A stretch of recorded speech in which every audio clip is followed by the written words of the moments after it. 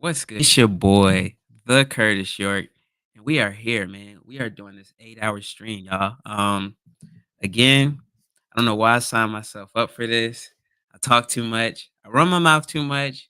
I got a little too excited, and I said that I would be going live for 800 minutes, which translates into roughly 5 hours. Well, 8 hours. I apologize. 8 hours and 20 minutes. And so, um, yeah, we're here. We are here, man. And let me tell y'all, it is crazy, man. Like I am instantly regretting it. I'm already late. I'm behind schedule. Um, but here's the thing. So I had a meeting this morning, and I knew that the meeting was coming. We already got people in the chat. I'm gonna get to y'all in a second. I'm just trying to make sure everything's right, and I'm still wrapping my head around this, y'all. Like 8 hours, bruh. But yeah, so here again, I had a meeting this morning.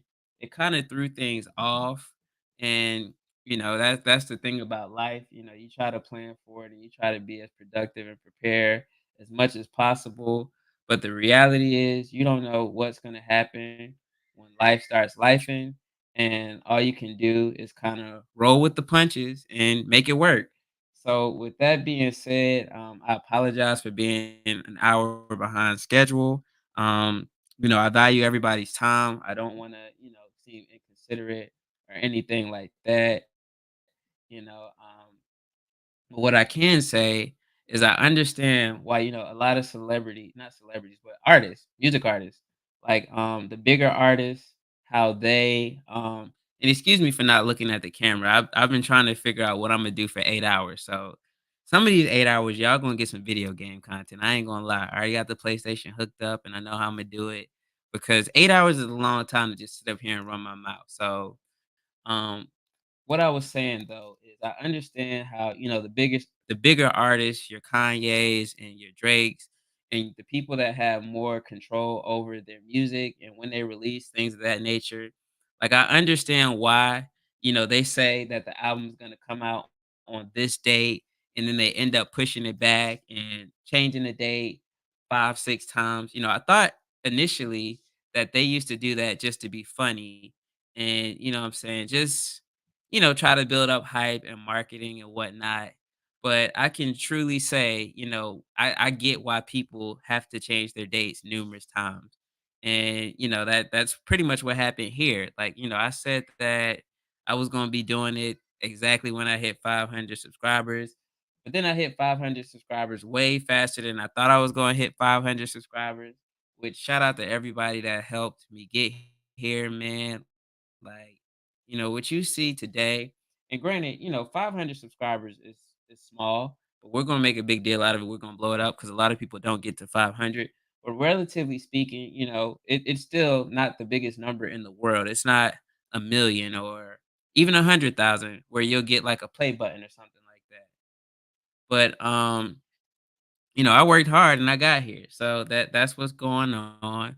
But yeah, you set a date, you say you're gonna do it this time, and things just start happening and life just starts life and you gotta adjust and maneuver. And what you get is a Friday stream that was supposed to happen at 1 o'clock that ends up popping up at at 12 o'clock that ends up popping up at 1:30. Well, 1 o'clock, 1 o'clock. So, 8 hours from 1 o'clock. Let me see if I can set the timer. Looks like we're gonna be going until 9, 10 o'clock, But let me get to the comments, y'all. We got Murder BX in the building. Shout out to Murder, man. 8 hour stream. Bro, we know the deal. And 8 hours straight is difficult. If need be, break it up into multiple sessions, like 4 2 hour streams. Um, I thought about doing that too. The way, bruh. Like, granted, I am gonna probably have to adjust and maneuver because I got kids And even though we do have a nanny and she's here and present with us, you know what I'm saying? I'm still gonna have to be involved because I can't just be here and something happens. But that's how we gonna roll it, man. We doing 8 hours.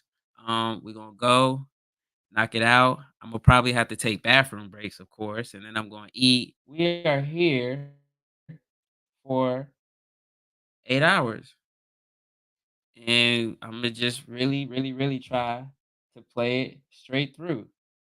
Um, yeah. So with that being said, just a couple house cleaning things. Again, this is uncharted territory for me, man. I've never done a 8 hour stream. The most I've done was 6 hours at a time, and I did that twice in one day. So technically, I did a 12 hour stream, but it was broken up. Like Murder said, I took a break for sure. But the goal, is to go. Oh man, Wi-Fi acting up. I might be trying to do too much. So what you guys may get is just me sitting here for 8 hours. Because what I'm trying to do is actually I'm streaming on Twitch right now too. So I'm trying to get that up. But what I'm actually doing is I'm in the process of trying to hook up my PlayStation so I could do remote play so that I can actually have something to do, man, while that's going on. So we'll see if it's possible, if I can do it and it works. If it doesn't work, then we're gonna have to do something else. But we here, man. We are here in the building. Okay, there we go. So yeah, we we're also on Twitch right now. Like I said, I'm going big, man. We going for it all. So I'm on Twitch right now as well, and I'm gonna be monitoring the chat here. Shout out to Murder. Murder is like the bulldog in terms of keeping the chat, making sure people ain't acting crazy and whatnot. So big bless. Target 30p FPS. Um, we'll do ray tracing. So yeah, that's where we at. Let me see. Murder. If you are in here and the Wi-Fi is still acting up, drop a one. I need to see because I may not be able to do the video game stream, which is fine. I'm good with that. It's just we gonna have to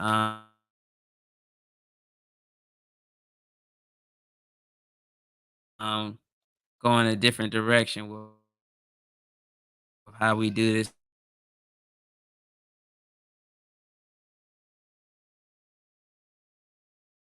8 hours. Um, which again is cool, but we're gonna figure it out. I may be putting too much on this little computer, which is very well possible. Target is 30 FPS off. Um, so yeah, hopefully everybody's having a good day. Everything's going well on you guys, and um,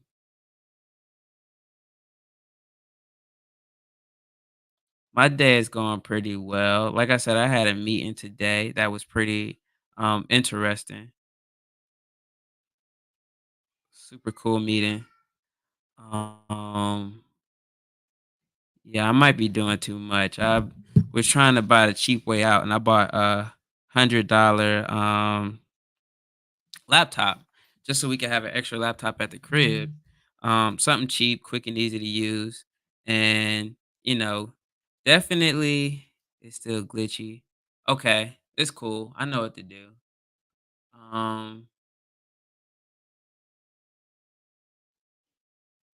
Yeah, we just gonna have to hold that off.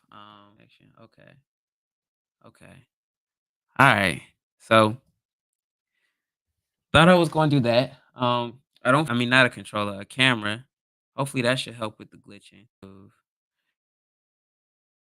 Basically, what I was saying, y'all, is sometimes it's better to spend laptop thinking that it would be convenient, based on the pricing and everything. But nah, it's been anybody to buy the $100 laptop. Just spend the extra money, dog, and it'll save you so much time and so many headaches. Let me see. So yeah, I'm gonna cancel the Twitch, and we just gonna be rocking on YouTube. Turn this camera around and still do the Twitch stream. Let me double check. I'm gonna get this content. Course is a very long time, so I'm gonna definitely y'all definitely gonna have to keep me company and make it an interactive thing. I saw a lot of people hitting me up like, "Yo, we need that 8 hour stream." Let's get it. You know, checking the time and whatnot. I'm like, yo, I'm coming. I'm gonna do it. I'm a man of my word. I said I'm gonna do it. We figure it out. So we rolling the dice, and let me see. I see some people pulling up on the Twitch as well. Shout out to y'all, man. I'm telling y'all, man, like this, it is crazy. Like streaming and doing this YouTube and creating content, man. It is very, very, very um labor intensive, y'all. Like there's a lot of work that goes into this. Like, initially when I was thinking about doing the YouTube thing, I didn't know what I was getting into. So that's the great part. And just little things like I'm still learning and I'm still working on so many things. Like right now, as we speak, I gotta up my internet service because I need more power in terms to deal with these things. I'm gonna need another laptop because this laptop just isn't powerful enough for what I need to do. And at the time when I was doing my research, I'm like, I'm not gonna be, you know, that level, but as things happen and you grow and you progress, you have to evolve and you have to move into different levels. So, I am at that level and it's crazy because okay, we got the mic on. It's crazy because, can't hear you through Twitch.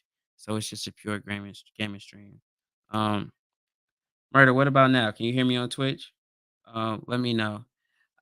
See, like this is a case in point right now. It is literally trial and error. Like I am literally figuring this out as I go.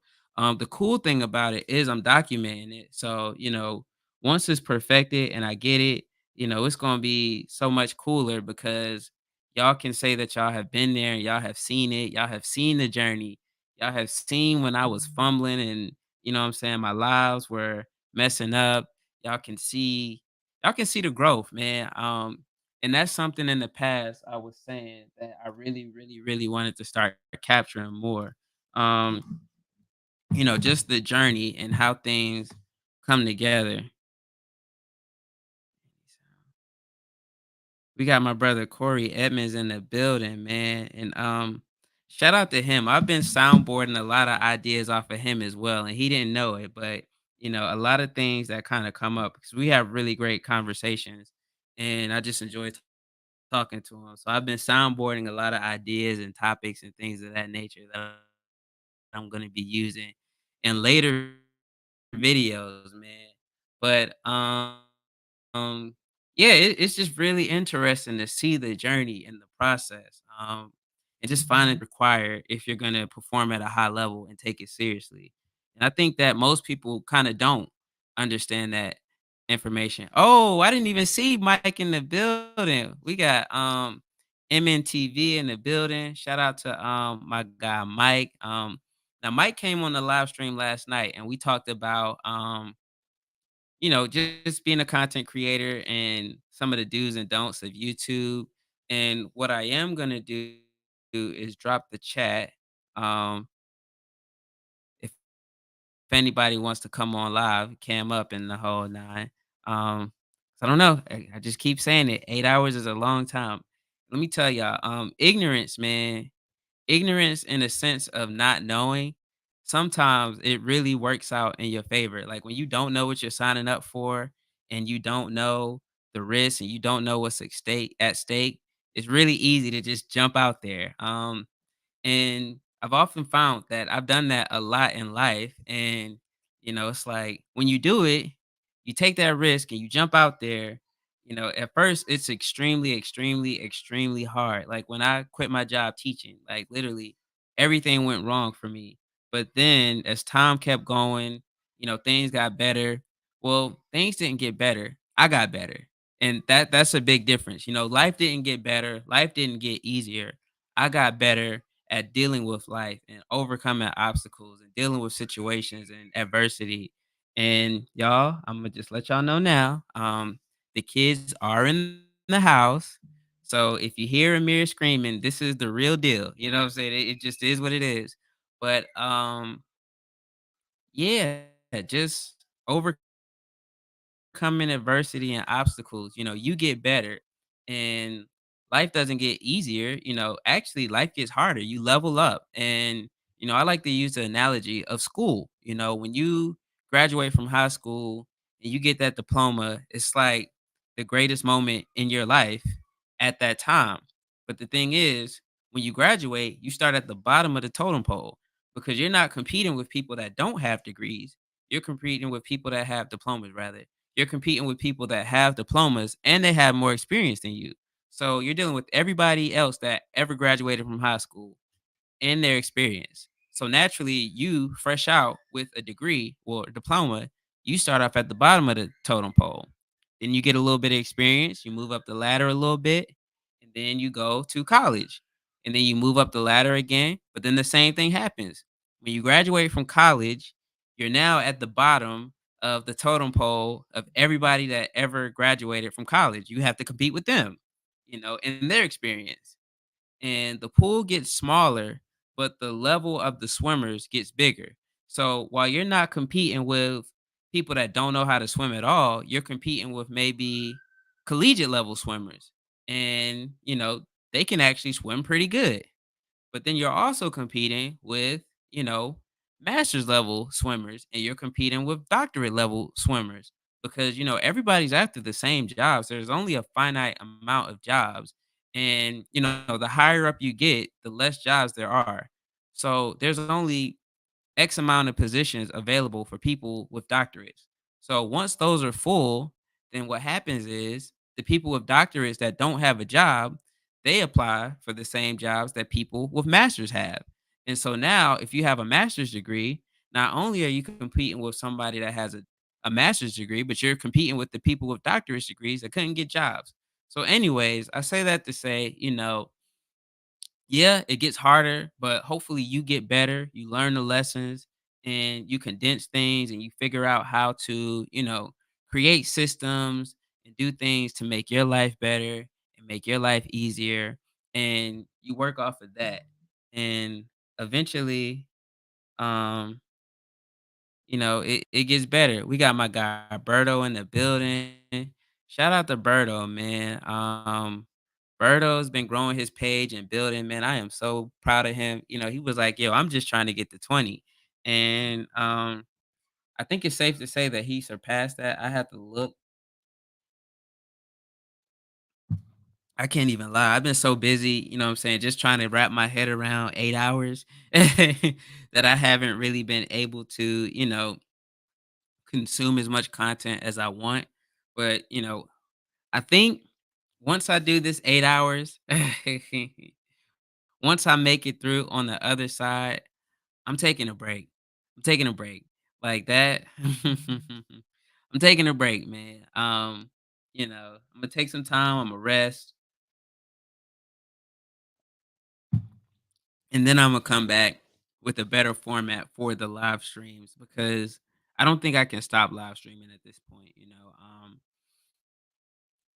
And above that, the numbers say that I can't really stop because the goal is to get monetized, man. I think I was saying it last night, I'm looking at YouTube as potentially a viable source of income. Um, of course, I got a family to support, so for me to sit up here and act like I'm not gonna have to find some type of way to pay the bills is extremely unrealistic because then I'll fall into the mixtape boyfriend category, and I'm definitely not trying to be that. But I'm looking at sponsorships. I'm looking at ways to bring in income, brand deals, things of that nature, because I really enjoy doing it. It is a lot of work. Um, and this is for, all of the other YouTubers who are up and coming and looking at it.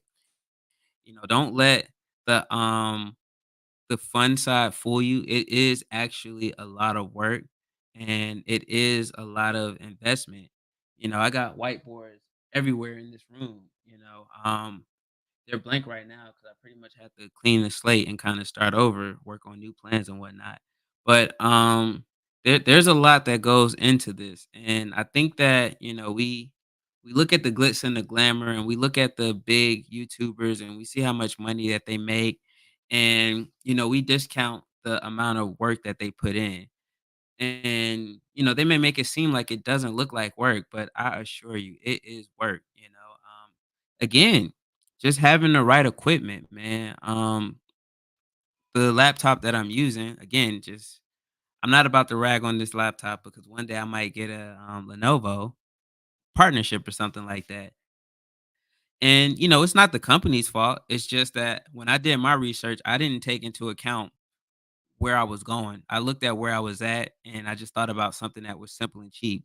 But, the video quality only goes up to a certain extent, so I can't do 1080p, which is why it's a little blurry. And, you might not have noticed it until I said something, but I noticed it. You know, um,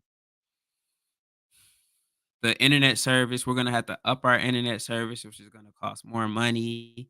Um, there's a whole setup that I'm working on.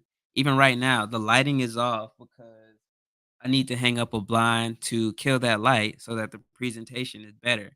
And there's just a lot of things that, you don't take into account or you don't understand when you're first starting. And like I was saying earlier before I trailed off, if you don't understand, it's easier for you to get started because you don't know what's at stake. But when you know what it takes, a lot of times we get in our own way and we get um analysis paralysis because we think that it's too big of a ordeal. I'm wireless. So for me to hook it up directly to the computer, um basically, me and the wife were kind of talking, and we're just gonna have to up the internet service. That's just kind of what it is. Just to have better connection. Gonna have to get another laptop. It's an investment, man. So, depending on what character type you are, a business plan may or may not help you. If you can go over and review what you need to get started, then and not get intimidated by it, then I would definitely say, you need to figure out what you want to do with your channel and where you're growing. Um, a lot of times, I'm both. I can look at a big plan, why it should make a big difference in stability. Um, hmm, hmm, hmm, hmm, hmm. So for me to go wired, I would have to go in the other room and hmm, hmm, hmm, hmm. If I go in the other room, then it's definitely gonna throw everything off. Because I know for a fact I can't do 8 hours in my bedroom. And if I bring the connection in here, I'm gonna lose it because Amir broke the phone jack in here for the Wi-Fi. So and see that's just the stuff, man, that you kind of have to work through. Unfortunately, I think if I kill as much apps as I can in the background, then that'll kind of help out with the stability. The router is in my bedroom currently. But then if I, unplug the router and everything and plug it directly into the computer, wouldn't I don't know, you have to talk me through it. So, cuz I don't know, and I ain't about to sit up here and act like I know. If I unplug the router, wouldn't that take out the internet in the rest of the house? Because I know the nanny would flip because she has the kids watching TV right now, and if they lose connection down there, then it's really gonna be a mess in here. So let me know. Hmm. And we'll see. But yeah, the router is in the bedroom, which is 2 rooms over from the office. Let me see. I wonder if I could play with the settings and maybe turn down the performance, and that helps out a little bit. But then I don't wanna play around too much and mess something up. I don't know, man. I don't know. I don't know. But we're creeping up on 26 minutes, by the way. Which means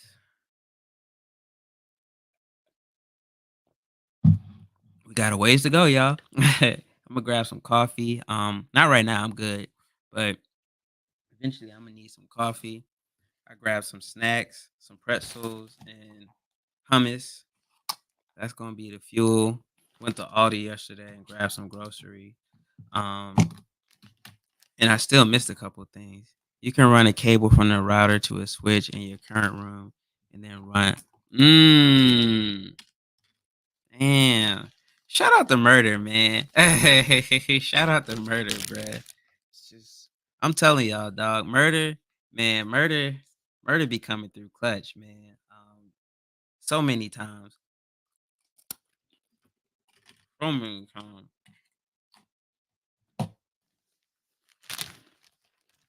I'm not gonna be crunching in y'all face all day either, but 8 hours, I am gonna have to eat. I ain't gonna lie to you. Um,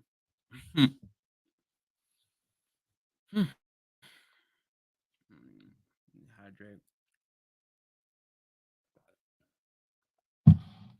So I hope everybody's having a good week. We got the All Star game coming up this weekend. I've been kind of keeping up with it, just looking at what's been going on. I went out last night actually, and basketball was on, and that's what made me realize that the All Star game was coming up. Um, it's interesting. Let me ask y'all though, because maybe I'm tripping. Do y'all think that basketball still has the same appeal that it had prior? Um, I don't know, maybe because it's just so much information and so much going on out there, it doesn't really seem like people enjoy the sport of basketball as much as they used to. Or maybe it's because the stars don't really resonate with the people as much as they used to. And here's what I mean. Like, AI wasn't just a basketball player. He was like culture, bro. Like AI was just like extremely tapped in. To a certain degree, Jordan was extremely tapped in. Let me see.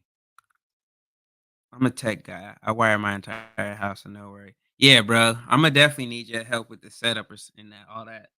What I'll probably do is I'll show you the layout of my house, and then we could come up with a plan that'll make sense to where I don't just have random cables running through everywhere. Um, because again, I have 2 toddlers. Well, I have a toddler and a 5-month-old and an 8-year-old, and they will just destroy anything that they can get their hands on. So, we just have to keep that in mind in terms of the layout and, presentation. So, as long as we can work around that, and then my wife, if it looks ugly, then she's gonna be on my top, but, "Oh, man, you just messing up my aesthetic." So, it also has to look cool somehow. We'll have to get into pricing and all of that. But yeah, again, you don't know what you don't know. Cause honestly, I had no idea that this thing would branch off the way that it is currently. But we are just going to run with it. Let me see.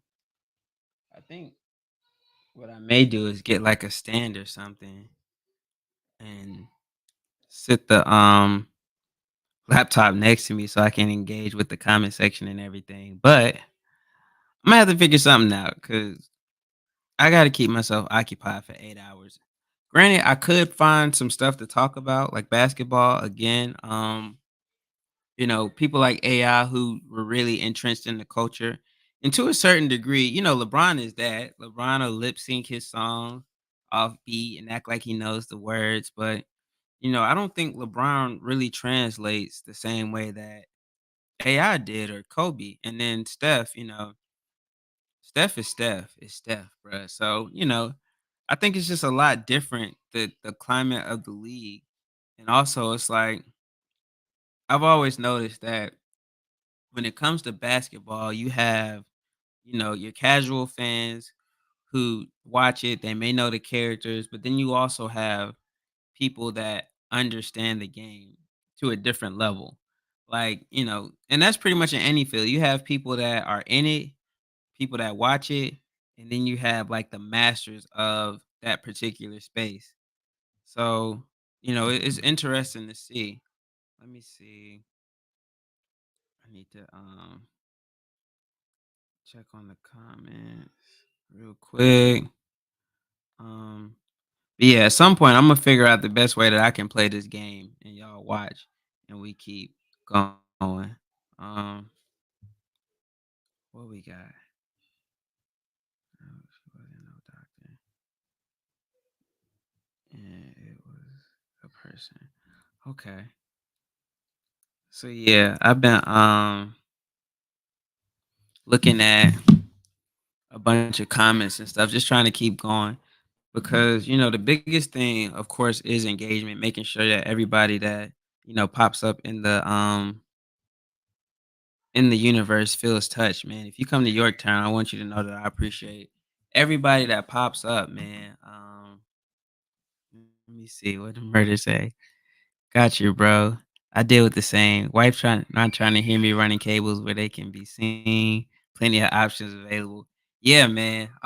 She is big on that design and aesthetic and the whole nine. It has to be perfect.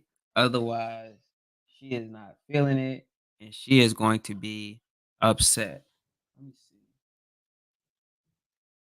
Am I still broadcasting? Yeah, we still on Twitch. All right. So what I'm gonna do is I'm gonna go a get a stool and I'm gonna sit it next to me so I can play this game and chat. Murder, how much time you got? I know you busy, man. Plus I gotta run to the bathroom. So first break, 33 minutes. I think that's fair. Gotta make sure these kids ain't killing themselves. Um, let me see. 8 hours, y'all. 8 hours, y'all. We got a long time. Let me turn on some music. I'm gonna run to the restroom. I gotta let everybody know on social media that I'm also going on live for 8 hours. I didn't do that. I'm telling you, I just really jumped in with both feet, y'all. But we gonna make it. Let me do that for a second.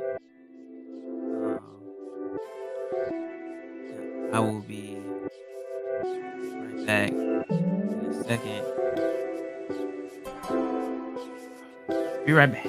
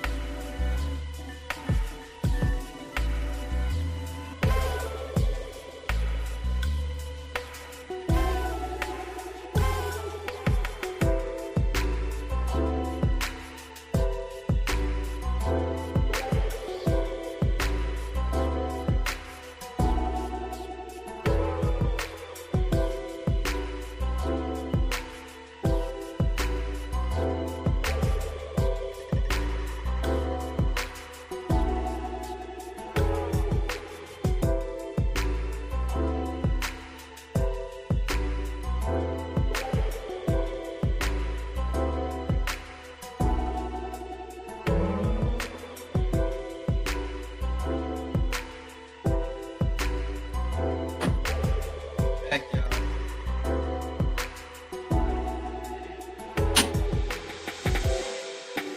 I am telling you. We back. Whew. Y'all, it is madness, bruh. I really sat here. I paid for 8 hours of uninterrupted steaming. My brother.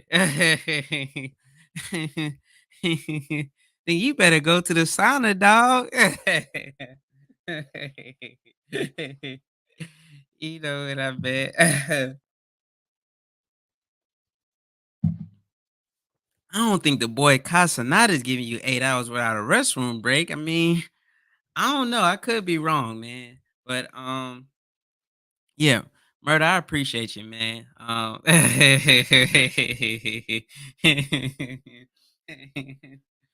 Bro, you the one that came up in here talking about steaming, bro. Like, what do you mean, Ayo? Like, dog, it's you. Yeah, man. Oh man, yeah, we gonna be cutting up, man. Oh, I got so much to talk about. We actually might just sit here and talk for 8 hours. So last night I went to, and I think I kind of touched on it a little bit. I went to one of my frat brothers, Kalen. He likes to just have these get-togethers and stuff, and I'm kind of skeptical about meeting new people, man. I ain't gonna lie, like I just be in my own lane.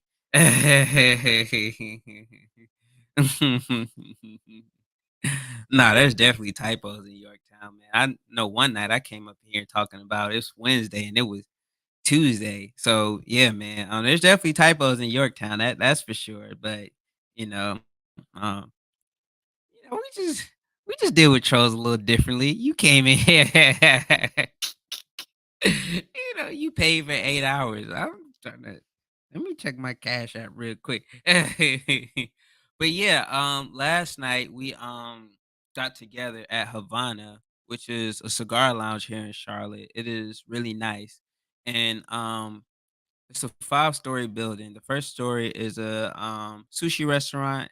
I don't remember what the second story is. They've converted the third story into a wine bar, which is super cool. And the fourth floor is a cigar lounge, which was Havana. The fifth floor is a rooftop bar, and they have a flower wall and all of the cool stuff there. So that was super dope.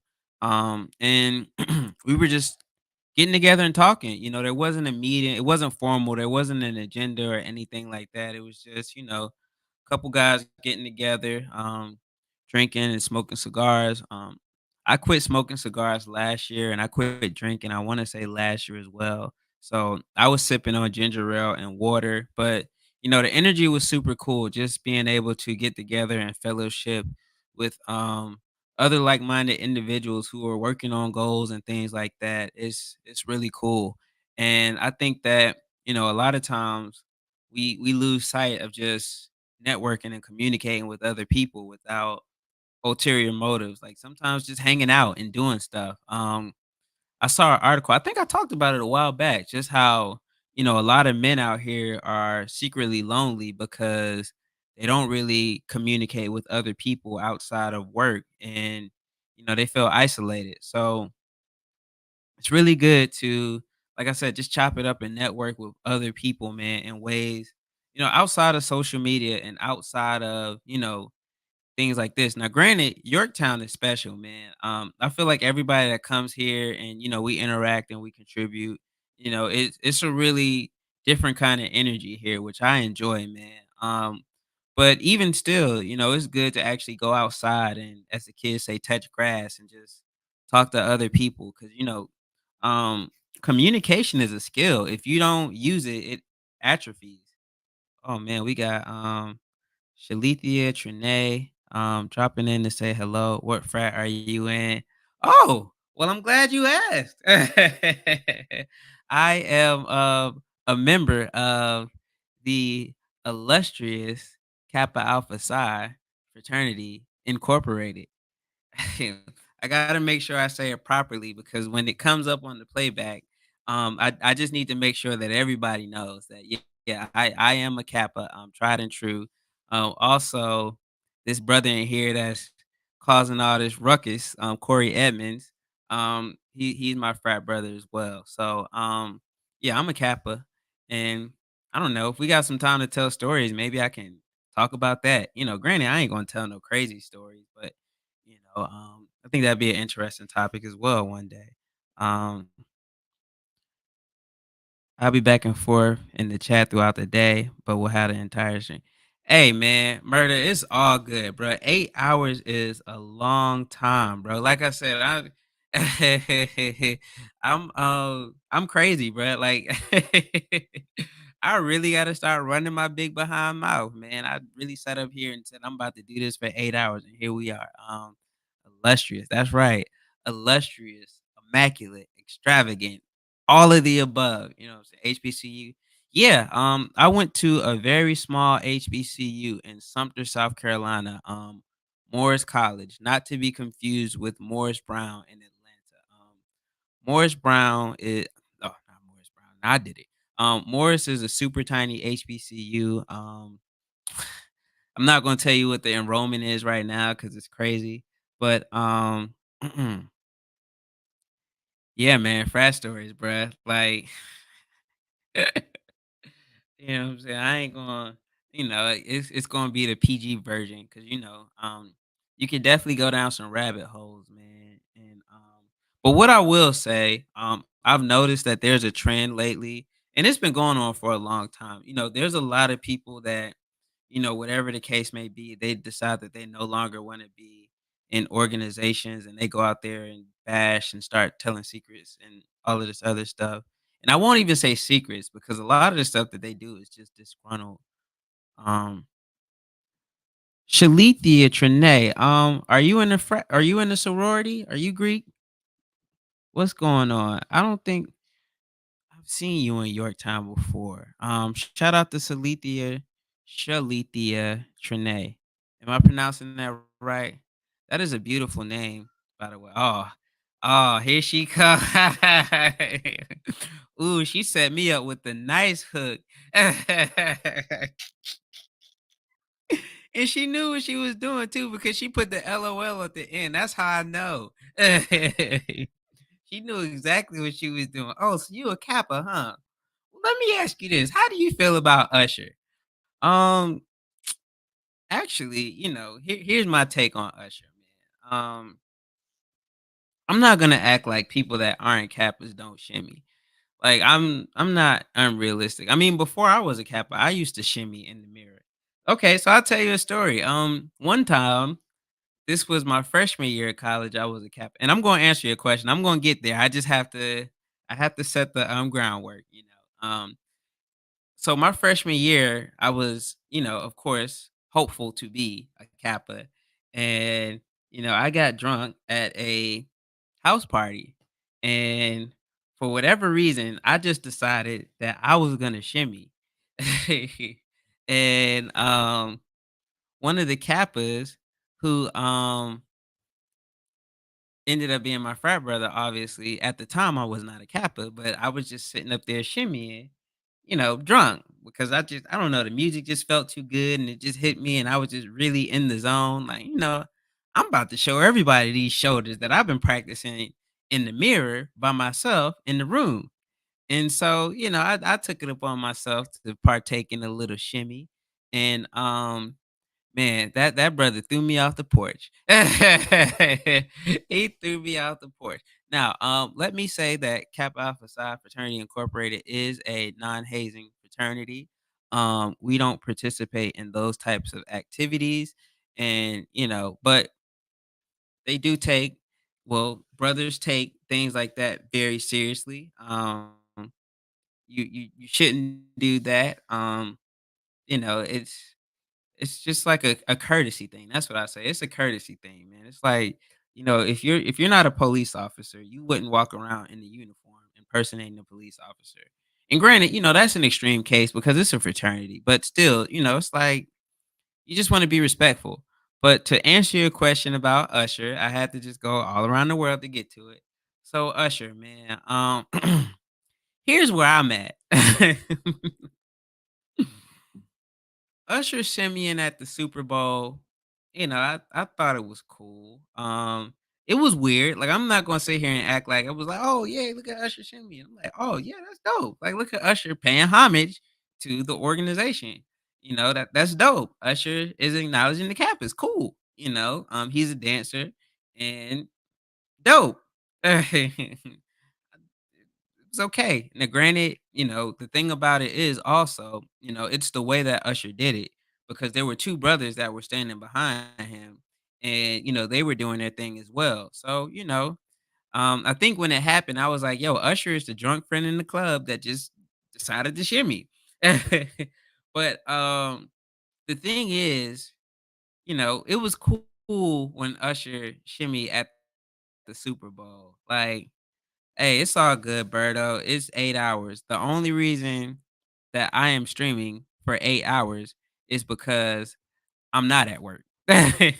So yeah, man. I didn't really have a issue with Usher shimmying at the Super Bowl because I mean there were two brothers right there behind him. He was bringing awareness to the frat, and they were condoning it and showing him love. So I mean, and again, here's the thing. I probably shouldn't say this, but I'm pretty sure every Kappa, if we're being 100 and there's been a friend that you let get in the club for free by saying that was your frat brother and he wasn't your frat brother, or you'll let one of your friends shimmy, or you'll let one of your friends play with the cane, pause. You know what I'm saying? It happens, bruh. To see people act like it doesn't happen or they never done it before, I'm gonna call cap. And granted, there are some people that are like that and they just don't play like that at all. But at the same time, there's a lot of people that, it happens. Now, what I will say I thought was a little interesting. Yeah, I'm gonna definitely make sure because I haven't really gotten to everybody, and I plan on. I'm gonna make sure that I sub up to Shalithia as well. I definitely appreciate you stopping by. Um, but what I will say, where it kind of switched up, and I was like, all right, this isn't as cool as the Super Bowl is when Usher, I believe he got an award if I'm not mistaken, somebody sent it to me. And I haven't really been on Instagram as much as I used to. But somebody sent it to me and I kind of saw it. Usher got an award or something in Atlanta and he got up there and he started shimmying. And then, when he did that, I'm like, all right, man, like we like we taking this thing a little too far now. Like, bro, you didn't have to do that now. Like, like, bro, Usher, like, why you had to do that, bro? It's like, like Usher, man, you just went a little too far, like with that one. And again, I'm not upset or anything like that. Like, I'm not, oh man, let's cancel Usher. I'm not about to act like how people were acting with Boosie. And I didn't really act that way about Boosie either. Like, but um, I just thought it was a little weird that he did it then. Like it's like you give somebody an inch and they take a mile, and I was like, all right, man. Like now it just looks a little unless Usher is about to become a member, and he just didn't tell anybody. Then all right, it's like, all right, man, what are you doing, bro? And the thing is, like, it's Usher, bruh. So, at the same time, it's like I don't really see anybody coming to check Usher because it's like, I don't really like even the Boosie situation. Like, I didn't really like the way that people handled it. Like, granted, you shouldn't like again, it's just a courtesy thing. And granted, Boosie didn't know better because Boosie didn't go to college or anything like that. He liked the jacket and he thought it was cool. So, when you just go out there and you start attacking people and, oh, my brothers aren't gonna like that. Like when the Qs, like Drewski did a prank, well, a skit rather, with the Qs a couple months ago, if I'm not mistaken. And one of the Qs was like, yeah, man, my frat brothers aren't gonna like this, and you gonna have to see us. It's like when you do that, it gives everything a bad impression. Like people already say that fraternities are just glorified gangs. And, it doesn't help the narrative when people act like that and they behave that way. You know, I get the respect thing and I get the boundaries. And I know that, people perpetrating isn't cool and it's weird. Cool. I get it. I just subbed back to you, Shalithia. Shout out, man. I definitely appreciate it. Man. But yeah, it's like, bro, like at some point we have to remember that we are a collegiate organization, and with that comes a level of responsibility, meaning that we have to conduct ourselves a certain way. Otherwise, we are just a glorified gang. So wow. And I can be 100. Like when I was younger and I was immature in my time in the fraternity, I was one of those brothers that was like, yo, man, if you're not a Kappa, don't wear the shirt, which obviously, again, it's a respect thing, but it's more about education rather than, confrontation. That was a bar. Education instead of confrontation. So yeah, you educate people on why you shouldn't do that. And, again, it's a courtesy thing more than anything. It's like, but you do have a lot of people that, they only view the fraternity as a gang, which it's so much more than that. It's supposed to be about community service. It's supposed to be about mentoring and guiding and helping people, man. Like, you know, um, again, shout out to my brother Corey Edmonds. I don't know if he's still in the chat or not. I know he's working, but he said he paid for 8 hours. So I hope he's here for the whole 8 hours. But anyways, man, you know, and it's another story time. So Corey, man, I met Corey when I was in high school. I want to say 10th grade. And I was in this program called Upward Bound. And Upward Bound is this educational program in which high school students go to a college, Morris College, ironically, the college that I went to. You go to the college 2 times a month and then 8 weeks out of the summer. And your senior year when you graduate and everything, you do 4 weeks at that college and you get college credits, which gives you a head start for when you actually go to the school. Usually they're just elective courses so that they can transfer wherever you go, and it's called the bridge program. So I met Corey my 10th grade year of high school, and at the time I really didn't know what I was going to do or what my plans were or anything like that. I mean, I'm in the 10th grade, and I grew up in a single parent household. So, my mom was just like, go to school and, figure it out. And that was just the plan. And so, when I met Corey, what I liked about him is, I grew up in a small town, very, very, very small town. Everybody pretty much looked the same, they dressed the same, they acted the same. But Corey, he was super cool. He listened to Kanye. I think that's what we actually connected over. It was the not the graduation mixtape. It was the what was it called? What was that mixtape? Um, it was the mixtape that Kanye put out before graduation came out. Anyways, I'm not gonna have peace until I find it, but I'm gonna move the story along. Um, we were just chopping it up about the mixtape, and he was into skateboarding and just a whole bunch of weird stuff that I never really saw where I was, cause like I said, in a small town, everybody pretty much looks, acts, thinks the same. But he had, and it sounds so crazy now, but he was wearing. I just remember I was like, dang, this dude dressed like Kanye and Farnsworth Bentley. Like everybody else, this was 2007, so you had D4L running around, the franchise boys, white tee, like things were just starting to transition into the skinny jean era and the skateboard era. And, Lil Wayne wasn't even on his skateboard vibe right now because that didn't really happen until like 2009. So, he was early on fashion and sneakers. He had SB Dunks. And I'm like, bruh, I'm the only person I really know that wears SB Dunks. And so, we just got real cool and we chopped it up and we kind of kept in touch and whatnot. And then, can't tell me nothing. That's what it was. Oh, thank you, thank you, thank you. The Can't Tell Me Nothing mixtape, right? Yes, that's what it was. Like we was just sitting there chopping it up about the Can't Tell Me Nothing mixtape. That's exactly what it was. Yeah, man. It wasn't the Graduate mixtape, it was the Can't Tell Me Nothing mixtape. I wanna pull it up so bad, but my spidey behind internet would definitely drop. But, yeah, the Can't Tell Me Nothing mixtape, y'all, that's exactly what it was. Cause it had the, Kid Sister song on it with the Pro Nails. He dropped a snippet of "Stronger," and then he just stopped and started talking, like, in the middle of it. Yeah, man, it was the Can't Tell Me Nothing mixtape. So, yeah, we were chopping it up about that and the cool kids and just, like, other stuff that you really had to be in the know to really be on about, just, culture stuff.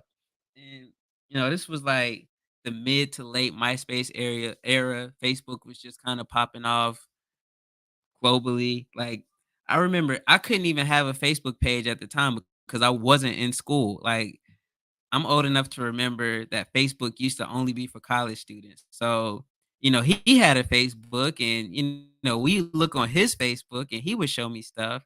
But yeah, so we kept in touch and then I just remember the summertime ended, everything broke off and we went back I went back to school and we kept in touch throughout the 2 weeks and stuff that we would go to school, and I just remember he posted on MySpace that he was a Kappa. And even though I was around the school setting and everything like that, I didn't really know what fraternities were or anything of that nature outside of, you know, me seeing that for the first time. And, from there, ironically, the next year, one of my teachers was a Kappa. We got real cool and I had my mind made up.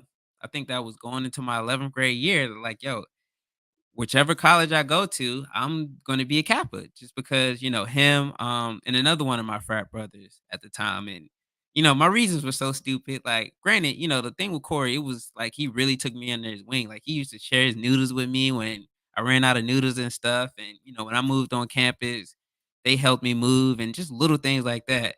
But the other guy, my frat brother Trav, I just remember he could dress. He had all the sneakers and he had an iPhone. And remember, this is 2007. Like, so I just knew that all the Kappas were cool. They could dress and they had iPhones. And so I was like, yo, that's what I'm gonna be. Like, I'm gonna be a Kappa. And, from there, I just remember going back to high school and I think everybody else wanted to be Qs at the time because that's what they saw.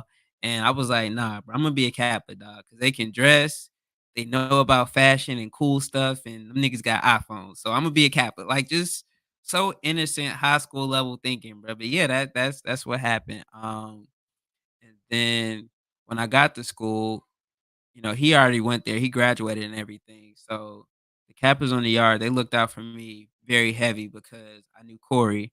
And he took me under his wing and just showed me the ropes and stuff and you know told me to chill out because I started wilding. Like I said, I was shimmying and stuff before I was a Kappa and just doing too much and just excited, bro, because I like, let me tell y'all how crazy I was, man. So, Kappas have canes. Like, if you saw the Super Bowl and you saw the 2 guys in the back, they had their canes.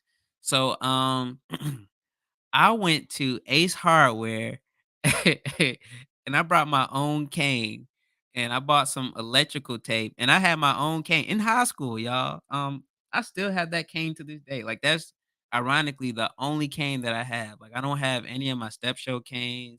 I don't have any of my canes that I had. I don't have any other canes except for the one cane that I bought in high school from Ace Hardware that I wasn't supposed to have and I put my own little white and I'm not gonna go get it right now, but I that's the only cane that I have in my possession till this day, and that cane is from 2011. Like I wasn't even no, not even 2000. Let me see.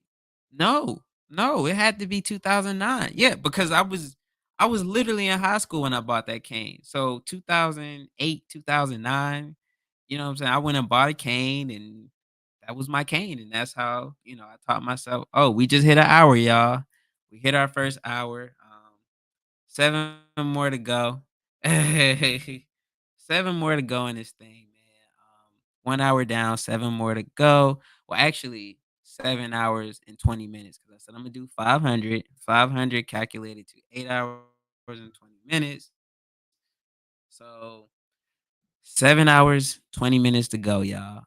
But yeah, sometimes you just know. And it's ironic because I got accepted to a couple different schools. I think Claflin, which was in South Carolina as well.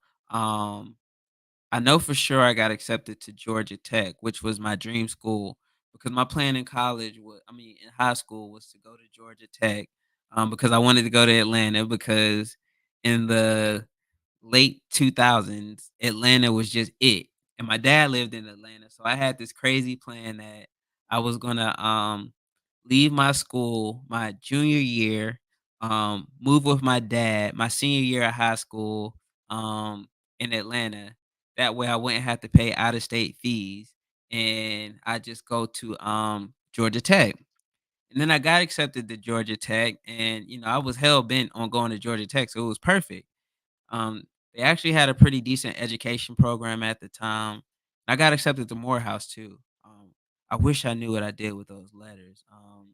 Morehouse, Claflin, South Carolina State, Morris, and Coker College. Coker College is this really small school in Hartsville, South Carolina. And I knew I wasn't going there. Well, the reason that I entertained the offer of potentially going there was because they let freshmen drive and I had a car. And I was like, well, if I go to Coker, I can drive and stay on campus and I could be grown. All of the other schools, they had like little policies about freshmen not being able to drive or bring cars. So I was gonna go there, but then I was like, nah, I'm because they didn't have Kappas. Coker didn't have any fraternities or sororities, so I'm like, yeah, I'm not going to that school. Um, I'm from GA, so I understand that, but I wanted to leave because it was home. I went to Fisk in Nashville. Yeah. Oh, shout out to Fisk, another HBCU, Fisk University. That's dope. Um, yeah, I was gonna go to Georgia Tech, but my senior year came around, and I was like, man, Imma have to start all the way from scratch. I don't know nobody in Atlanta, like, it's just too much, and, you know, I found out that because I went to the Upward Bound program, they basically would pay for my school, and then if I went through the Call Me Mister program, which was specifically for male teachers in South Carolina, then I wouldn't have had to pay for anything, and I actually would have left school, you know, making money. Like they would have paid me to go to school because my GPA was good. I was in the Upper Bound program, and I was going to do the Call Me Mister program. So all of my tuition would be paid off, and the extra would just come back in a refund check. And so that's what led me to go stay home and go to Morris in South Carolina.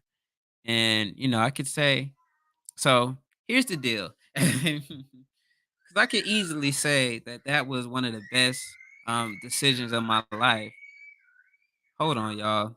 I told y'all, man, it's crazy. Let me check on these kids. Be right back.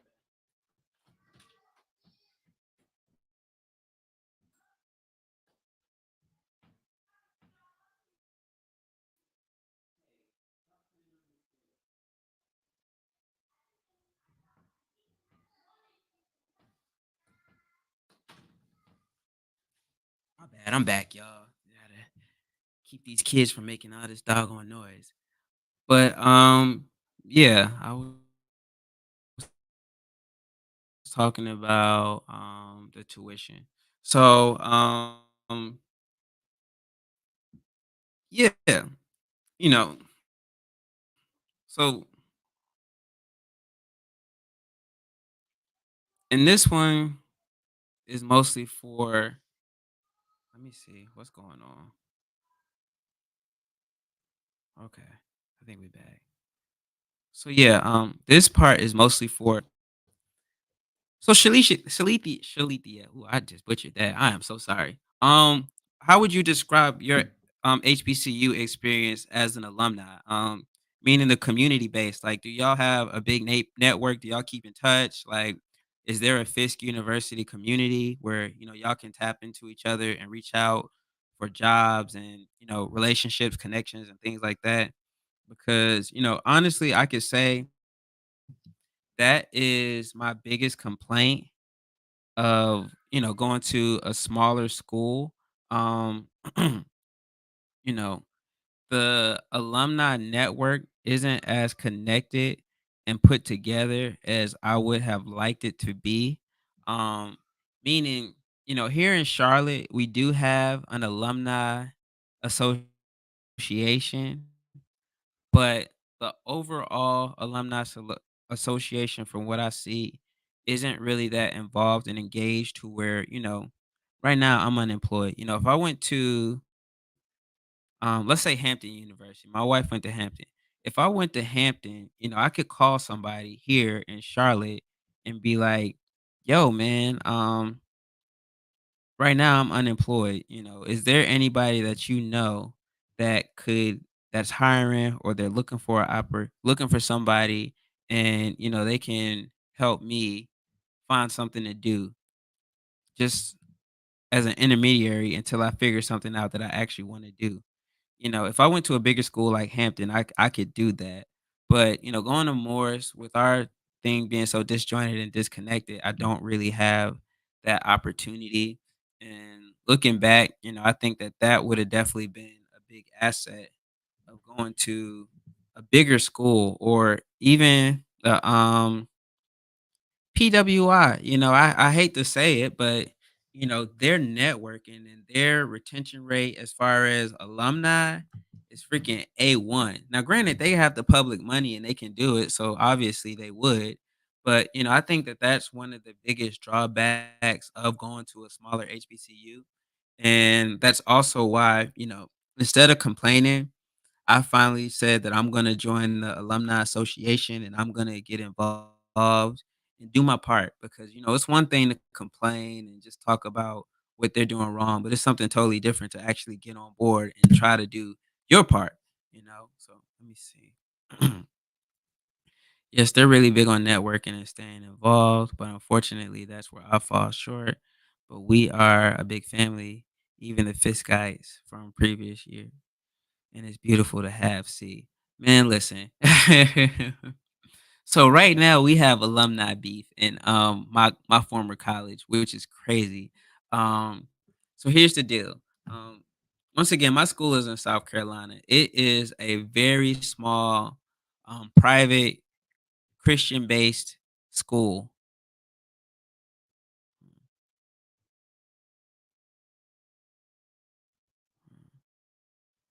I actually didn't graduate from Fisk. I left my junior year and joined the military. Finished my degree at another school, but Fish is all my family, and I claim. Hey, there you go. And that's the other thing about HBCUs. Once you go there, you're from there. Like regardless, you go back to homecoming, it's still a vibe. Everybody knows, loves, and remembers you. And also, thank you for your service too. I appreciate that. That's very big of you. Shout out to you. Veterans in the building. Um, hey yo, TGIF, Curtis and chat, smash that like and share. Shout out to my guy Jewel Love Sneakers, man. He's another one of the big creators that helped me get over that 400 hump right in the five. So shout out to him and everybody else that's in the chat right now, man. Again, over here at Yorktown, we are big on gratitude and just showing appreciation to everybody, man, because like literally, like in the most literal of senses, without y'all, man, I would not be doing this right now.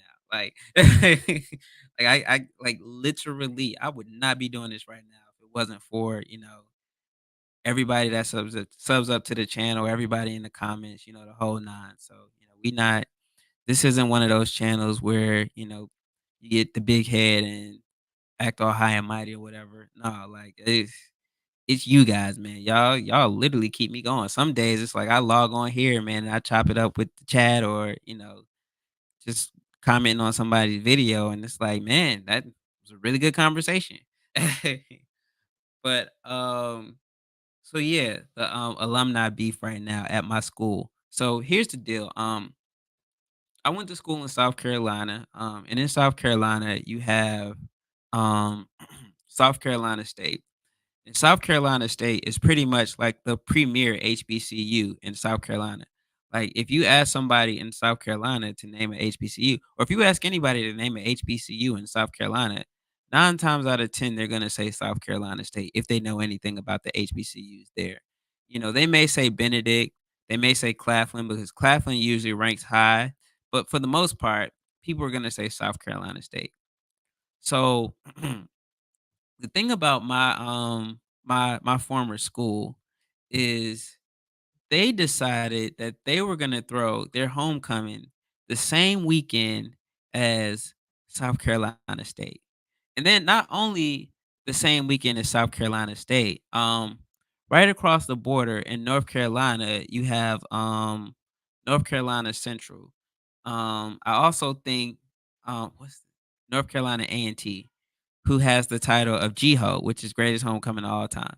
So the alumni at my school decided that they were gonna throw homecoming the same weekend as these big giant schools with big giant fan bases and what I'm saying, events. They don't their homecomings are literally events, it's crazy.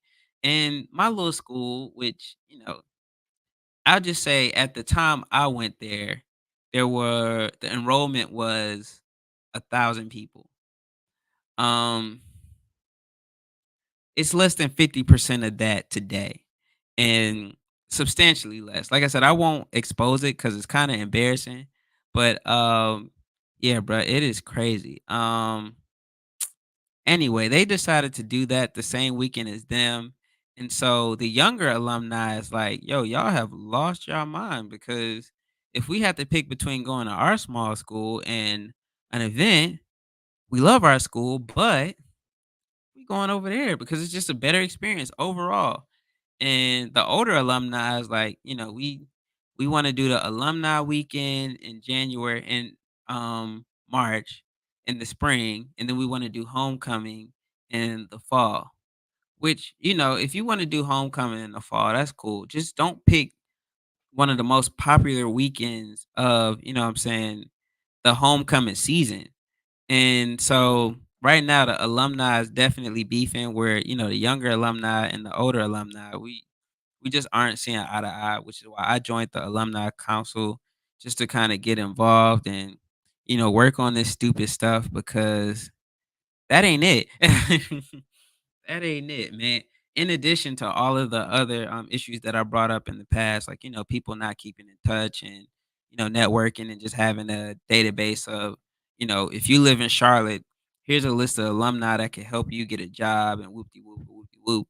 Or not even just you, because I don't really like the exclusionary idea of, HBCU people only looking out for HBCUs. But it's like if you have a cousin or a brother that, what I'm saying, is moving to the area, then there should be somebody that you could put in contact with somebody from Charlotte, and they won't have to start from scratch. So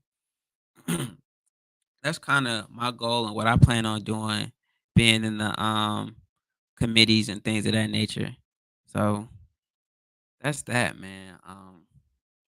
But HBCUs, they require a lot of work and time and energy, and not just when you're there, but actually when you graduate as well. You have to step up and play a much bigger hands-on role to keep these things going.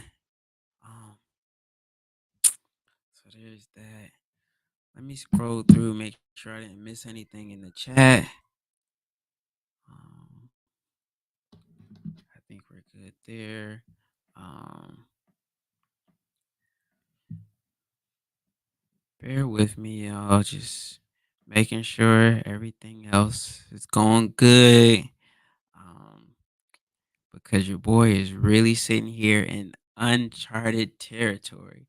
Um, Shalithia, if you are still on here, if you don't mind me asking, are you monetized?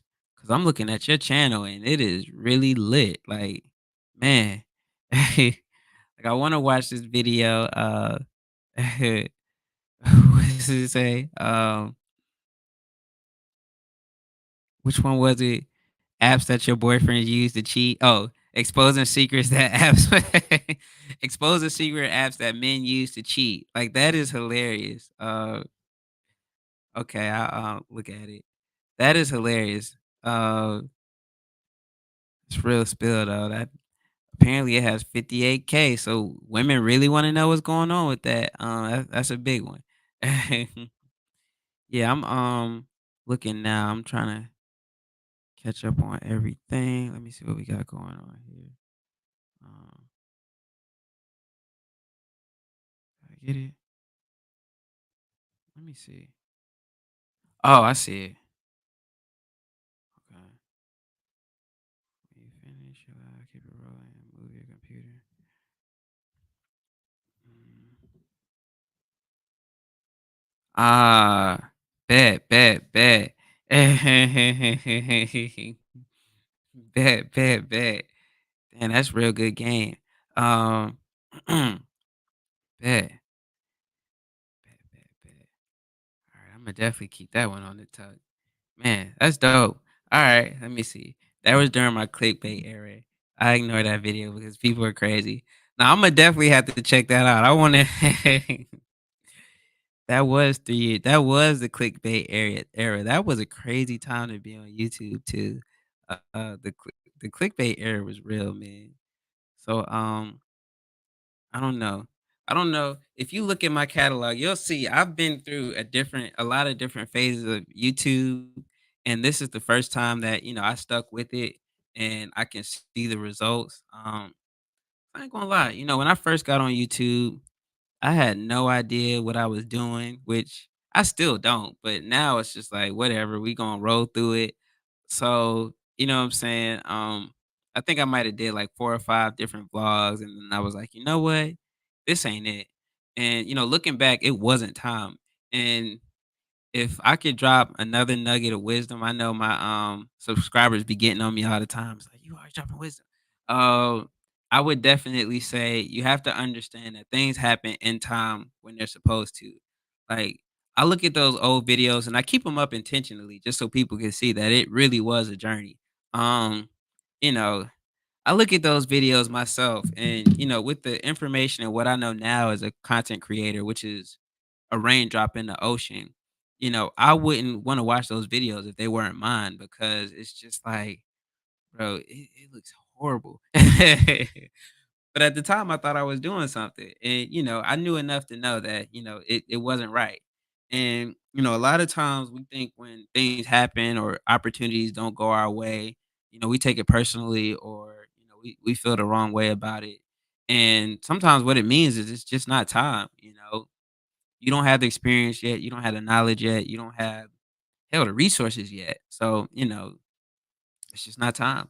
And today I can look and say that, things kind of came together, the stars aligned, and it is 100% not a perfect scenario at all. Let me say that in the slightest. It is not a perfect scenario whatsoever. But it's very good as far as where I'm at mentally. So another nugget of wisdom. A lot of times we feel like everything has to be perfect and everything has to come together properly and it's just gonna work out and it's all gonna be perfect. That typically never happens. That typically never happens. um it's definitely a long and challenging journey, but you find your drive and your supporters. That's the hardest part. 100%, man. That 100%. That right there, man. That's the big one. Finding people, and that's actually what I was talking about last night with MNTV fam. Because I was in a lot of engagement groups, and really what I realized is that people just want to do shout out for shout outs, and that is the worst thing in the world you could do to your channel. Like shout out for shout out is horrible. It's like, putting bleach in water and drinking it, you know what I'm saying? Don't do shout out for shout out. But actually finding engaging people and people that enjoy your content, it takes a while because when you first start out, nobody cares about you. Nobody knows you. So, you have to find ways to bring people in. When you bring people in, you have to figure out how to keep them and, retain them. And, from there, once you figure out how to build your audience and keep your audience, then you have to grow your audience. So, I was explaining to one of my friends last night, like, how I got to 100 is totally different than how I got to 500, and how I'm gonna get to 100,000 is totally different than how I got to 500.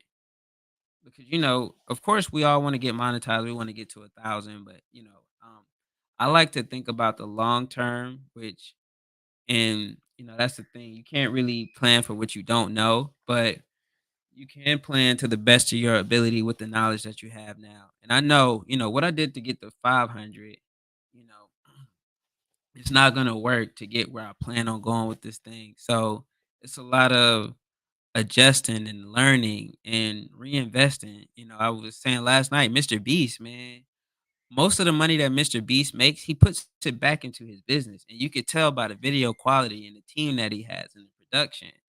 And one of the things I noticed about a lot of the smaller YouTubers, when they do start getting monetized and whatnot, they have a bad habit of not outsourcing things or upgrading the production and the quality. And not only that, but removing themselves from the process.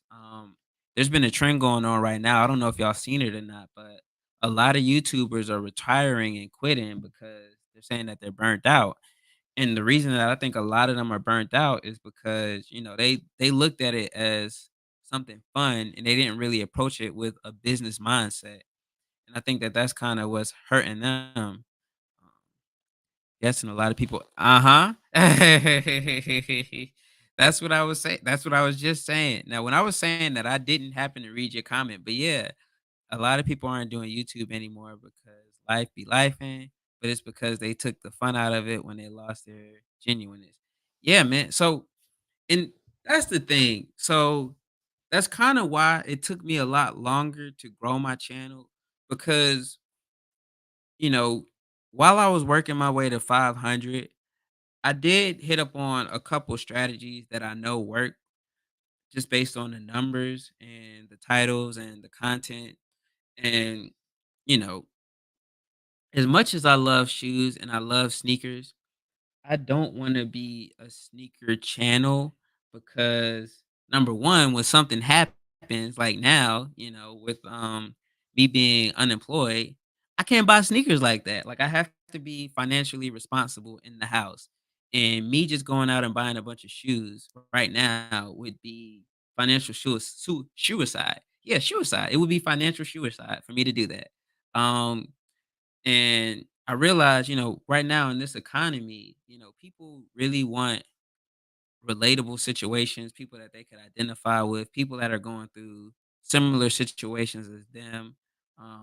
Which is why my laid off video got so many views. But then the thing is, like, I don't want to talk about being laid off all the time either. Like, that video, I can say it now.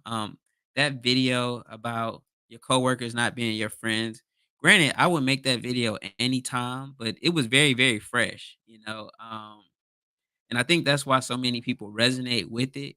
But I can't just sit up here and talk about how insidious and how manipulative and how slick people are all the time. Like, I don't want to be that channel. There's plenty of channels that do that great. They break down human nature and psychology and office politics, and they mastered it, and that's their lane. But you know, sometimes I want to just make a video hanging out with the family, bro. Sometimes I want to just come on here and talk. Sometimes I want to run my mouth and say something stupid, like I'm gonna do an 8-hour live stream.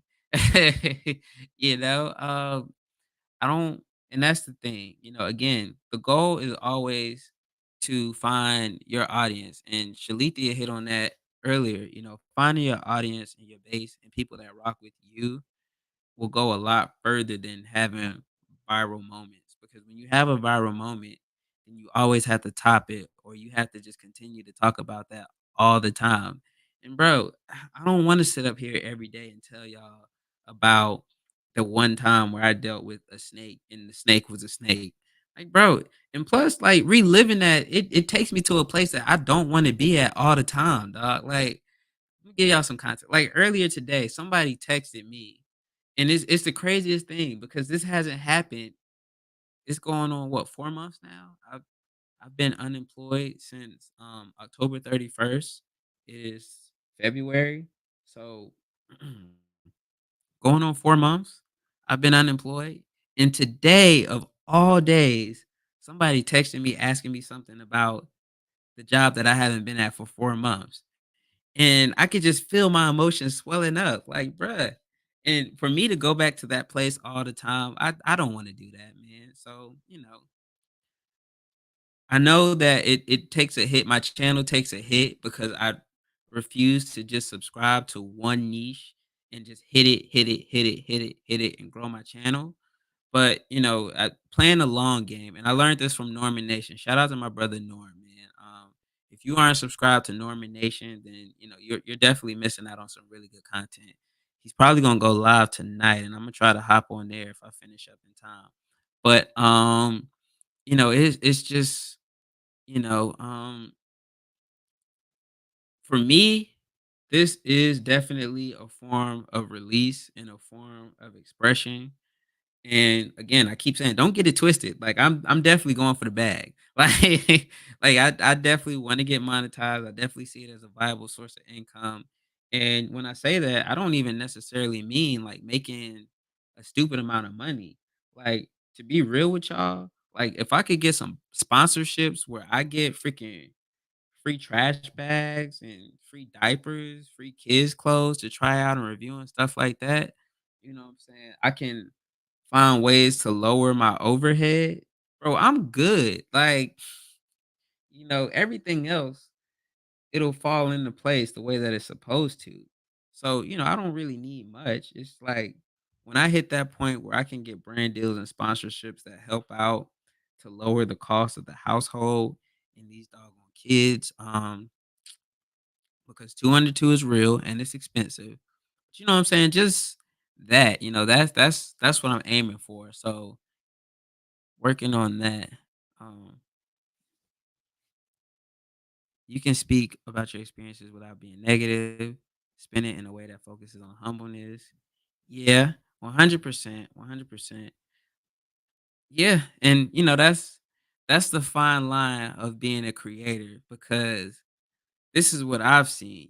When I say positive stuff and I give information, I get people. Don't get it twisted. Like I get like the 500 people that are here are people that like when I talk, positivity and I just we go on that road. But the video where I'm just spitting venom, that's the video that gets 8, 9,000 views. You know what I'm saying? That's what people want to see. So it's finding that balance, for real, for real.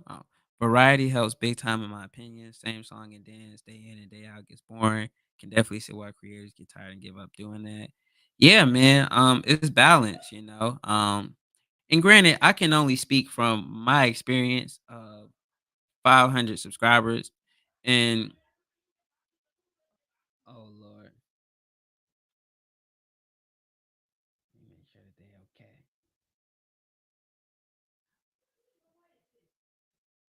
Up, hold on, y'all. Let me go check. Everything okay?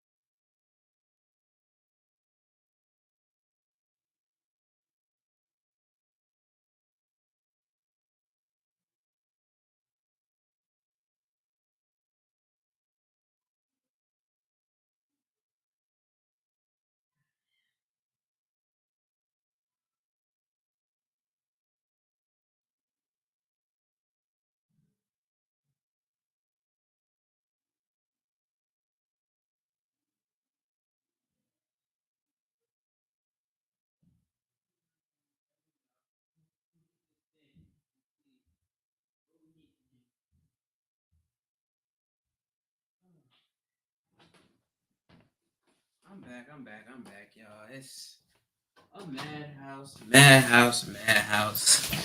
Two under two, I tell you, and a doggone 8-year-old. So, gotta see what's going on because I may actually have to end the live stream and go to the emergency room. Let me see. So, yeah, we will see. We will see. Kids, man. Shout out to freaking kids, y'all. Oh man. I don't even remember what I was talking about. Let me see. Um, yeah, man. So, my oldest son, Coy, is here. He's 8. I think y'all seen Coy before.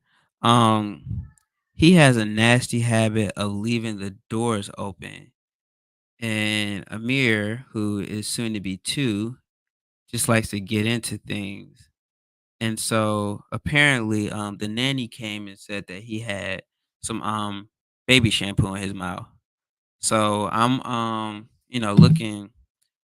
doing the poison control chat just to see if we need to go ahead on and take them or if water would be all right.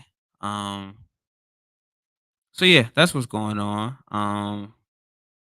So yeah, I'm looking up that. And it's like, you can't really be mad or anything like that because it's kids. So they get into stuff and this is one of those moments. Like, people are so yeah, man. Yeah, most definitely. So, this I don't know. I've been down this road so many times with poison control. I kind of got it down to a science now. So, that's why I'm so calm. But, it's I don't know, I'm always trying to stay here. Exactly. Like, it's no need for me to, I did kind of yell at my oldest a little bit because it's like, bro, it's simple. When you leave the bathroom, close the door. Like it's just basic stuff.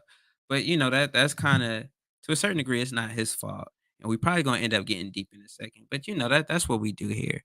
So at the same time, I have to understand that the rules here are totally different from the rules that he has at his mom's house. And, whereas where he's at home, it's okay for him to leave doors open or little things like that. But then when he comes here, it's like a big transition. Hey, we got my guy Rich Burns in the house. Get that money now. Shout out to Rich, man. Make sure you check out his content when you can. Rich talks about finances and the stock market as well as the truck driving industry.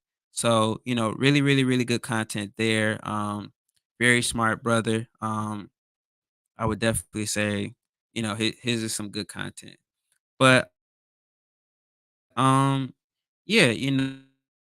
know, two households, you have two different sets of rules, two different situations. Because when he's home, he's an only. There's differences that he just has to learn dealing with transitioning, and so I just always try to be calm and cool with him as much as possible because it's not really his fault that things happen the way that they do. So it's just finding balance and talking to him without, you know, it's navigating, man. And I always tell, younger brothers, it's funny because the meeting that I was in that kind of pushed things back today, the guy was saying that, he wanted to he was thinking about having kids and he's 26. And I'm like, if you want to have kids, there's nothing wrong with having kids, but if you do, then you definitely want to, make sure that that person is who you want to be with because the broken home thing is not cool at all. Let me see. 18 months. Well, I be forgetting how old they are. He'll be 2 in April. It's February, March, April, 22 months. So yeah, having children and broken homes, you know what I'm saying? It's a little it's rough and it's rough on everybody, man. The online tool doesn't okay. So I'm gonna need to go ahead and call poison control real quick. Give me just a second, y'all. Let me check and see. I may have to we'll see. Hmm. Let's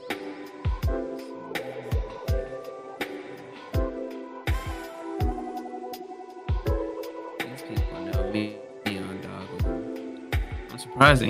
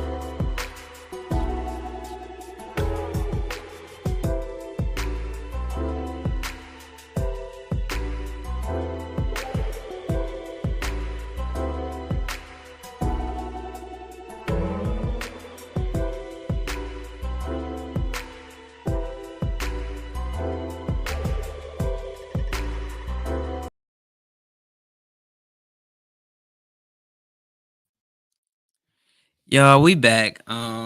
So Amir, my 22-month-old, so my 8-year-old is here, Coy. He's the oldest. He is back and forth between here and his mom who lives in South Carolina. If you watch the vlog, you see I go down there and get him every other weekend or every weekend, whatever the case. Um, he left the door open in the bathroom. And so Amir, my 22-year-old, decided that he was gonna chug some soap. And so, I was on the phone with poison control, just making sure that everything was straight. And the lady was like, "Hey," everything was all good, in a nutshell. And she pulled up his name and everything. She was like, "Oh, nice to talk to you, Mr. York." I'm like, I know. So yeah, everything worked out. It's just baby shampoo. We've drunk a lot of different things. We've talked of poison control a lot, but soap is a new one. So yeah, he's gonna go to the bathroom and have diarrhea and whatnot, but he'll be all right. So yeah, that's what happened, y'all. I had to make sure that we didn't have to end the live stream and go to the um um urgent care or anything like that. So let me see, let me catch up. Um Rich, broken homes are destructive. 100%. I agree. Berto, what I miss? Just he was taking shots of shampoo. That's about it. Um, we just chilling. Kids get into stuff, so he's just making sure. Yeah, 100%. No, I just got here myself. Yeah, man. He decided to turn the bathroom into an open bar, but we're all good. Um, Bulldog, shout out to Bulldog, man. Bulldog in the building. Big blessings to Bulldog. Appreciate you pulling up as always, man. I'm gonna see y'all Tuesday, man. I'm telling you, I'm gonna definitely rock out more. I really enjoy being on live with y'all, man. Shalithia, woohoo, yeah, man. I'm like, we done called poison control for a lot of things, but soap is a new one. So I had to just make sure, just add it to the Rolodex. Like next time he decides to drink soap, I don't have to call because now I know. Um Salute the Bulldog. Bulldog Birdo was good, fam. Shout out to the crew. Um, Murder salute. This is Bulldogs info right here. And I'm a backtrap to make sure I got everybody else too. So this is Murder. Make sure y'all check out Murder's content. Not Murder, Bulldog. I'm tripping. This is Murder. Not Murder. This is Bulldog. Bulldog goes live every Tuesday, man. Super solid content, man. Really good stand-up person. Make sure you check out Bulldog. Jewel, Berto. Just got my chic L. I took 2 more L's or chic.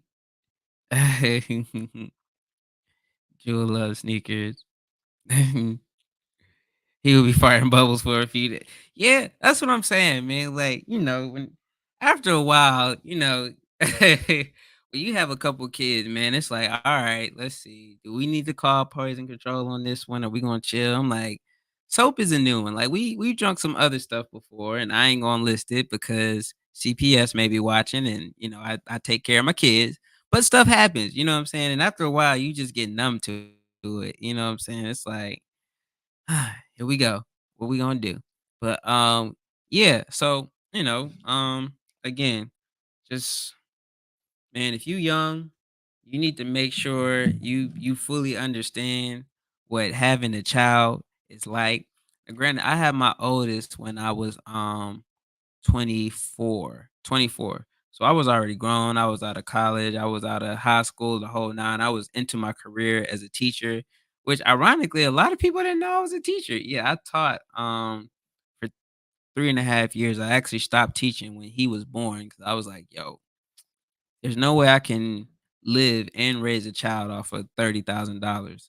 So it's a lot, man. And then I decided to do it 2 more times and, we got 303. So, definitely make sure. Oh, yeah, definitely. Um, Bulldog will be live copping Jordan 4 Reimagined Bread tomorrow morning, 9 a.m. Eastern Standard Time for anyone interested. Shout out to all of my sneaker people. If you want to see somebody get the reimagined breads, you definitely want to tune into Bulldog. And, don't go in there thinking it's just gonna be about shoes, because Bulldog is very good at, having good conversation and engaging with the audience and whatnot. So, even if you don't like sneakers, pull up just for the conversation and chop it up with Bulldog. And his name is Bulldogs for a reason. So if you want some dogs, particularly bulldogs, then you definitely want to check out Bulldog because he got them for you. Um, yeah. So that's what's going on over there. Definitely make sure you show some love to Bulldog. And I'm gonna scroll back up for a second. This is MNTV Family, my guy Mike. Mike deals with a lot in terms of, his family and whatnot. Really good content, high quality. Definitely encourage everybody to check out his stuff. I told y'all about Rich. Um, Really, really, really smart brother there. If you want to learn about the stock market and the economy, things of that nature, check out Rich, man. He'll definitely put you on game. Um, let's talk about broken homes. I feel like that's a good one. So I'm gonna pull this one back up. Um, because ironically, again, in the meeting that I was in earlier, we were talking about so much. We were just talking about how, child support is real, man. Now granted, I'm not on like actual court ordered child support. Me and Koi's mom, we were able to come to an agreement in which, we give an undisclosed amount every month and help out with the house and all that good stuff. And it works. But the brother I was talking to earlier, he was like, he paid 3 grand a month. And I was like, whoo. Like, man, that income, because a lot of places is based on income, and whether child support is right or wrong, that's another topic for another day because it's hard to really quantify how much it costs to raise a child. But at some point you can look and say that that's just crazy, man. So again, I just really can't harp on it enough. If you decide you want to have a kid and you want to raise a child, then please, please, please make sure that you are sure that you want to be with that person. Or at the very least, if you don't want to be with that person, then you have a common understanding. Hold on, y'all. My wife is calling and she know I'm on live. So let me see.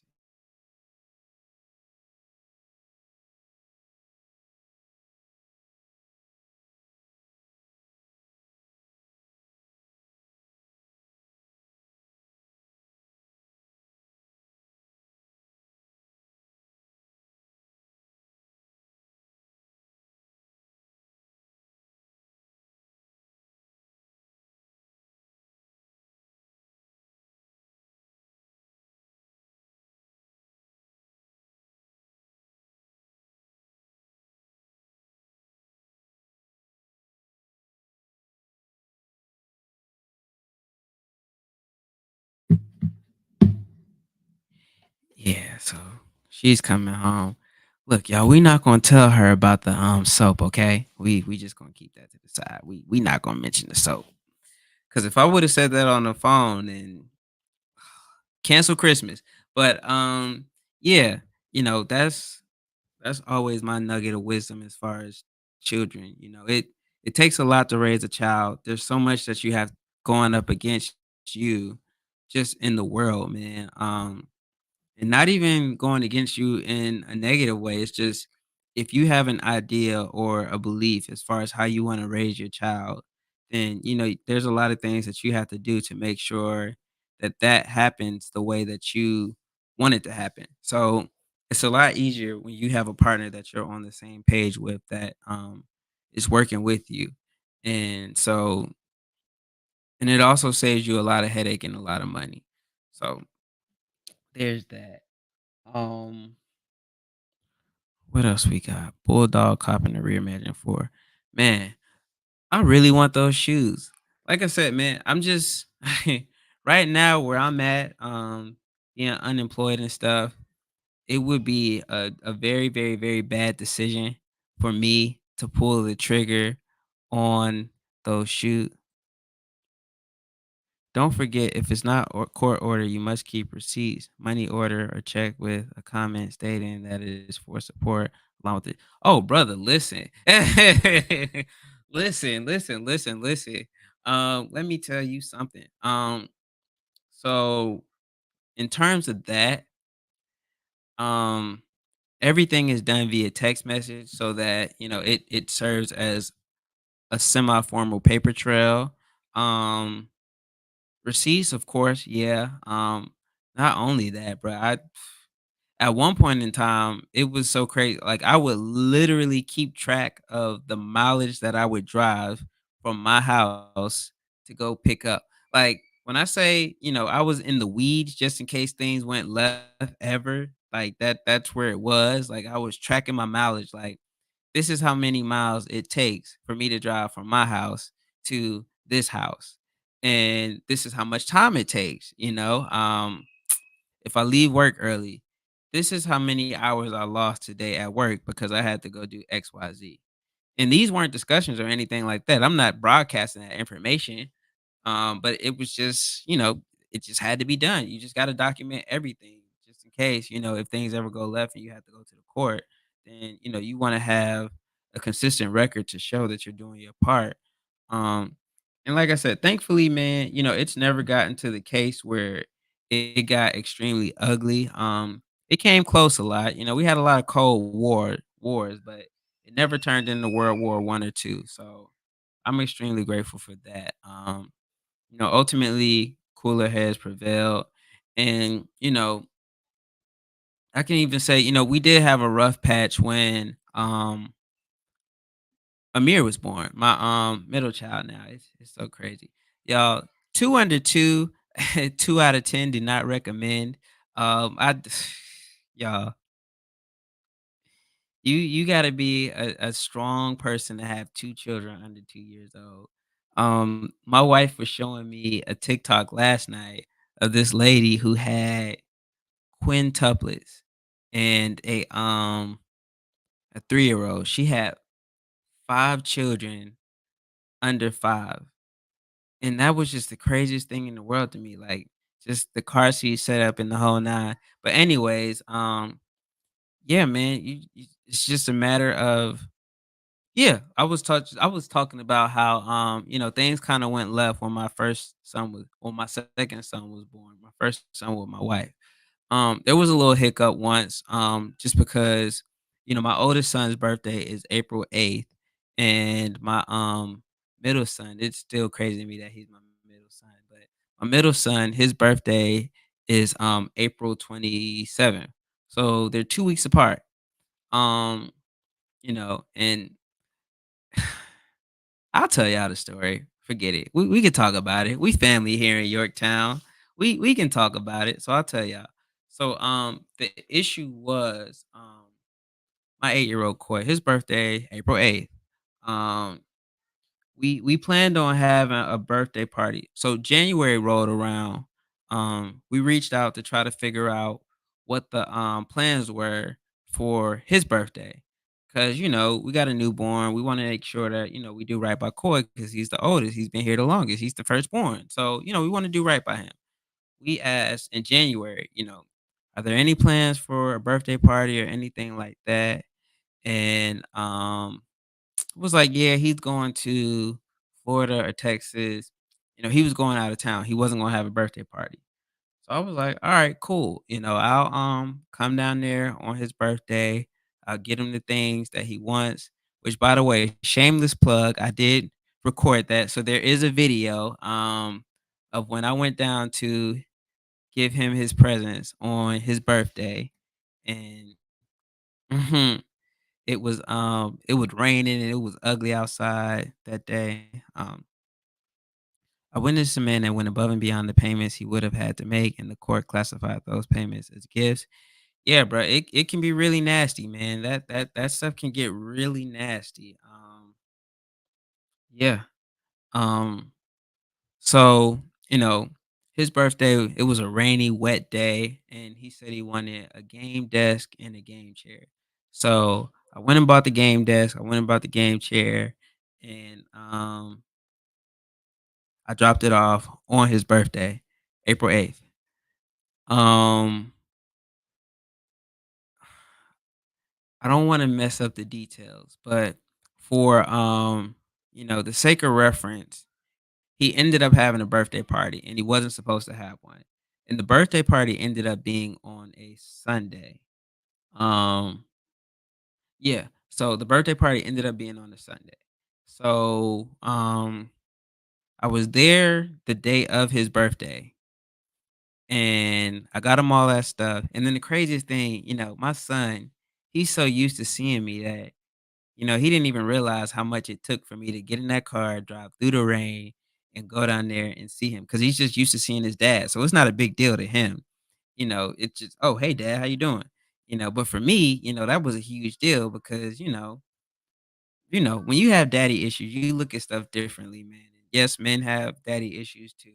We look for, you grow up in a single parent household, it's different. So, for me, it was like, man, he's gonna be so happy to see me because I would have been so happy to see my dad on my birthday. Like, but for him, it's like, what's up, man? Like, good to see you. All right, you go. Um, so yeah, anyways, Sunday rolls around, birthday party. We go and we stayed for maybe like an hour or so. He got his gifts and everything. So I think I might have gave him a couple dollars. And his birthday party was a game truck. So, he wasn't really checking for us anyway. Like it was a game truck. It was a Sunday. I had to go to work Monday. Um, and we had at the time Amir was about to be one. So, we left in an hour and everything. And, we'll put a pin in that. We stayed for an hour, we left. Pin in that. Amir's birthday rolled around, and Amir had this huge, big birthday party for turning one, which, even I thought was like, damn, we doing all this for a 1 year old. Like it was a big birthday party. We had music, we had a bounce house, we ordered tents and chairs in the backyard and stuff. That's on YouTube as well. Shameless plug. You can check out that video. Um, and, we had a little situation because of that. It was like, well, why does Amir get this and he gets that, or why does it feel like, he's being left out or whatever the case may be.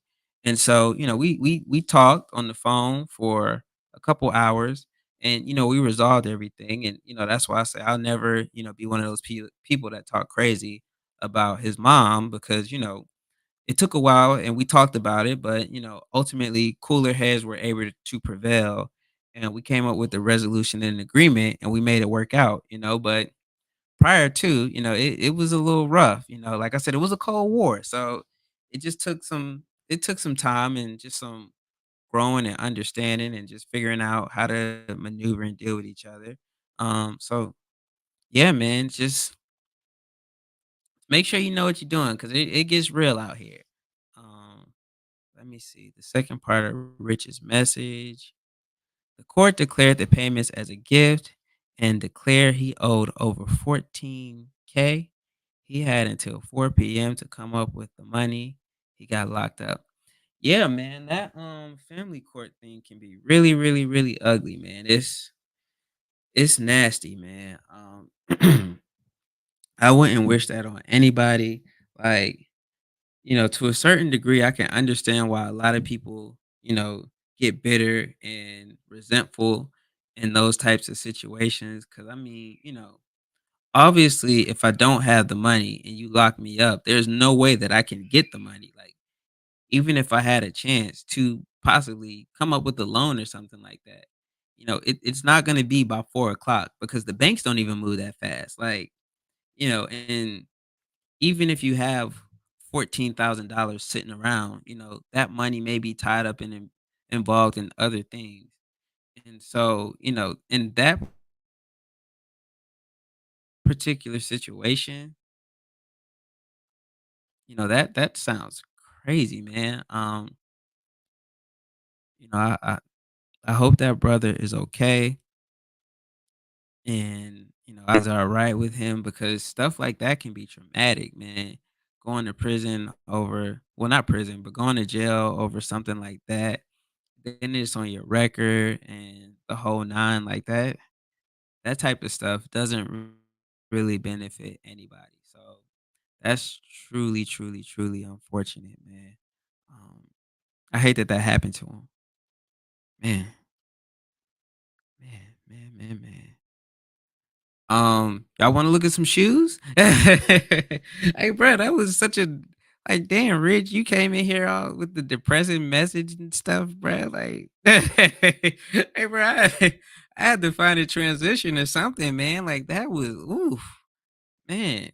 It's real life, though, man. And situations like that do happen. It's rough.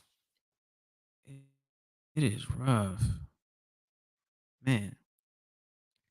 There are many on social media that encourage the breakup of family. Um, yeah, there's that too. And that is nasty. You know, so here's my thing, man. And let me just say this disclaimer because I ended up talking about this the other day. Um, when in terms of relationships, I always have to add the disclaimer that I in no means am a relationship expert. I'm not a relationship guru. This isn't a relationship channel. I don't even like talking about relationships. I don't even like other people talking to me about their relationship problems. You know what I'm saying? Because it's just one of those things, man. It's hard to you know, properly diagnose those types of situations. But I can speak to my personal experience. And to that, what I'll say is, I found somebody that fits in my life for my situation. And I like to think that I fit in her life for her situation. And we decided to share our life together. And I can say that my life is a lot more enjoyable with her in it. And I can also say that, being married 100% has its benefits.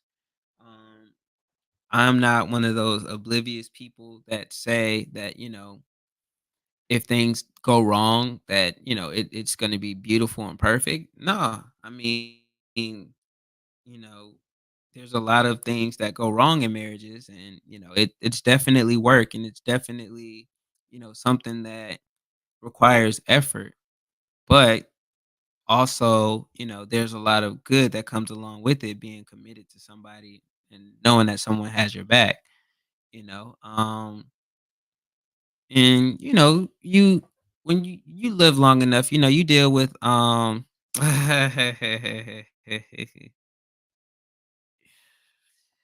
what is good? 8-hour madman right here. That's right. We are 2 hours in. 2 hours in, y'all. 2 hours. Six more to go. I am definitely a madman, bro. Like I was oof, but we're gonna do it. So it's definitely something that you have to work at. It's like you don't get married and the marriage stays the same. You grow, your partner grows. You have to overcome situations and circumstances. And it's a lot of work. And I think what it is a lot of people are afraid to get married, understandably so. Like I'm not gonna sit here and act like, you know, there are a lot of reasons why people don't want to get married. There's plenty of reasons why people don't get married, and a lot of those are valid. But to that, I'll say, it's hard to understand something that you aren't in. Going back to the fraternity thing that we were talking about earlier, people that are outside of fraternities have these stigmas and these stereotypes and these ideas of what a fraternity is and what people inside fraternities do.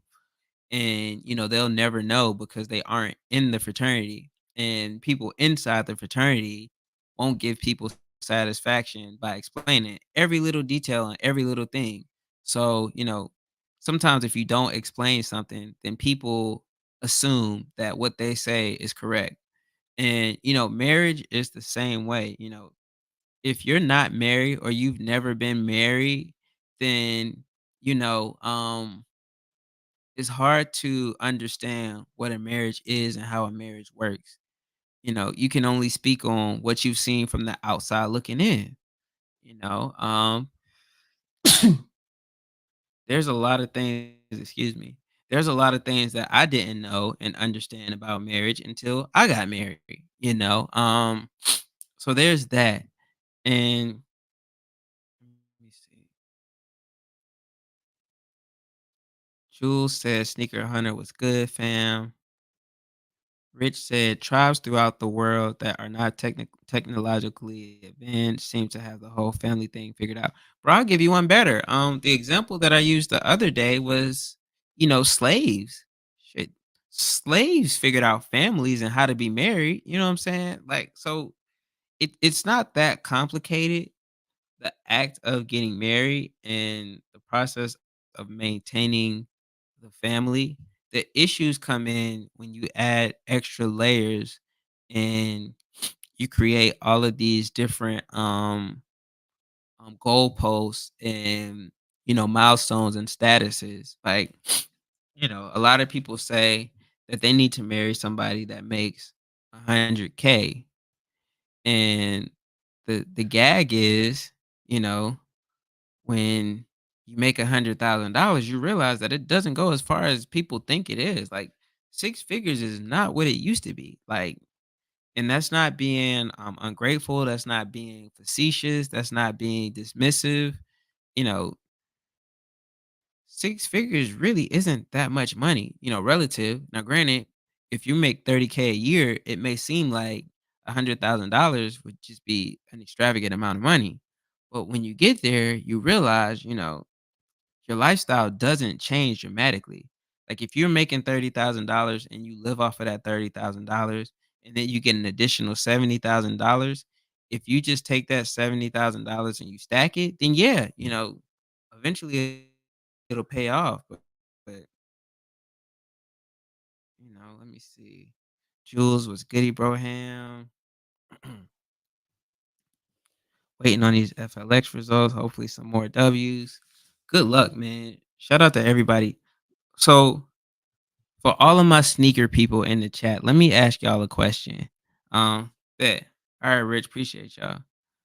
Let me ask my sneaker people a question, and then I'm gonna continue on with this conversation. But I want to know, and this is just selfishly me asking. Do you guys think that the Bread Reimagined fours are the sneaker of the year? I'm gonna let that sit. I know Murder's answer. Murder said no. Let me think. I think somebody said the military force would be their sneaker of the year. But yeah, just let me know. But I'm gonna keep on with this conversation. I'm just curious. I want to know. Um,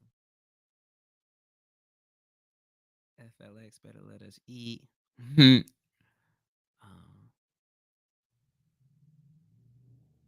I agree. Another common issue is that it's when you allow other people to project themselves. 100%. 100%. 100%. Um, And I think a lot of us have a bad habit of letting celebrities dictate our lives and how we maneuver. We got a yes. I think so too. I think that's a sneaker of the year too. I agree. Bread usually beats other colors.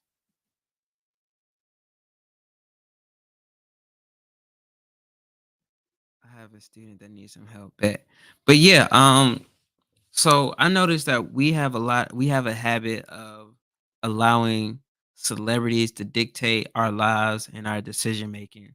Um, so people have a habit of outsourcing their thinking. It's like if the group says XYZ, then we're gonna go with the group, and the group might not necessarily be right. But for the sake of not having to think too hard, we'll just go along with the group to get along. And I think that's where a lot of issues stem from. And that's why a lot of people that actually may want a family or they may want to get married, they act like they don't or pretend that they don't so that they can fit in with the group. And by doing that, a lot of people end up very, very lonely. Let me see. Jules said, I got mine on my feet today. They are fire. Hopefully, I'll be able to get a few more pairs to put up. Good luck, man. And as we keep talking, I'm letting the group make me consider doing a very stupid decision, but I'm not gonna get them. I want to, but I'm not. But yeah, a lot of people are gonna be sad, not because they can't find somebody, but because they're trying to debate. Well, they're trying to let other people dictate how they feel and what they think. And they could genuinely be happy, but they're gonna miss out on the opportunity because they're trying to go with the group and do what sounds cool. Um, no. Hmm. I hear. Hmm. I know. Coy, I think your mom is on. You want to come tell her hey? Hmm. Oh, Amir's in here. Well, here's your proof.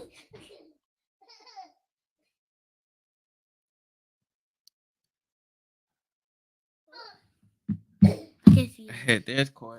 Amir, come here. Come here. Mm. Uh, and here's the soap drinker, y'all. You laughing. You got the nerve to be laughing. Here's the soap drinker, y'all. Amir. Let me slide this down. Oh, I was about to tell you to say hey. Say hey, Amir.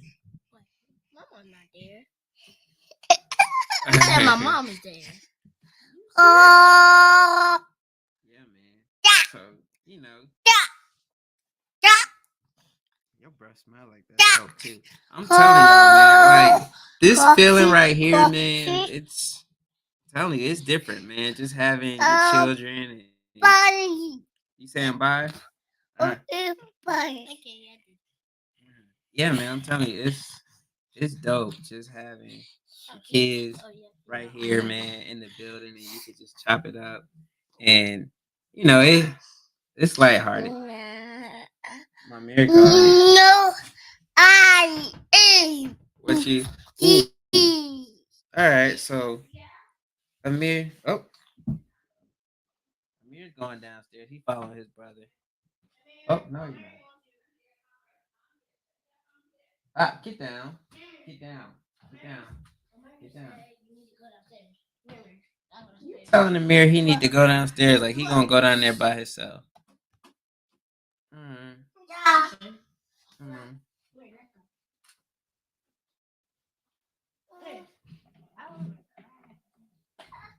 All right. Hold on, y'all. All right, come on. Uh, come on. Amir, say bye bye. Say bye. Say bye. All right, come on.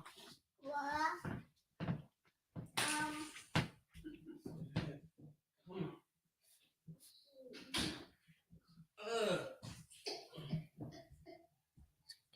I'm going to pass it back to you.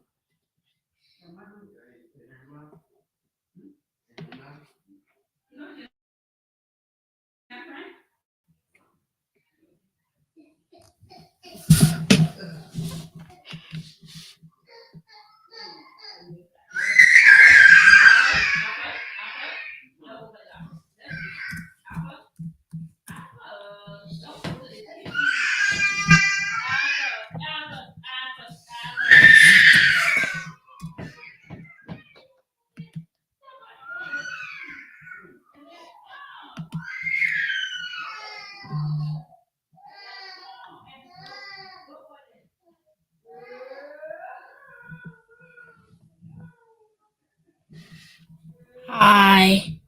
Hi, everybody. Nobody gonna say anything for me, bro. Okay. Hi. If you see Corey Ravenel, that's my mom. That's my mom.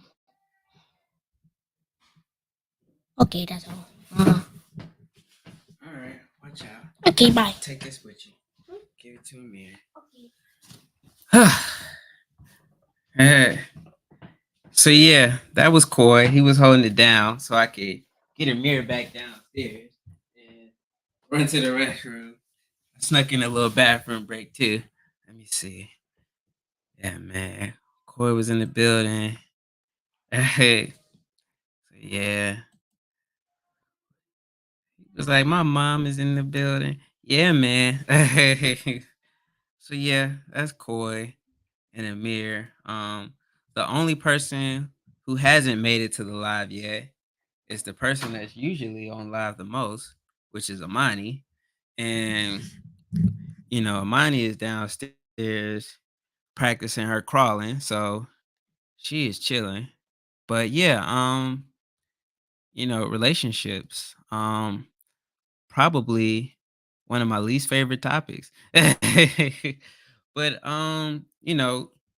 when you get on social media and you look around, you see everybody highlighting the negative aspects of marriage and situations and things like that. And it's a lot, but it's something about and I can only speak on my experience. It's easier to go through things when you have help. Like I have an uncle, and ironically, this is the same uncle that on the other live the other night, it seemed like I was beaten up. But he doesn't have a wife, he doesn't have any kids.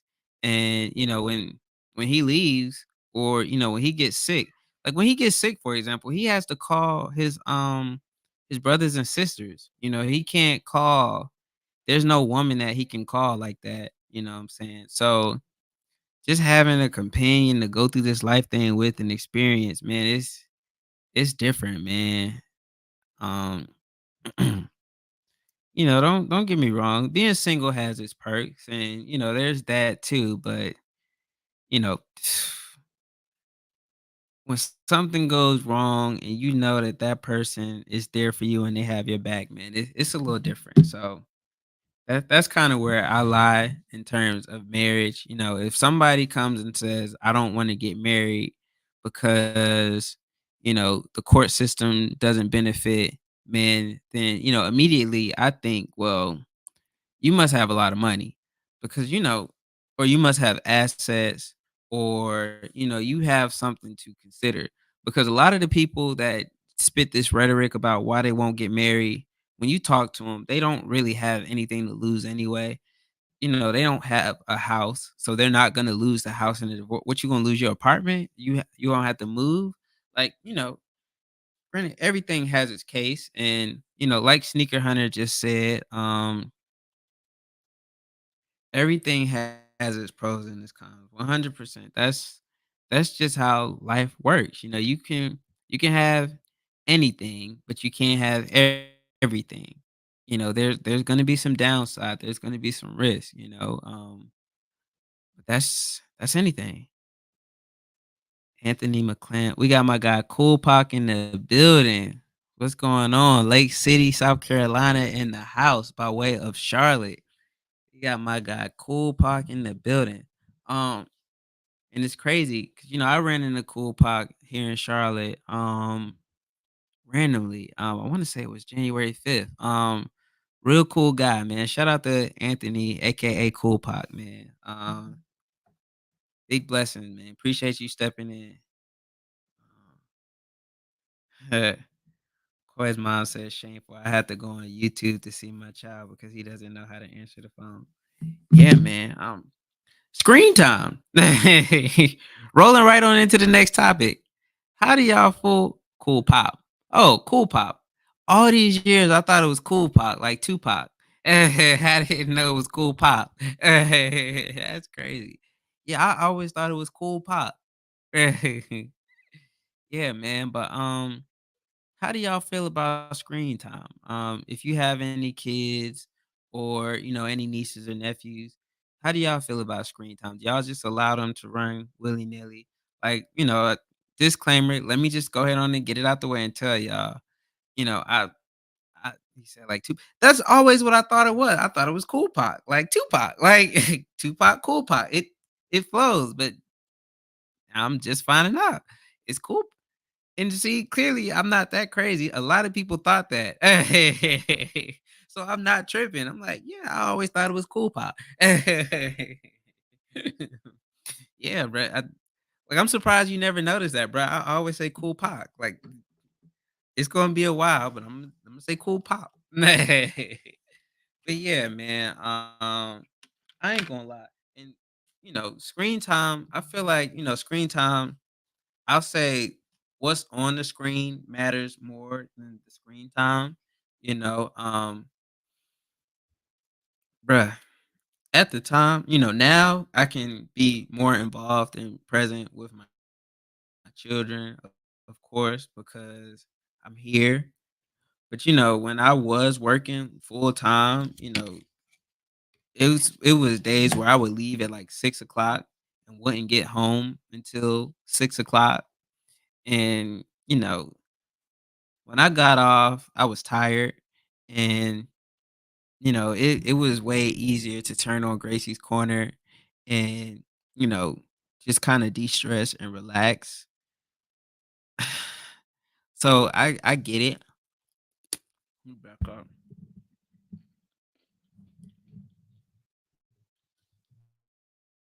I promise you guys, I'm not trying to do ASMR. That's why I'm not chewing in your face. But if I don't eat, then there's no way I can say I'm definitely like I notice how screen time can have negative effects. So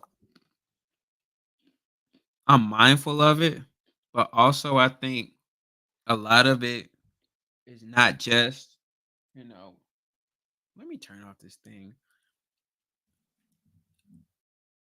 I'm gonna start my Twitch career later. Cause I ain't even gonna lie, I am not paying that thing no attention right now. Um, I think more so what's important is what's on the screen rather than just screen time because, you know, Gracie's Corner, which is a kids program, basically helped me teach Amir his ABCs and, words and things like that. So there's definitely a lot of advantages. Like we said earlier, there's pros and cons to everything. Like, I think the biggest issue with screen time today is it's if you're not careful, it's unrestricted. So, you know, your child could literally be here watching this, which granted, I'm not talking about anything crazy or off the wall, but there's a lot of content creators that do stuff like that and they specifically target kids for views and engagement. And they'll say and do anything and kids will just eat it up because they don't have a filter and they don't know better and there's no one to tell them that, that ain't for you. That's for adults. And that's where it gets slippery. So you kind of have to be mindful and watch out for that in itself. Um, yeah, man, because there's a lot of creepy people out here. Mhm. Happy wife, happy life is the cheat code. You make sure that's correct, and the rest will fall. For sure, for sure. I'm team happy house. I mean, happy spouse, happy house. I think it works both ways. 'Cause, we a lot of times as men, we don't take into consideration our own happiness and things that we enjoy. And so I think the best relationships are balanced, where everybody understands and respects everybody. And you're gonna have issues, you're gonna have disagreements, you're gonna have misunderstandings. That's just the reality of life. But ultimately it's about how you come together and how you resolve those situations, because that's truly the test, man. It's how can you get past those things? How can you work together? How can you find a common understanding for, the greater good of everyone? And it sounds generic and it sounds cliche, but we've been here for a while now, and it works for us. My wife actually is here. That's a mirror banging on the door, y'all, and I kind of feel some type of way. Now, granted, she didn't come in here because I'm on live and she's trying to be respectful, but you could at least come say hey. Um, Let me see what she doing. It's a celebration, man. You don't get 500 subscribers every day. Well, at least I don't. So, we celebrating, man. It's a good time. I was going to run out. Hey, what you doing? Oh, when you finish, come say hey. I want to see you. All right. So yeah, I was gonna get like some 500 subscriber balloons and stuff. I was gonna go out, but I was like, I'm gonna save it. I'm gonna wait. I'm gonna wait. But yeah, man. Mm. Keep up the good work for it. Man, listen. Listen, bro. It's work. It is work. And shout out to the other fellow content creators in here, man. Y'all understand and y'all know how much goes into doing this stuff, man. More than anything, it's the time. The time. A lot of time goes into creating this content, man. And even being on live right now, it's 8 hours. There's so much that I could be doing with 8 hours, man. Like, but it's content. And truthfully, truth be told, man, the biggest thing for me, why the other reason why I wanted to go on for 8 hours, because if I am going to be doing this full time and trying to actually grow and make something out of it, then I need to be able to treat it like a job and put the work in, put the hours in. So that's the other reason why we're looking at 8 hours, because a typical work day on a job is 8 hours. Now, am I going to be doing this every day? No. The thing was live until 500 subscribers. I hit 500 subscribers and I kept going. Like, I don't know if I'm going to be going live again. Like, I'm definitely taking a break. And shout out to Slim Jim Longfoot. He's another content creator. he um he he's going on like 1,445 days of dropping videos every day. And I commend that brother, man, because I just I just can't see myself doing that every day. And don't get it twisted. I love creating content. I'm not the biggest fan of editing in the world. When you edit videos, it takes a lot. Editing doggone videos, man, it takes a lot, especially, you know, when you're trying to tell a story and you want to do it the right way. It requires a lot of effort and finding information and piecing it together to make sure that the story makes sense. Even if it's a simple, get ready with me vlog, or spend the day with me type of vlog where you're just walking around doing stuff. You still want to make sure that it has like a cohesive storyline that makes sense to keep people wanting to follow along. Um, so, you know, it takes a lot, man. um, and I think that that's again, not to beat a dead horse, but I think that that's what a lot of people are missing when they get out here and they try to create content. Just actually taking time and investing in your craft and putting together a quality presentation. It's a lot. Just the time alone, and then if you get into money and what you got to invest to make sure that your production and quality is up to par. It's a lot, man. Um, Yeah, man. We are 2 hours and 31 minutes in. Don't worry, y'all. I have so much that we can talk about. Um, I wrote down some video ideas, but I'm not gonna talk about those. I'm saving them, and I still have so much more to talk about. And shout out to y'all, man. Big blessings to the chat, man, because I swear if I was on here by myself and I was just sitting here spitballing for 8 hours, I would be miserable. But, honestly, it's great, man. Just chopping it up with y'all and having conversation, man. I gotta give the chat credit, man. Y'all are making this very easy. It doesn't feel like time is moving by slow. Like I said, I even turned off the game. Like my plan was to just play the game and glance over periodically and talk in the chat. But y'all have really been making this engaging and fun. So shout out to y'all as well, man, because it makes a huge difference. Shalithia said, "What are some of your hobbies?" That is a really good question. So some of my hobbies, let me say I'm 32. So a lot of my hobbies consist of boring stuff. Um Like one of my favorite hobbies is spending time with my family. And when I say spending time with my family, let me add this disclaimer. So Wednesday, the nanny had to go to the doctor, and I had to spend the day with the kids, and it was just us and my wife. And man, now that dragged. I love my kids to death, but man, that was a day. When I say spending time, I mean like, traveling, going new places, doing things.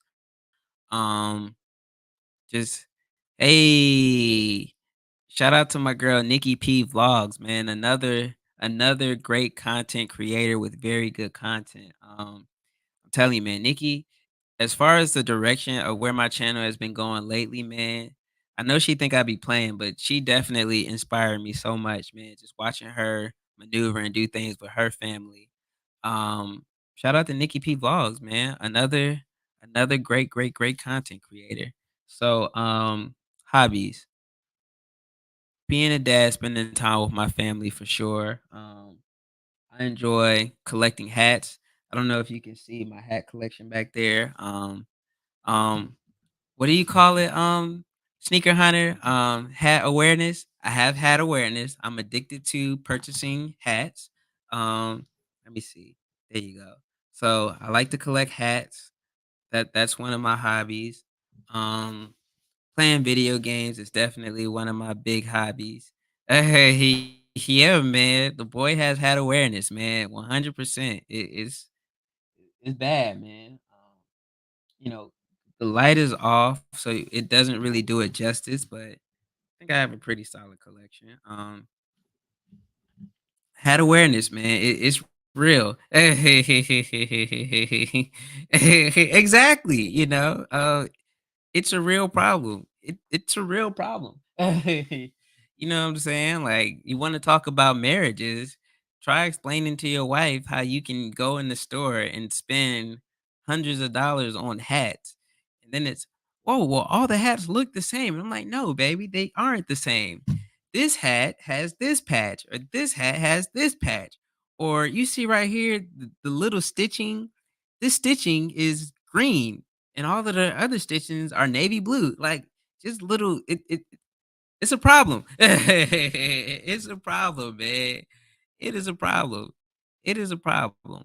So, yeah, I enjoy collecting hats. Another one of my hobbies that seems really boring, I like going to parks, particularly parks with lakes, because I really enjoy being around water and nature. Like, I can go to a park and just sit down and just listen to the sounds and just vibe out, man. Like, when I was working, like, my last job, when I knew things were getting real for me and, like, I wasn't gonna be there much longer, it's so when I first started, I had a lot of free reign. I can kind of control my schedule and dictate how I worked and stuff. And when things got overwhelming, I would be like, "Yo, I'm just going to the park." And I would get in my car and I would go to the park and I would just sit there. Usually, so there's a lot of parks here in Charlotte that have water and lakes. And so I just go sit there, man, and I just de-stress, calm down, and then go back to work. And so, they started clocking me and telling me that I couldn't, just leave on my own volition and my own free will. And, that's when, things started going wrong. So, yeah. Hat awareness is a problem that people need to talk about. Hat awareness can destroy your household, man. If you're not careful, you know what I'm saying? It's a real addiction. Like hat awareness is really, really, really, really a thing, man. You have to be careful about it. And you have to take it seriously and you have to, treat it with this respect. I have junk food awareness. Hey man. Best believe I got my snacks right here on my hip, man. Just getting ready. Oh man. I remember one time my dad told me he wanted a hat for Christmas, and I asked what size, and he said, "One size fits all." I thought he was saying all hats will fit. So I bought the smallest, cheapest one I could find. Yeah, man. See, your father knows hat awareness is real. Fish. Yeah, man. Fishing is a real big hobby of mine that I want to get back into, man. My dad used to take me fishing all the time, and then I got older, and fishing didn't seem that cool. And I'm like, I'm grown. I just want to go do all this other stuff. But now that I have time, I definitely want to get back into fishing more.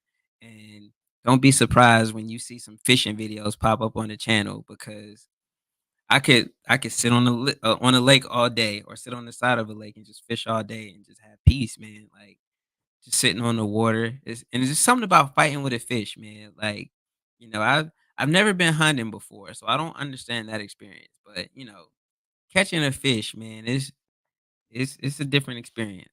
Um, Hat awareness. Y'all keep laughing, bro. Hat awareness is very real. Like I'm telling y'all, like I'm it's not a joke. It's something to be taken up. It's something to be taken very seriously, bro. Hat awareness is a thing. Like I know we're smiling and we're laughing, but man, hat awareness is the deal. No, you didn't pull out a Ziploc bag full of pregnant. Yes, I did. I'm telling you. 8 hours? You think I'm not gonna eat? Like I said, I'm gonna be respectful. I'm not gonna chew in y'all ear. Like, I'm not gonna turn this into an ASMR type situation, but Imma eat. What my boy Denzel said, "I'm leaving here with something." Like, like 8 hours, I'm gonna eat, bruh. Like, I'm gonna eat. Like, I'm sitting here thinking now, do I want somebody to go run downstairs and get me a burger from last night, or am I gonna wait? Like Imma eat, bruh. I'm gonna eat, bruh. I'm gonna eat. That's that's just what it is. Um, and shout out to Sneaker Hunter, man. Sneaker Hunter, I'm telling you, Sneaker Hunter is a real one, man. Let me see. I can't wait to see the fishing content. I'm telling you, man. Like I said, I'm tempted to go this weekend. I really am. Just go ahead on and get the fishing license. Like we have a small private pond here where I live, and I could do it there, but nah, I need the full experience. So, where I live, there's a water hole, like an actual one, not too far away from the house. So I'm gonna probably go there Sunday or Monday and check that out. Um, Berto, how you holding up? I'm almost 3 hours in. I'm good, man. Like I was just saying, the chat is making this very easy. If I was up here and nobody was in the chat and I was just sitting here by myself for 8 hours, then 100% I was gonna figure out a way to just play my game, glance over periodically, and say hey or something for 8 hours. You know what I'm saying? But I had the PlayStation on. Like, if you look, the first hour and a half, the PlayStation was just sitting on the back. I'm like, if things go dry and the chat dries up, Imma just have to go to the streets, turn on this PlayStation, and you know, just talk about the game. But thankfully, the chat has been very engaging. Y'all been rocking with me, so it's been super easy to just keep rolling. And look, I got the If you look, you can see the stepladder right there. Like I had it mapped out and everything. I was gonna sit the laptop beside me on the stepladder so y'all could see what game I was playing. I had Twitch turned on. I was going Twitch on stream and YouTube at the same time. And I was just going to make comments here and there for 8 hours. But the chat's been very engaging. We're having a good time. It's fun. So, we rocking. So it's going by pretty good. I'm gonna probably need a cup of coffee soon though, but we invested. Um, Sneaker Hunter. Shout out to Murder, man. So here's something else. And we're moving now, and I promise I didn't forget about the hobbies. I'm definitely gonna get back to those. But let me see hobbies. I'm gonna write that down. We're gonna get back to the hobbies. But hat awareness is a huge hobby. Even though I probably wouldn't even consider that a hobby, that's more like an addiction. But yeah, shout out to Murder, man. When you get your chats rolling, if you decide to go live stream or go down this road, then you definitely need some high quality moderators to, make sure that the chat is moving in the right direction and, keep things flowing and stop people from spamming your comments and saying stupid stuff. Um, and Murder, man, Murder goes above and beyond, man. Like he's shouting everybody out to make sure that the love is flowing across the room and everything. So, one time, shout out to Murder BX, man. He's always been a super solid, real one, man. Since I had like very, very, very small followers, man, subscribers rather. So shout out to Murder, man. Just want to give him his flowers. You will soon be hunting. Once I move to North Carolina, we gonna go all kinds of hunting, like ice cream, hats, and shoes. So for those of you who don't know, Sneaker Hunter is coming to North Carolina. And, I live in Charlotte. And apparently he said he's gonna be moving, 30 minutes outside of Charlotte, which 30 minutes outside of Charlotte is nothing. Technically 30 minutes outside of Charlotte is still Charlotte because the way that the suburbs are set up and everything. So when my boy Sneaker Hunter gets down here, man, we gonna have a good time, man. I already know a couple ice cream spots that we going to. You gotta try Jenny's. Um, I hope you like donuts because there's a whole lot of cool donut spots we gotta go to. You know what I'm saying? We gonna be like the North Carolina version of Run the Jewels or you know what I'm saying? What's another white and black buddy cop? What's that movie? Danny Lethal Weapon. You know what I'm saying? So that's the type of time we gonna be on, man. Let me see. Nikki said you a real one if you actually pull off 8 hours. Look, Nikki. Girl, I am look, I'm with you. Like as soon as I logged on here, I was like, man, I really gotta start running my mouth. Like now mind you, you wasn't on here earlier. Like my 2-year-old came up in here, he done drunk some soap. Like, oh my, I didn't tell my wife yet, y'all.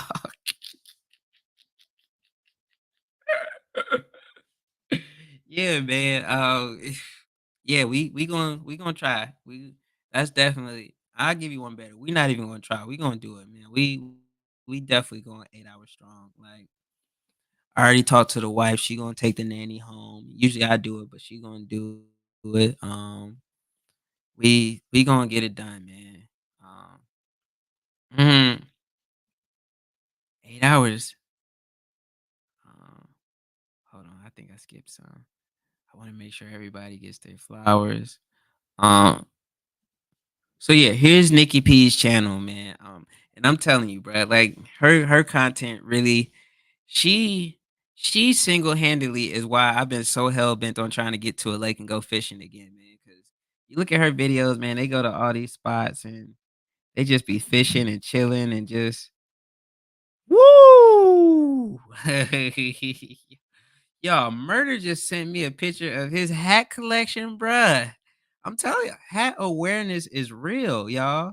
Y'all laughing and playing. Let me see. Murder, let me know if you don't mind me sharing. I want to show people so that they can understand that hat awareness is a real thing.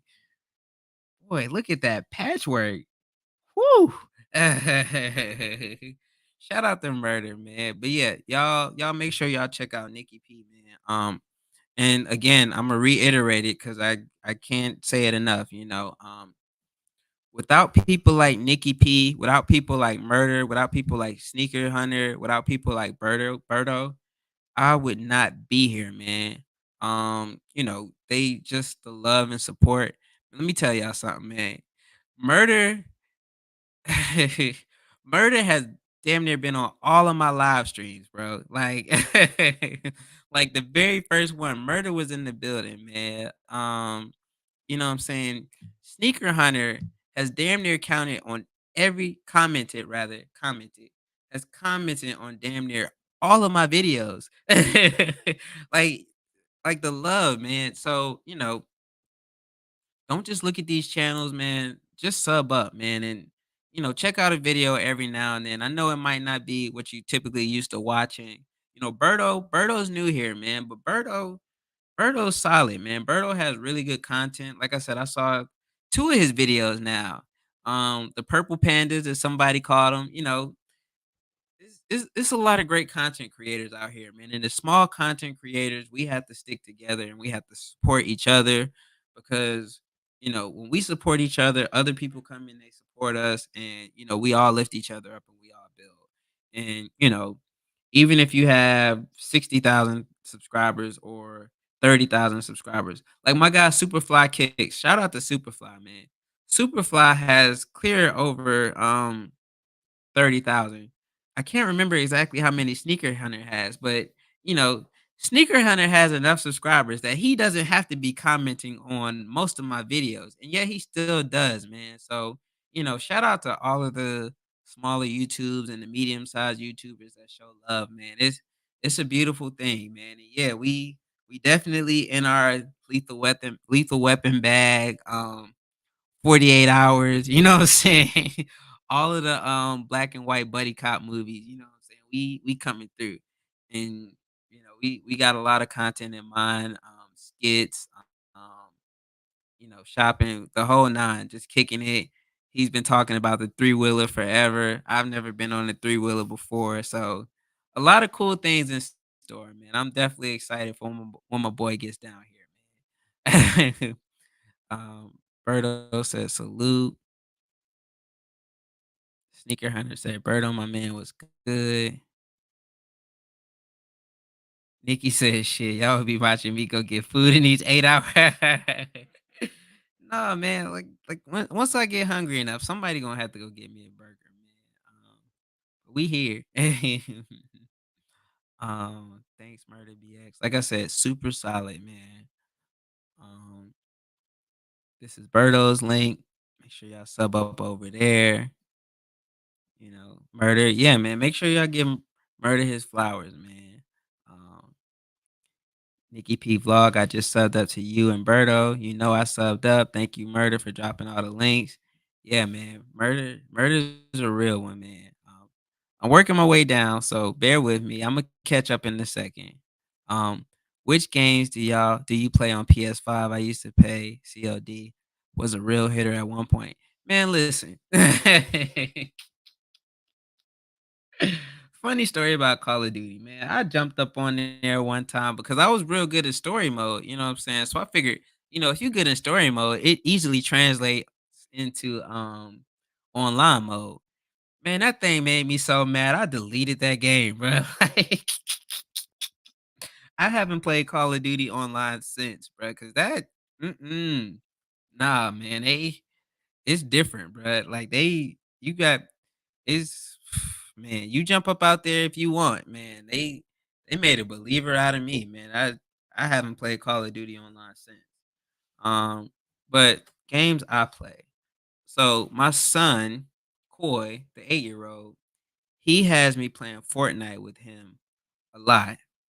And so Fortnite is definitely a game that I've played from time to time. But for me, I tell people all the time, hey, my wife's in the building. Hey, sweetheart. How are you? That's good. Tell the chat, hey. Hey. Mwah. Do you what you about to do? Uh, because I need some sustenance. I would like a burger, please. Could you bring me a burger, please? Please. And some coffee? I know, right? I know. If you don't want to, I could ask Coy, but if I ask Coy, then it's probably not gonna make it upstairs. Oh, while you're here, let me tell you something. I'm gonna tell you. I was debating with the chat whether I should say something or not. But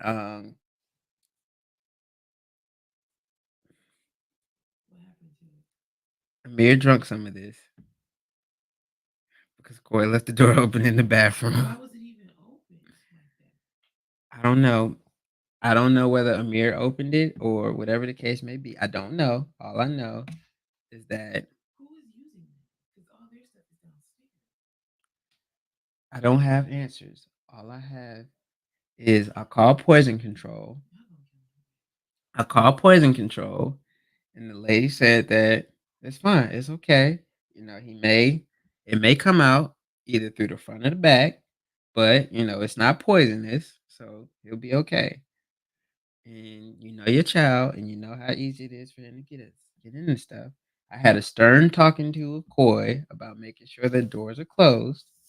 So, which we just had the same talking to yesterday, but we gonna get there. Thank you. I love you. That went way better than I thought, y'all. But games I play. Let me see. I'm not gonna turn on the PlayStation. What I'll do is I'll just look at my PlayStation app. Right now I am playing The Witcher 3. And I tell people all the time that I am a big nerd and people don't believe me. They think that I be playing. But man, listen, I play The Witcher 3. Before that, I was playing Spider-Man 2, which I actually got a platinum trophy on. So, and for those of you who aren't in the know, a platinum trophy means that you did everything that you could possibly do in the game. So I got a platinum trophy on Spider-Man 2. Fortnite I play with Koi mostly, but I play this game called Marvel Midnight Suns, which is pretty much a card-based game. Um, Persona 5 Royale, that's a role-playing game. Armored Core 6. Armored Core 6 was probably my favorite game last year. That shit was fun as hell. It's where you get like in a giant robot and you just fight, but it's not a fighting game. It's like, man, it's fun. So I play stuff like that. Elden Ring, Metal Gear Solid 5, God of War. So I play a lot of different games. Coy recently has me playing Madden a lot. So I've been playing Madden. But the thing about Madden is, if you like Madden, you like Madden for Madden because I'm from the Madden era where every year they had a cool new feature. And what I'm saying, you could do new moves and stuff. Where now it's kind of like they're just like, yo, we just gonna update the rosters and what I'm saying, we might update the graphics a little bit, but you're gonna take the same game over and over. And you're gonna pay for it and we're gonna keep making them. Which I wish they would just go ahead on and do a subscription base where you buy the game one time and they update it the same way like Fortnite. You buy Fortnite. Well, you don't even buy Fortnite. Fortnite's free. But you play Fortnite and they update it constantly. But if Madden were to do something like that or 2K, they just charge you every new season instead of having to buy the game every year. You subscribe to EA Sports and you pay the fee and you do that. So I said all that to say I play a very wide variety of games. Speaking of, I told y'all I'm a nerd, bro. Y'all heard me? Sustenance. Sustenance. Who says that? Like I anyways, um, thank you and I will support you back. Catching up on the chat. Sneaker Hunter 55. Berto said, I appreciate you, brother. Sneaker Hunter said, Curtis, it's okay. We know you were using that step ladder as a symbol because, it's only going up from here. Nah, bro, that step ladder was if nobody come up in here, then y'all just gonna watch me play some games. So, like I said, shout out again to the chat, man. I appreciate y'all. Like, it was really about to be going down in Yorktown. Like, I had my plan already. Like, all right, man. So if nobody come up in here and we don't talk, man, I'm just gonna sit up here and play this game and it's gonna be a video game stream. But thankfully, man, y'all have been keeping this thing lit, man. It is going down in Yorktown for sure. Oh yeah, NC ain't ready, lethal weapon. Man, listen. It's so many black white comedy movies we could go down the list of. What we should do, bruh, is we should, come up with some pictures and every time we just do a different buddy cop theme film and just make pictures out of it. That would be super fun. I'm gonna write that down. That's a concept that we gonna do. Let me see. Um, black and white buddy cop movies. Let me see what we got.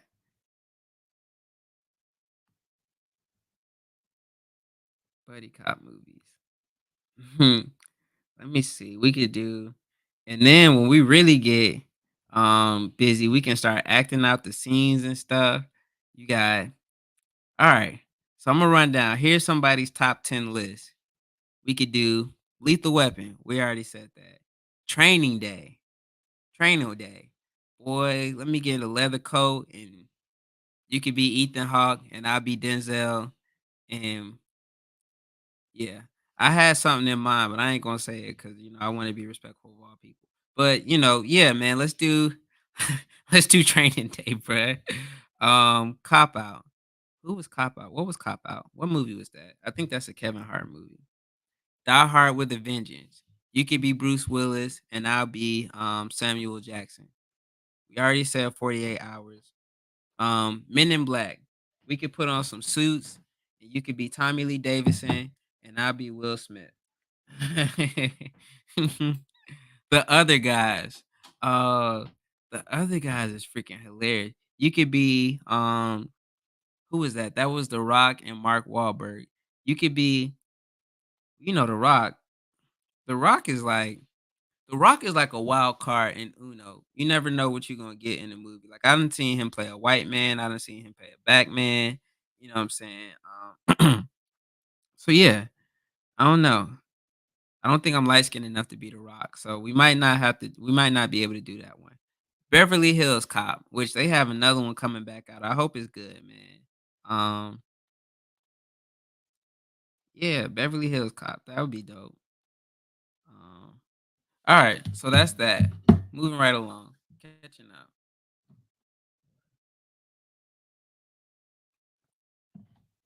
I figured you would regret saying that. Yes, as soon as I realized how long 8 hours was, I was instantly when I got on live. I'm like, yo, I don't know how I'm gonna make it, bro. 8 hours is a long time to be sitting up here. You know what I'm saying?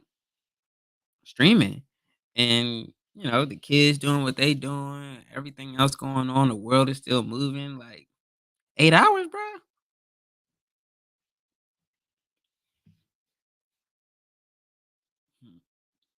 Got a burger, turkey burger. But yeah, we gonna do it. We gonna do it. I said it, so we gonna do it. Oh, hold on. We got my girl, Life is K Dog in the building. Now let me tell y'all about Life is K Dog, y'all. And she said it, so it's not like I'm sharing a secret or anything like that. Yo, I was watching one of her videos, and she had this message. It was a very positive video. You know what I'm saying? And she was just talking about what I was basically saying earlier about, how things happen when it's time and, Basically, when God is ready, things will come your way, and if it's not time yet, it's not time. So I was watching that video and I was thinking, oh, look at her. She's so innocent and sweet and this nice little church girl. Her name is K Doll. Like, oh, she's this little cute, innocent doll. Bruh. The next video I watched, she was like, so for those of you who don't know, I was an entertainer. And I was like, what? No, not K Doll. Like, no. No, not little sweet innocent K Dog. And she was like, "Yeah, I was an entertainer and I got into a fight." And I was like, "Bruh." And I was hooked, bruh. So that was one video. The other video was like, and make sure y'all check her out, man, because she does have really good content. The other video was like, let me tell y'all about how I got caught with my sneaky link.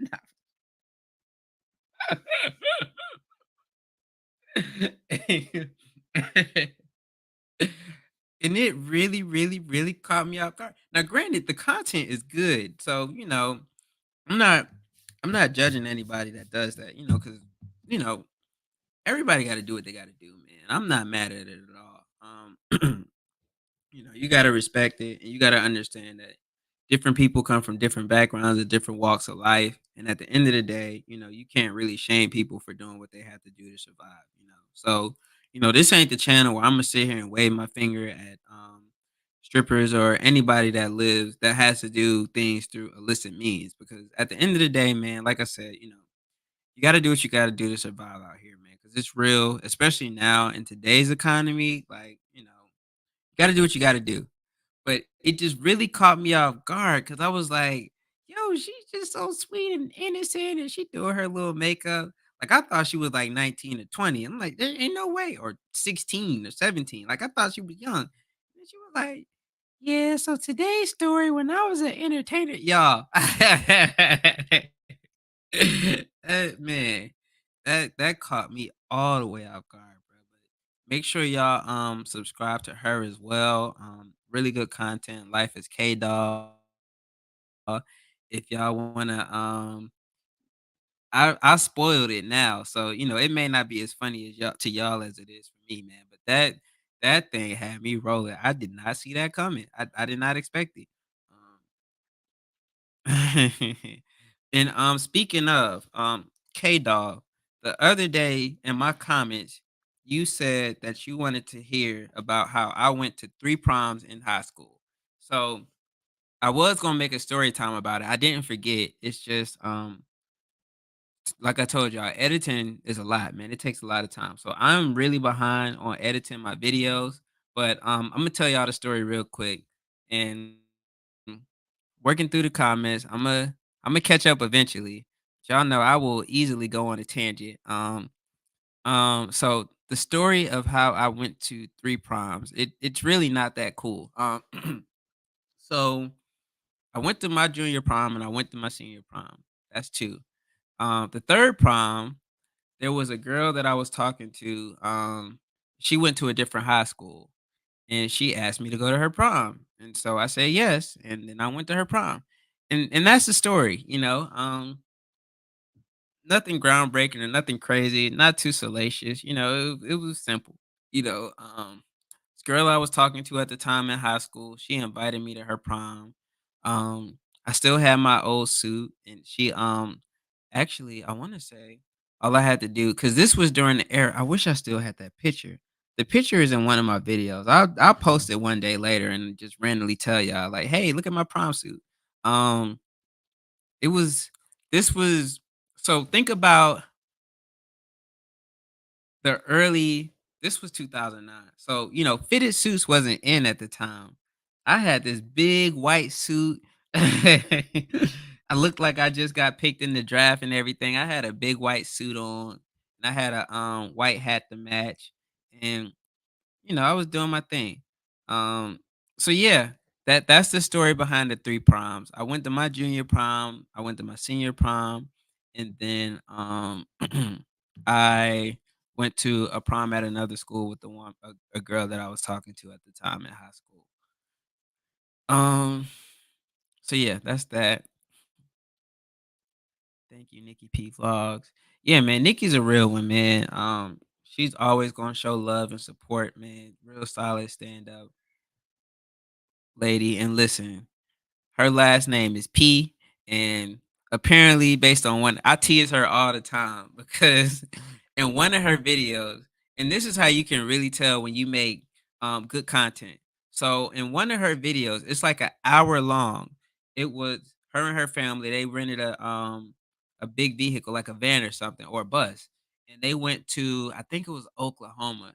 Where they went exactly, it slips my mind, but they all got together and they rented out a bus and they took a trip.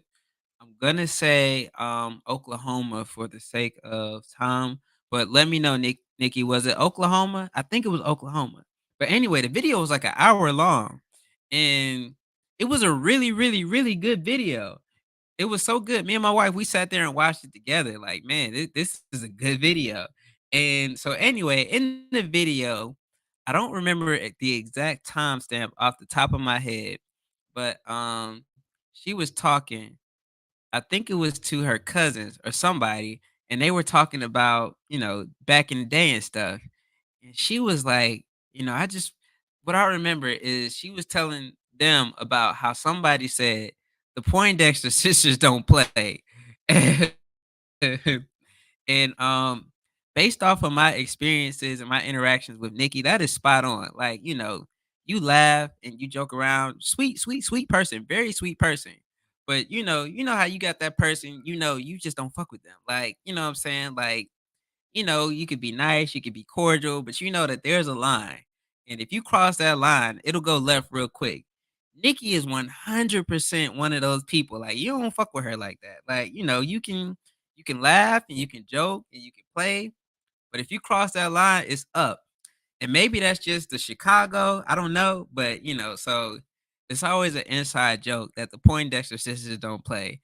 And so, every now and then when Nikki turn up, I'll be like, yeah, man, that's why you don't play with the Poindexter sisters. So yeah, man. Really good content. Mhm. You can do it. Remember to tell. Oh yeah, definitely. Man, listen. I definitely appreciate it, man. And shout out again to Shalithia, man. Definitely appreciate you kicking it with us, hanging out today. Like I said, you've been asking really good questions. And I promise you, I'm still gonna get to my hobbies. I think I listed like two or three, but I'm getting there. Telling you. Mhm. Um, Berto, I got you, of course. Make sure it's door closed. Sure, I don't mind. That's not even all of it. All right, y'all. So I'm gonna show y'all um this hat collection that Murder sent me on the tuck. Let me see. Let me see if I can adjust the there we go. I'm gonna have to turn it sideways so the light, the glare. Oh, there we go. The glare. I gotta buy some curtains for this doggone room because that back window. But yeah, look at that, y'all. I thought I had a collection. You know what I'm saying? And then he said that's not even all of them. You know what I mean? Let me hide that for a second. Look at that, y'all. Look at the rainbow, bruh. He has them color coordinated and everything. Murder got some work, bruh. Like all patches. You know what I'm saying? So shout out to Murder, man. That's a dope collection. Show the collection. There it is. There it is. If you don't think hat awareness is real, look at your credit cards. Yeah, man. Hat awareness is 100% a thing, bruh. Let me see. Hey, Tommy. I'm gonna pass the word along. I'll let her know you said hey. We seriously be sitting there on the big screen watching your vlogs, man. So shout out to Nikki P again. Um, and then I'm gonna drop some game on y'all too, cause Nikki P, um, she got me right one time. I told you, but them Poindexter sisters don't play, man.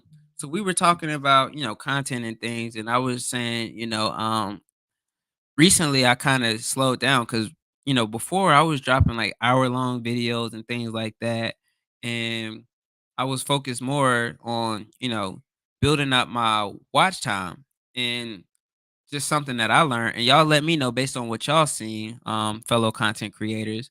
So I lowered the time of my video. So instead of doing hour-long videos, I would do like I tried to stay between 12 and 15 minutes on a vlog. And, I was talking to Nikki about it, and she was like, "Yo, I don't care about none of that. Like, I'm doing my videos for an hour or however long I want. If I get monetized, I get monetized. I'm just doing my videos because you know what I'm saying. This is my legacy right here. Whatever happens next, that's how we gonna rock." And I was like, "Oh, my bad, Nikki. I wasn't trying to be disrespectful. I was just expressing, you know what I'm saying? Right now, I'm trying to get monetized, so that's where I'm at." And, she said it, and what she said was valid, man. And it made me stop and think and kind of go back to the drawing board. And my videos did end up getting a little bit longer because, yes, of course, I want to get monetized. And yes, of course, I want, my watch time to be high. But at the same time, these videos, as long as YouTube is up, they live on forever. And if you catch it and you save them on a hard drive, your videos live on forever. And this is really, legacy, man. People can see how you lived and what you were like. They can hear your voice. They can see what you did. And that is super dope, man.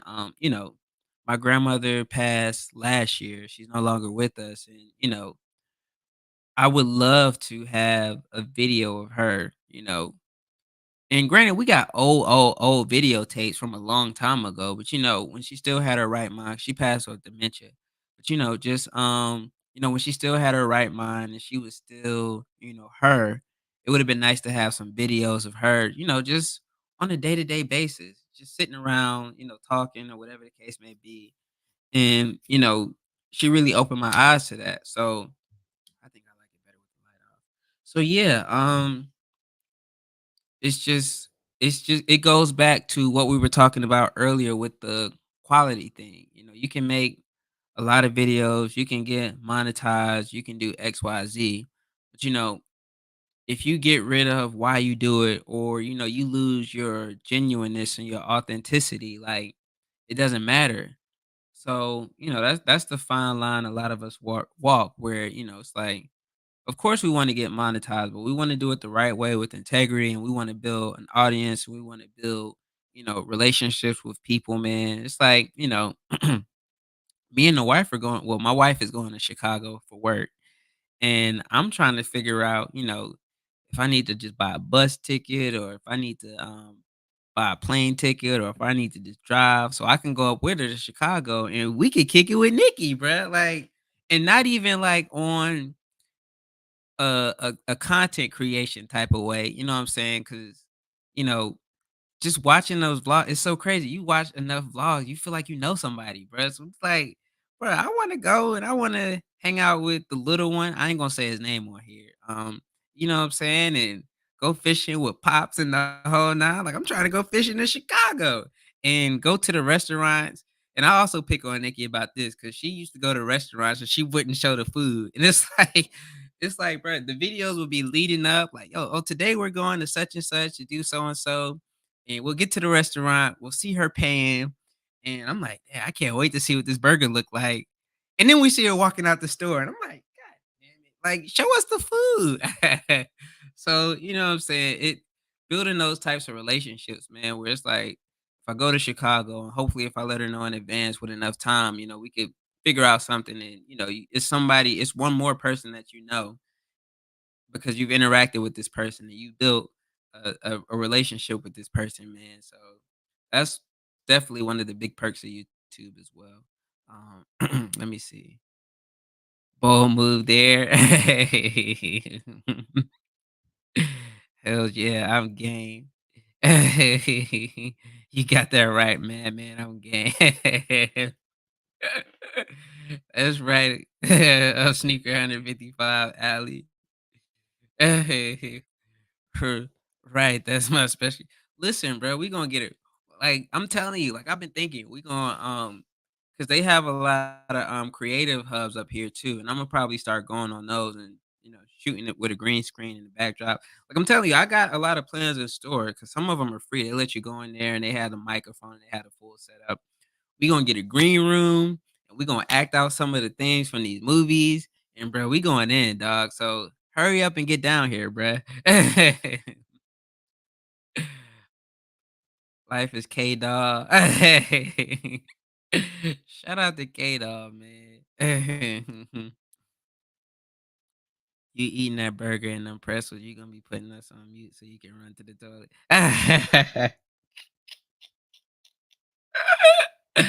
Nah, man. Nah, I don't think so. If I do, hopefully, why you doing that, man? I hope that I hope that that doesn't happen. I hope that that's not the case. More than anything, if it does, it's gonna be because of the coffee, not the burger.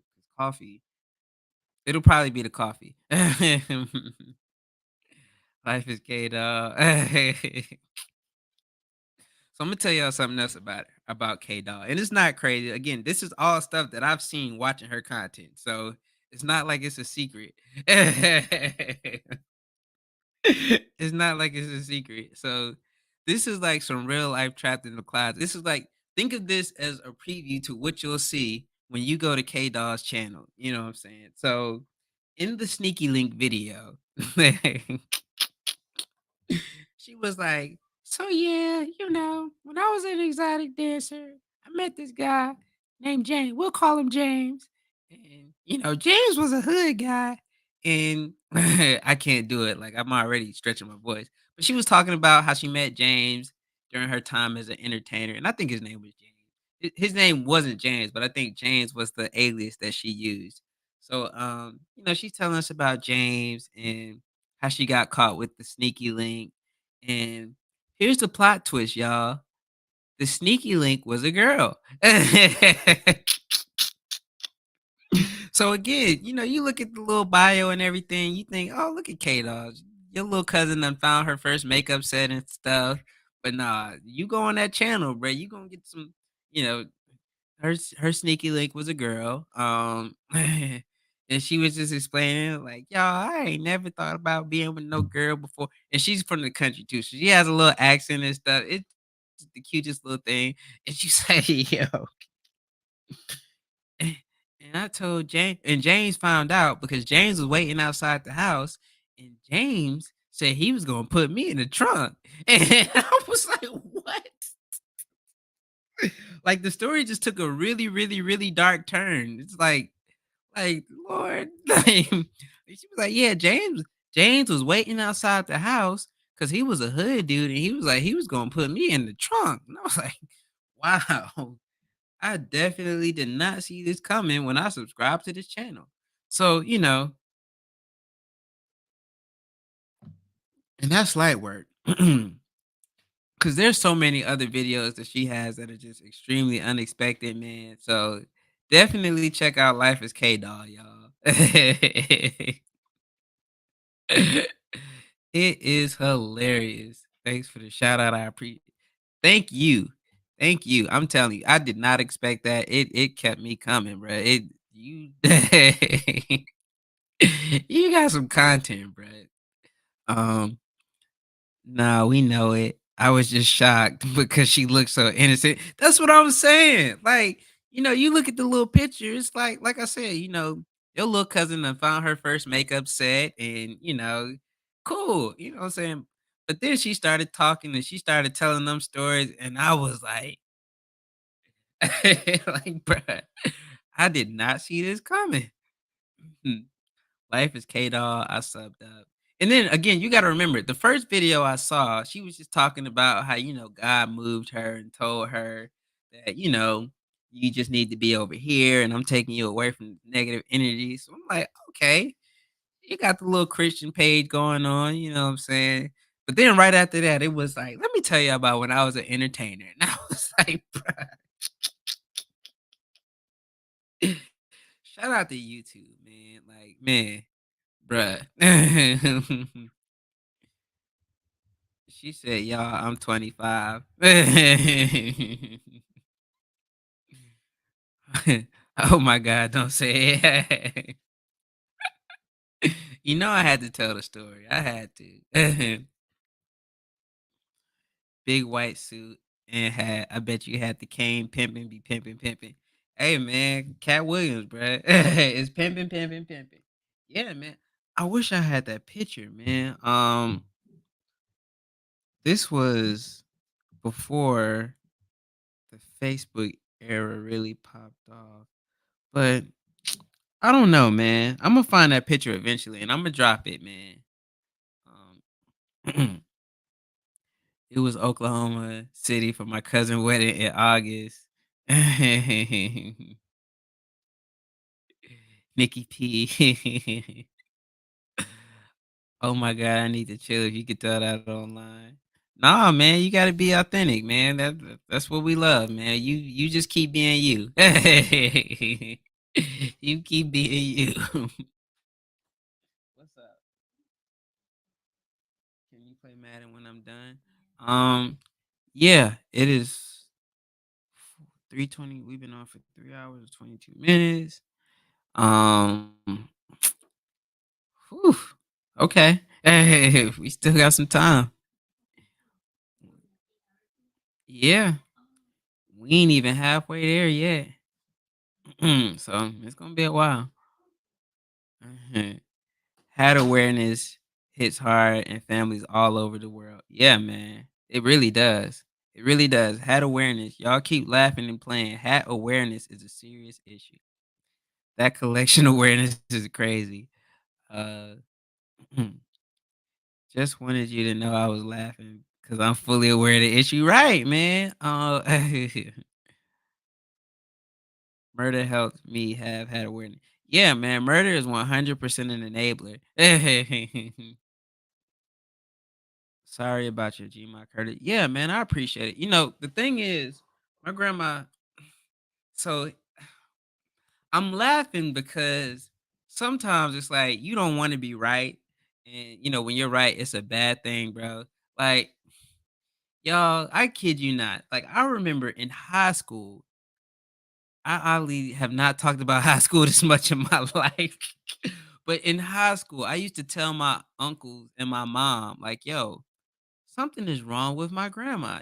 She will ask the same question 3 times, or, she'll just forget stuff that we were just talking about. And this was in high school. I graduated from high school in 2009. And she finally passed away in 2023. So, just to give context. So back in high school, I realized that something was off about grandma because my grandma was sharp. You know what I'm saying? So my grandfather had a third grade education, the highest of school, meaning that the highest that he got in school was the third grade. And he was able. I got a video up on my on Instagram. This has low key turned into like a advertisement of my videos. But recently I put up a video when I went down there to visit him. So with the third grade education, my grandfather and my grandmother, because they worked together, my grandfather figured out how to buy cars at auctions for the low and flip them. Put repairs on them, fix them up. He wasn't just selling lemons, like taking advantage of people, which he probably did. I don't know. I was I don't know. Um, I'll tell you a story. He probably was giving people lemons, and I'll tell y'all a story. Let me write that down. I think I told this story before, but I'll tell it again. Grandparents' car. I want to stay focused. Grandparents' car. I'll write that down because I still got to go back and talk about my hobbies. But so he figured out how to flip cars, buy them from the auction for the low, fix them up, sell them for the high. Um, And, my grandmother, she was the quote unquote accountant. Like, he couldn't do math past a third grade education. But she finished school. And so she was able to, run the numbers and everything and get it right so that they could take it to a CPA. And that's how they ran their business and everything. So, with that being said, he has a house, he has land, and he paid for my grandmother's funeral cash out of pocket. You know what I'm saying? So I say all that to say, with a third grade education, he was able to do so much and so much more than I've ever been able to do right now at this point where I'm at. And so, you gotta respect it. But so and then I also said all that to say my grandmother was sharp, you know what I'm saying? She managed the money, she handled the business, she took care of that. My granddad was the hustler and my grandma was the book smarts. So they worked together and they built a nice life for themselves. She was smart, you know what I'm saying? So, and I've been around her my whole life. I used to spend the summers in South Carolina because I was born in Atlanta. I grew up in Atlanta. Something else about me. I was born in Atlanta. I moved to South Carolina. I want to say second grade. Second grade, yeah. I moved to Atlanta second grade. I moved to South Carolina second grade. And, I never had babysitters. It was always my grandma. So I would spend the summers before I moved with my grandparents. And then when I moved, once I got out of school, I would go to my grandparents' house. And that was it. So, I was the first one to know that something was off. Like, this ain't grandma. And at first it was small. Like I said, she would just forget little things or she would ask the same question like 5 times within the 3-hour time span. I was like, "Yo, something's off." And, when it was early, everybody used to get upset or they used to get frustrated because nobody would believe me. Mind you, at the time, I'm 14, 15, and I'm like, "Y'all, something is wrong with grandma." And then at this time, they had the dementia commercials and stuff on TV, and I used to watch The Sopranos, and I remember Uncle Junior had dementia. So in my mind, it registered like, "Yo, something is wrong with grandma. Like maybe she has dementia or Alzheimer's, but we might want to look into this."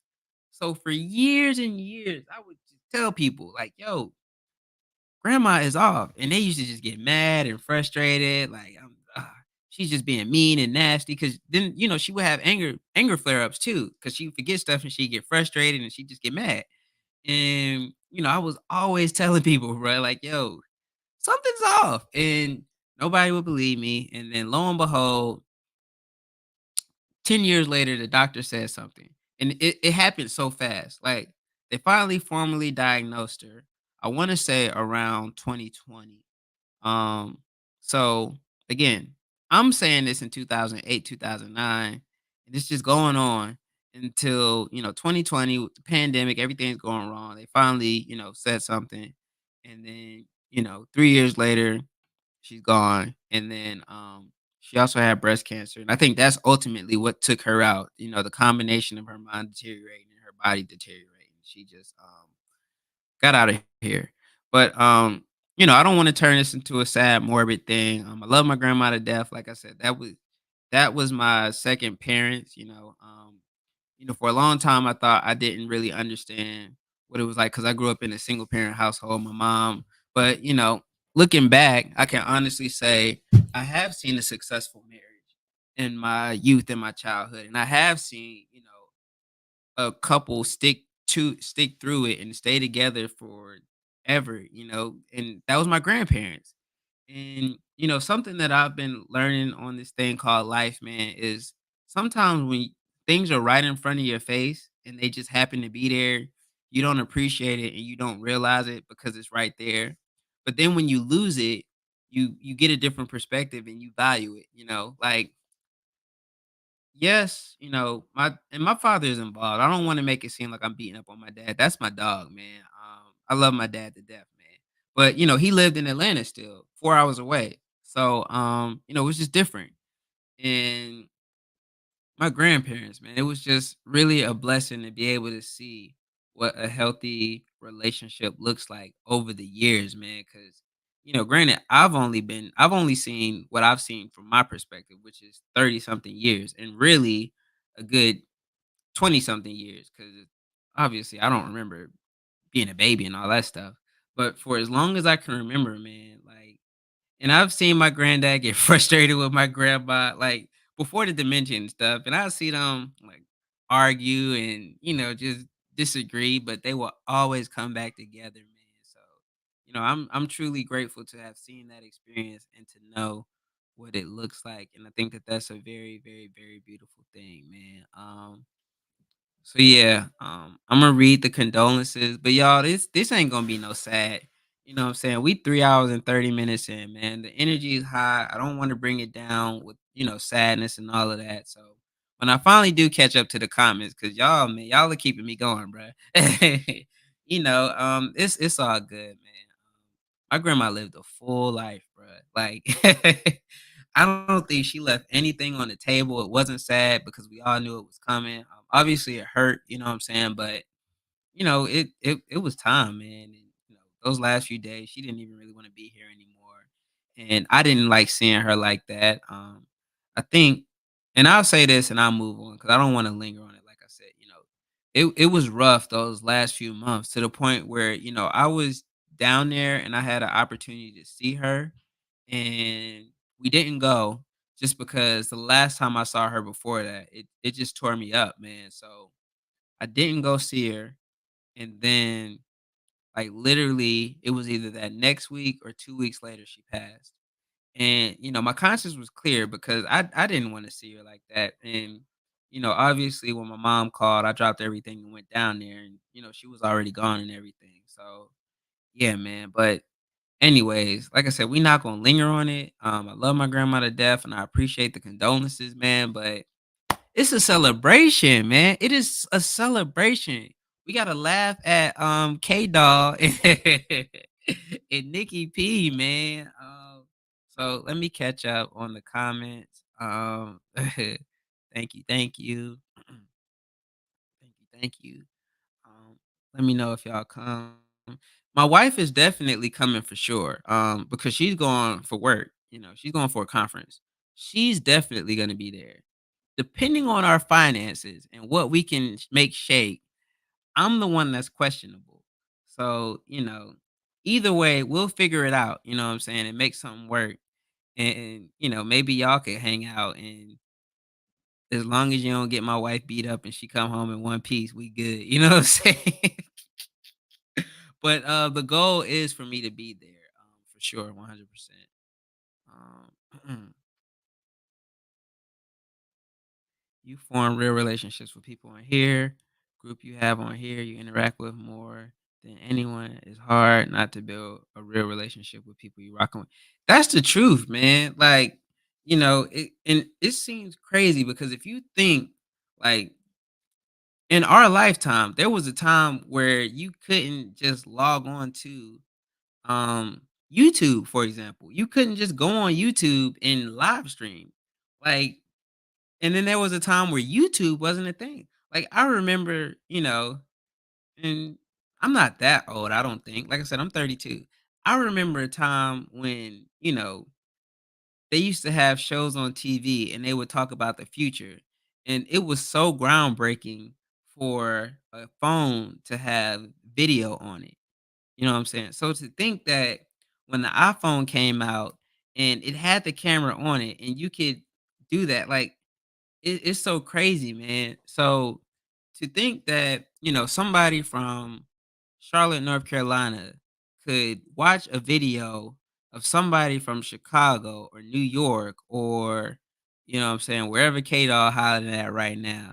Cause I think she on the run. She ain't gonna say it, but I think she on the run. Um no, I'm just playing. But when you build relationships with people across the world and like I said, literally across the world. Murder was in the chat that night, New Year's, where the dude came from England, bruh, the UK, and we was listening to UK music, like just things like that, man. It's just so cool, man. Like in a way, we end up becoming more connected, and you build relationships with people that have similar interests to things that you have, and they like what you like, and you know eating food and going fishing, like say for instance, somebody might think fishing is weird, but fishing is cool because somebody in Chicago rocks with fishing very heavy. And y'all have something that y'all can sit up here and talk about all day, every day. Or here's another one. So back in and I wish I still had my stuff, man. So I remember a time and Murder and Sneakerhead, y'all might be able to attest to this. I remember a time when people stopped buying Jordans like that in the mid to late 2000s, like 2008, 2009. 2007, people really weren't buying Jordans like that. Like it was very niche. It was very specific. Like the people that bought sneakers, they bought sneakers and they all knew each other and they would be on like Nike Talk or they'd be on Facebook groups or MySpace groups, and they would keep in touch with each other. But there was a time where people were like, "Yo, we don't I'm not spending that on shoes." You know what I'm saying? And I remember I was there. Like I remember my senior year of high school, I got into an accident with my dad. My dad got into an accident and we got a little bit of money from the settlement and stuff after the accident. And I took that money and I went to Foot Locker and I bought some black and gray, no, not black and gray, black and baby blue suede 12s. I think they were the new Bucks. Yeah, the new Buck 12s, the ones that Carmelo played with, the new Buck 12s. I bought a pair of new Buck 12s with that money. And my mom was so mad that I took my money and she was like, you were supposed to save that money to go to college and do XYZ. And granted, in the grand scheme of things, it was like $250. So it wasn't that much money. But as a high schooler, and then remember, it was 2009. So it was the recession. And I took that money, I bought those new Buck 12s, and I took them with me on a senior trip because I knew I was gonna bust them upside the head with the new Buck 12s.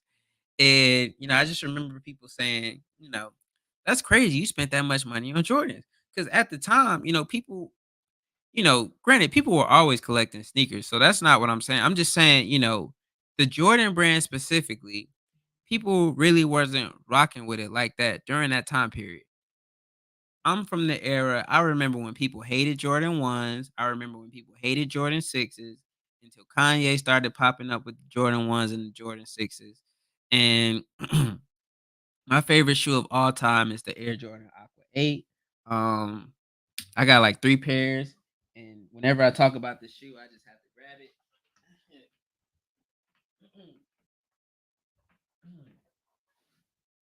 So yeah, this right here, these are my favorite sneakers of all time. This shoe right here. I got 2 other pairs somewhere. But yeah, this right here, this right here, man. And I'm gonna tell y'all why, because there's a story behind why I like this shoe so much. I know I've told it a few times, but I'm gonna tell it again. So going back to high school, I swear, y'all, I promise, I'm not one of those people that just don't like. I've lived a full life after high school, but for some reason, if you just sit up here and talk for 8 hours, you just end up talking about high school. But this shoe right here, this came out my 10th grade year of high school. I remember it like it was yesterday. They came out around August, and this girl that I really liked at the time, she had a pair. I'm not gonna say her name, but she just would not pay me no attention at all. She did not like me, but I loved her. Um, and so she had a pair of Aqua 8s. And in my mind, in my 10th grade high school mind, I said that, if I get a pair of Aqua 8s, then, maybe our relationship will start because we had the same pair of shoes and, I'm cool, she's cool. We had the same sneakers. Maybe we can make something pop off? So it sounds crazy to say out loud, but that's what happened. So, I asked my dad if he could get me the Aqua 8s. Because here's the thing, at the time, eBay was basically the only way, or if you knew people on MySpace or something like that, you could kind of do a soul thing. But there wasn't all of these resale stores. There was no gold. There was none of these other. There was no resale. That just didn't exist. You had somebody that might have sold their shoes because they needed money. Basically, there was no database or there was no way to figure out how you were going to get some shoes that were sold out. So again, my 10th grade mind, I was like, yo, I'll just ask my dad because my dad lives in Atlanta. And, Atlanta would be way easier to find shoes than me trying to find them myself. So I showed my dad the exact shoes that I wanted, the Aqua 8s. And I told him, I don't want nothing else for Christmas. I don't need anything. All I want is these shoes. And I'm laughing because because my dad went to the store and he bought me some sneakers. But the sneakers that he brought me were definitely not what I wanted. Imma show y'all what he bought me. Um, it was he bought me a pair of Carmelos, and, the Carmelos that he bought me, I hated them so much, but I had to wear them because they were my, Christmas shoe, and they were my gift, and, the big thing was, back in high school, you wanna come back to school with some new shoes, and, he got me some shoes, they were Jordans, so, it was like, "Uh, I guess I gotta wear them," but I hated those shoes so bad, and I was so mad at my dad, y'all. Like, bruh. So the shoes that he bought me were the Mellow M4s, and Imma show y'all the Mellow M4s. Let me see, come on. There we go. So that's the shoe, y'all. That's the shoe that my dad bought me. And man, I was so pissed, y'all. Because on one hand, yes, he bought me sneakers, and yes, he bought me Jordans, but I wanted the shoe that I wanted for a very specific reason because I was trying to make this girl my girlfriend. And so he bought me these shoes, and I was hot, man. So yeah, now, now that I'm in a much better position, every time that the Aqua 8s come out or I see a pair, I grab them. So I had at one point I had like 5 pairs just sitting, but now I'm down to 3, and I bought Koi pairs. I bought like it gets sick. Amir's gonna have a pair. Amani's gonna have a pair. So yeah, that's the Aqua 8 story. Let me see. Imma catch up to these comments eventually, man. Shout out to y'all, bruh. We're going next level, make some content, grab some ice cream, have some fun, then grab some ice cream. Bruh, I'm telling you. Like, I think you think I'm playing, bruh. I've literally been scoping ice cream spots.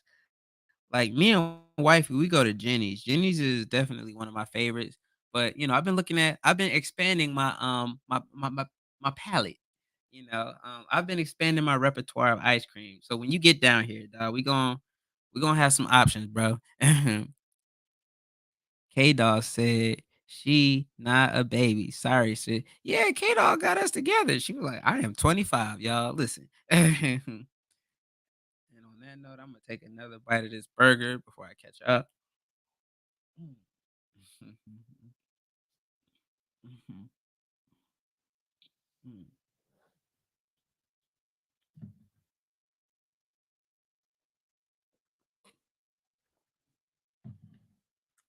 Mm. Mm. Mm.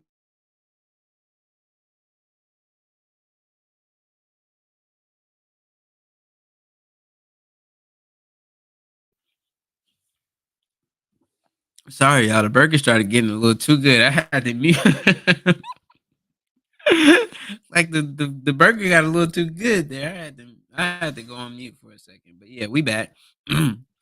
um, no one could tell you how to put food on the table if they're not. Hey, for real, 100%, man. Like you never understand you never really know a person's situation or their circumstances. So people got to do what they got to do, man. It is what it is, bro. Like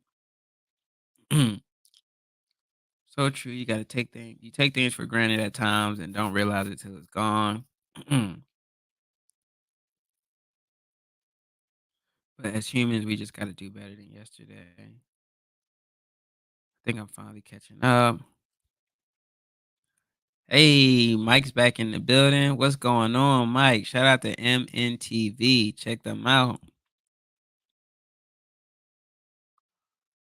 I can never remember a time when Jays were not a thing here in Chicago. See, that's the thing. You're in Chicago. Obviously, Jays are always gonna be. I mean, it's Chicago, you know. In the South, I just remember that was real. That was a real thing. People, I'm not spending that much money on Jordan. Cause here's this is gonna sound crazy, but Sperry's, a lot of people were wearing boat shoes around this time. This is like that era where you had the boat shoes, the Sperry's, the polo shoes. Um, it was a time it really got out there for a second before it kind of reeled back in. Obviously Air Forces were always a thing. But yeah, I remember people were like, we just not spending that money on Jordan. Um, did I ever get the girl? No, I did not. I did not. Never, ever, ever. But thank goodness I didn't because I got my girl, my wife, and that's the only girl that ever mattered in my life. Mhm. Mhm. Mhm.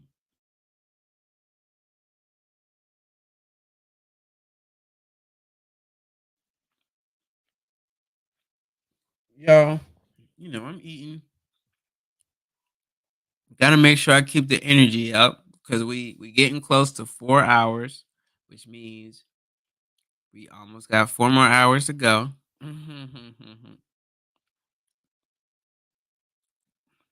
Man, we experienced some crazy stuff during the time when Jordan was winning those championships. I bet, man. I could imagine. Like, I could imagine, man.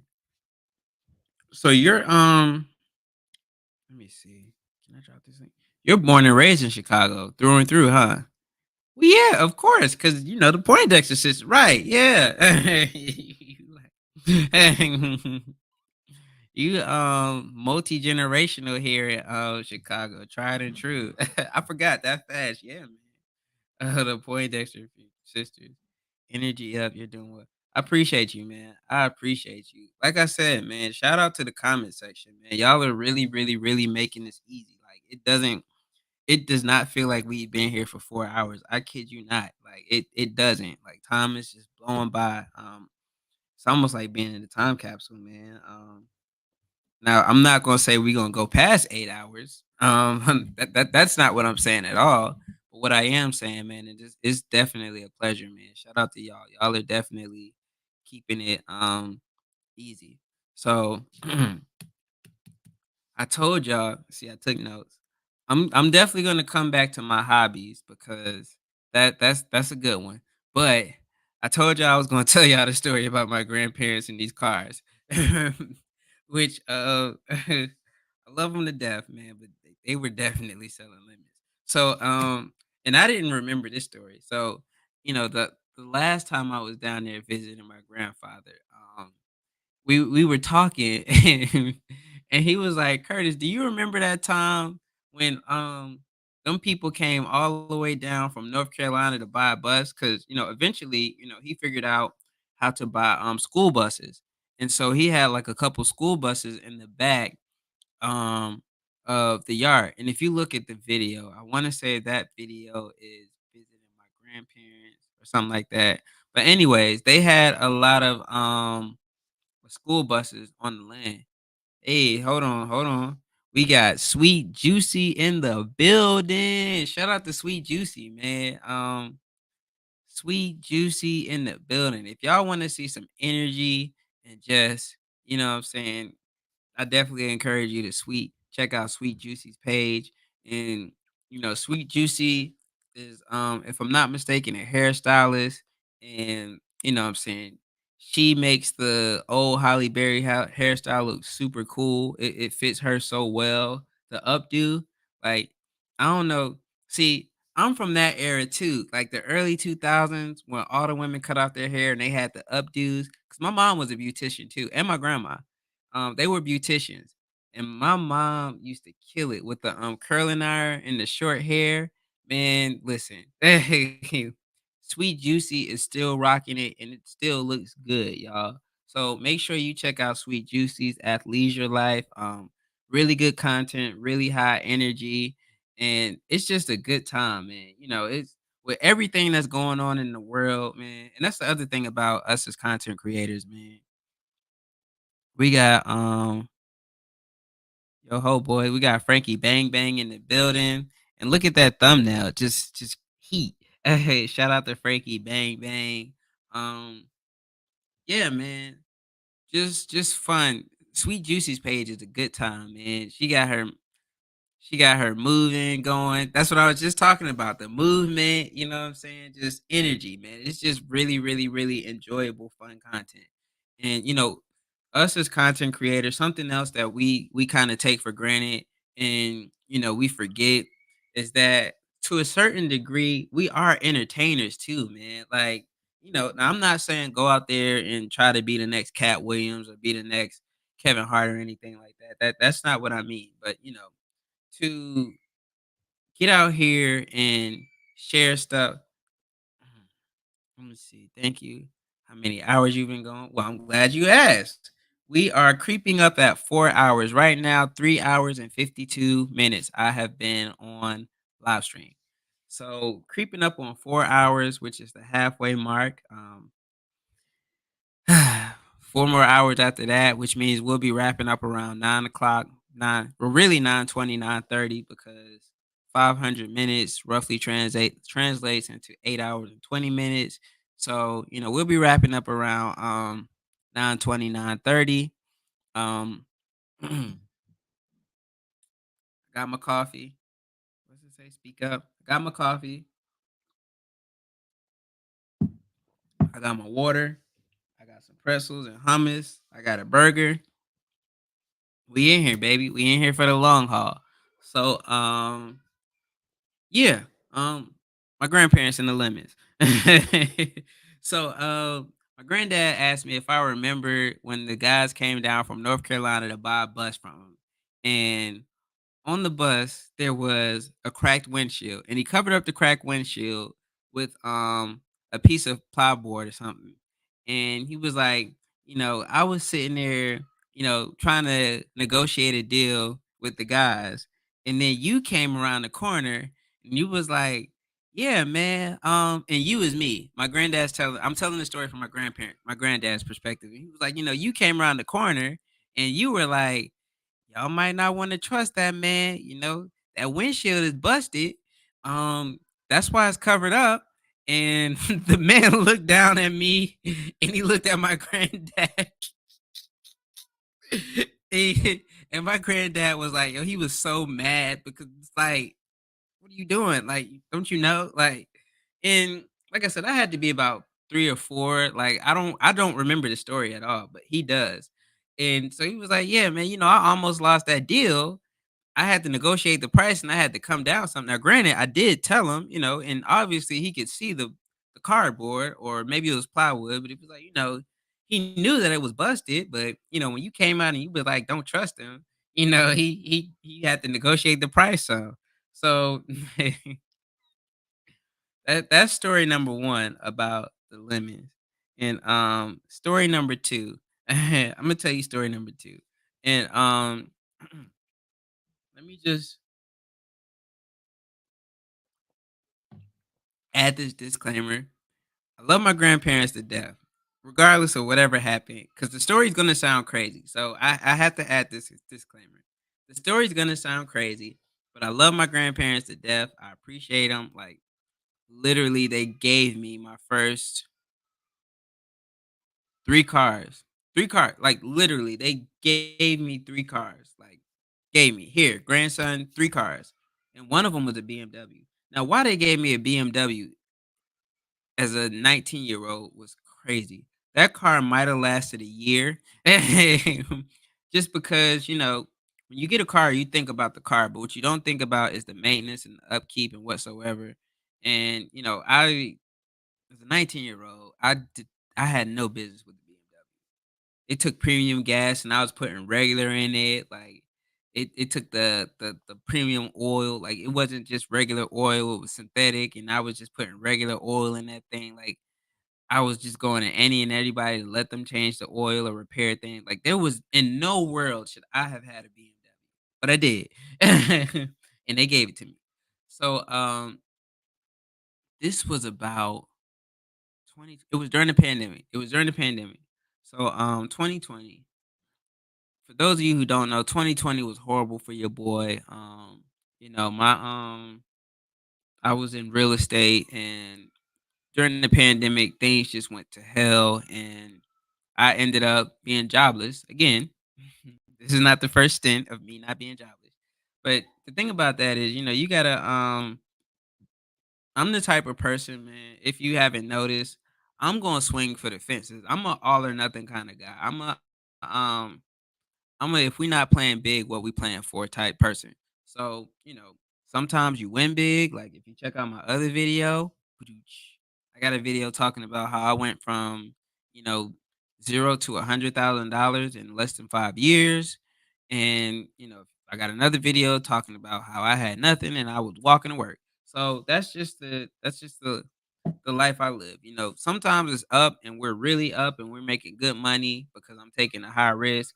Sometimes those risks don't pan out and it blows up, which, now 3 kids in, I'm moving a lot differently and I won't take those types of risks.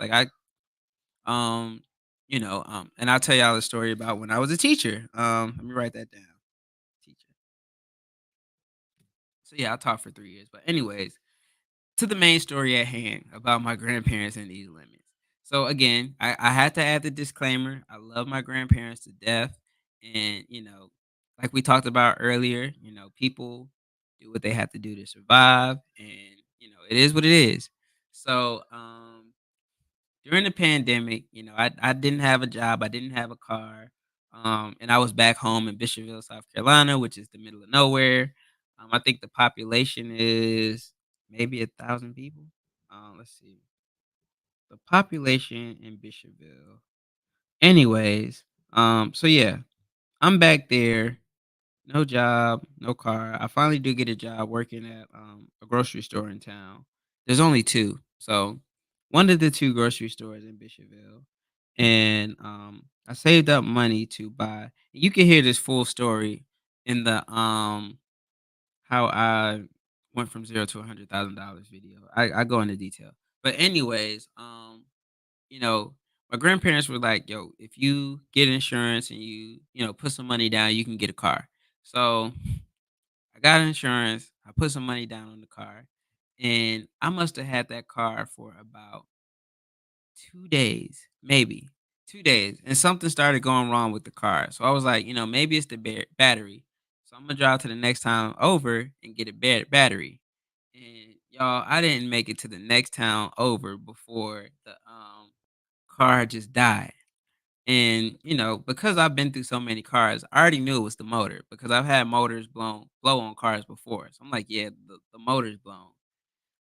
But it is what it is. So I took the car back to my granddad and I was like, hey, I think the motor's blown on this car. And he was like, you must have been speeding. You must have been driving faster than you're supposed to. You know you're not good with cars. Did you check the oil? Did you do this? Did you do that? Did you do that? And I'm like, I did all of that. Like that motor was bad. There was nothing that I could have did. I mean, I could have done everything right, minus changing a motor, and that car was just gonna go. And he was like, "No, it's your fault. You did it. You did it. You did it." And so, we going back and forth. And so finally, we went and we got a mechanic and he came and looked at it. And the mechanic was like, "Yeah, oh, we just hit 4 hours, y'all. 4 more to go. 4 hours in this thing, man. Woo, 4 hours. I can't lie, this coffee.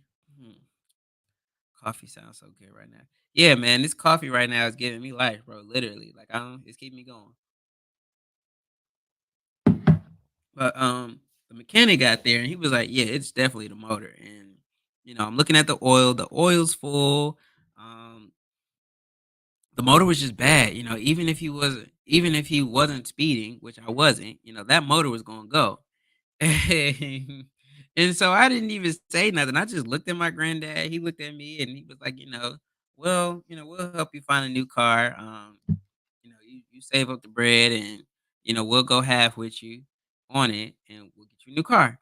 And so, I had to start back again from zero. I saved up a little bread and I found a car that I liked, and I was gonna get it, and I reached back out, and he was like, "Half? What you talking about? Like, we ain't going half on no car. We just gave you a car," which they didn't give me, but he was like, we can't get it. Which basically, I understand what happened. Maybe at the time when they said they could have, the circumstances changed and they couldn't. I was old enough to understand that, and I didn't take it personal. Like I said, I love my grandparents to death, man. I don't, little stuff like that, it don't matter, man. But, you know, it was just crazy because, when that car broke down, he tried to blame everything but the car when actually it was the car. So, I'm pretty sure they did sell a couple lemons, but you gotta love your people, man. Like I said, I love my granddad to death, man. That's my guy. I get it. It's hard to tell people when your finances are messed up or when you're going through something, which um it is what it is. Cause right now, especially right now, everybody's going through it, whether they want to admit it or not. Like groceries are expensive. I went to Aldi yesterday and I spent $75 and I didn't get everything that we needed. Like feeding a family of 5 right now is crazy. And, trying to do that back in the pandemic was rough too. So, I didn't take it personally. I didn't get offended. More than anything, it was just like I'm glad that, somebody is saying that it wasn't me, it was actually the car. So yeah, they were definitely selling lemons. But again, 3rd grade education, you gotta do what you gotta do. You figured out a niche market and, it's dope, man. I respect it. Mhm. Mhm.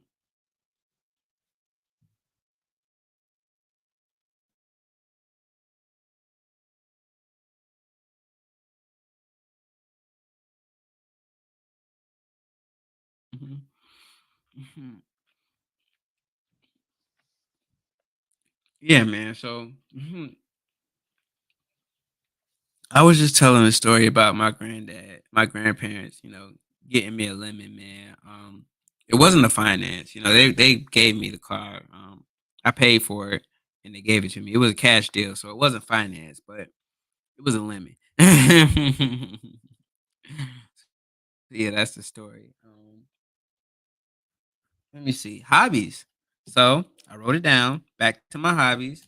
Um, I like to play video games at my big grown behind, which we talked about.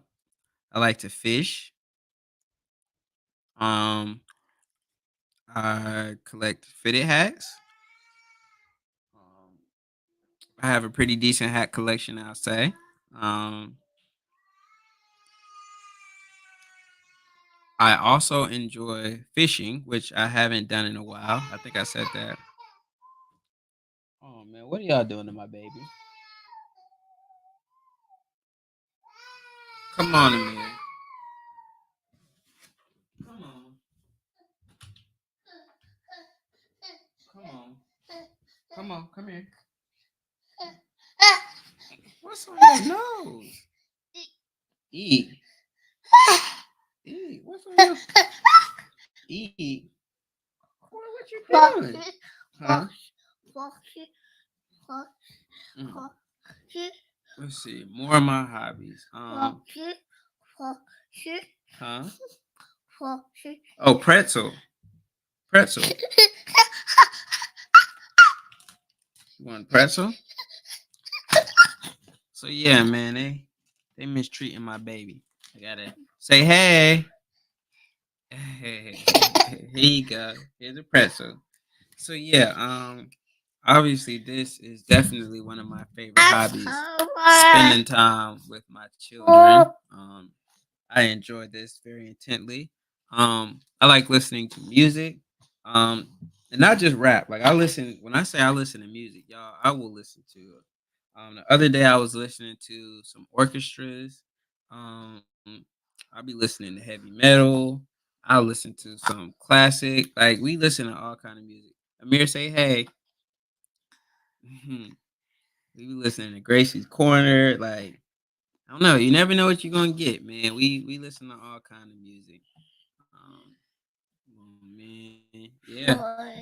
Amir is in the building. Someone from North Carolina is calling me. Hold on.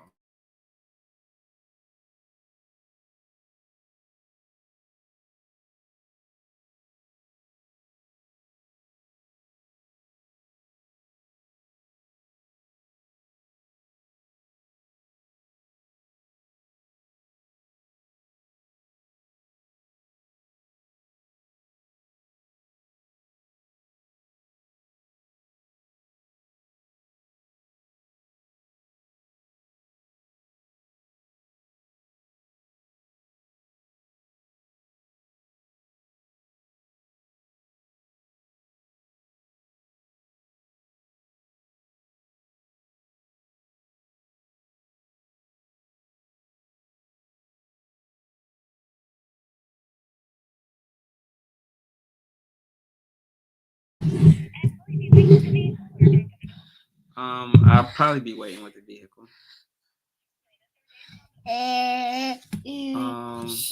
How's the availability look?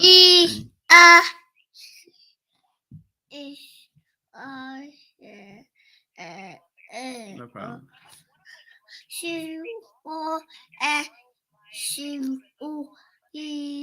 Okay. How about Tuesday? Monday is tough. Morning.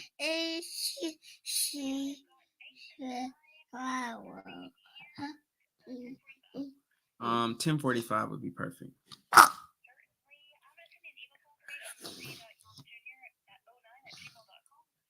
Yes, that's perfect.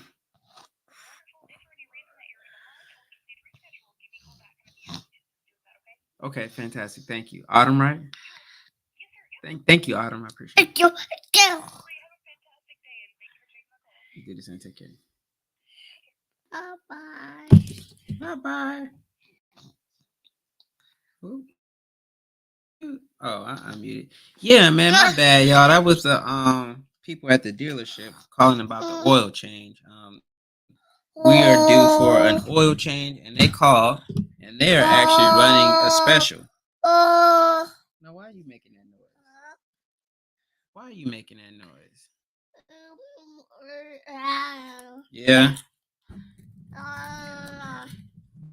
you good? You feel better now? You want to go downstairs? You want to go downstairs? No? Okay. Well, yeah, y'all. Let me see. Hobbies. I actually enjoy making videos.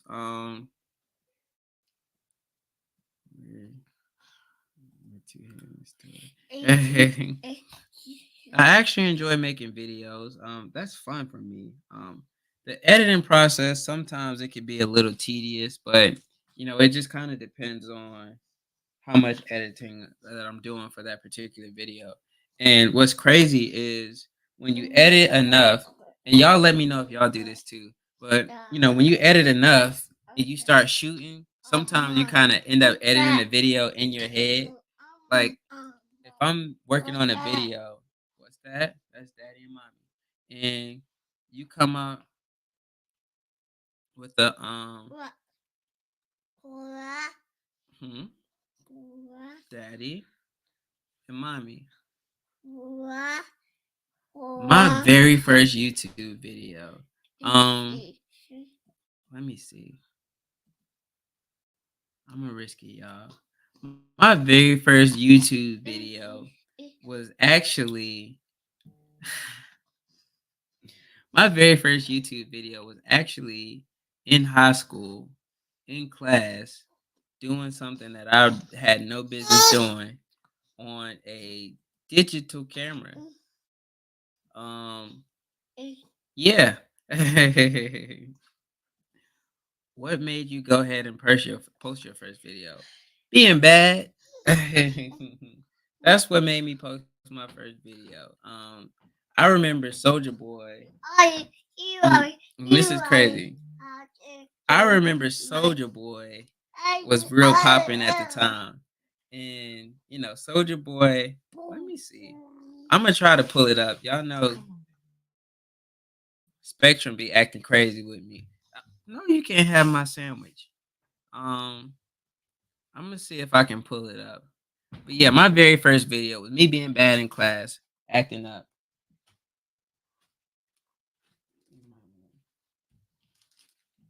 Not let him get the whole bag. Let me see. And I think I actually took that first video, and it's not public anymore. I don't think it's public anymore. Amir, come on now. No, you can't use this to get the hats. Um, you need to get on an interview with him. No, I'm not interviewing Amir. all he gonna do, all he gonna do is tell y'all how much he love me. I mean, Amir, how do you do? See, you trying to kiss the ring. I don't even have on my ring right now. I need to find it. But if if I interview a married, everybody knows I'm married, and all I do is talk about my wife, my wife, my wife, my wife. Um, Let me see if I can find my oldest video because I definitely have made that not private. I mean, I made it private. Um, yeah, that thing is definitely private. Well, my first video, um, I was in high school in class, and I was being bad in class. That's it. And like I said, it was just that time. Soldier Boy was real big, and he wrote in white highlighter on his glasses, and so on that video, that's what I did. I was just talking. I think I was trying to freestyle or something like that. Um, in class again. All this was going on in class, and this was once again in high school, y'all. Mm, mm, mm,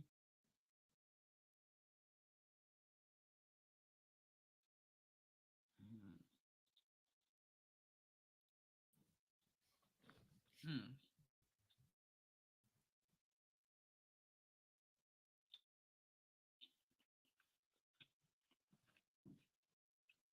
I think I might actually make it unprivate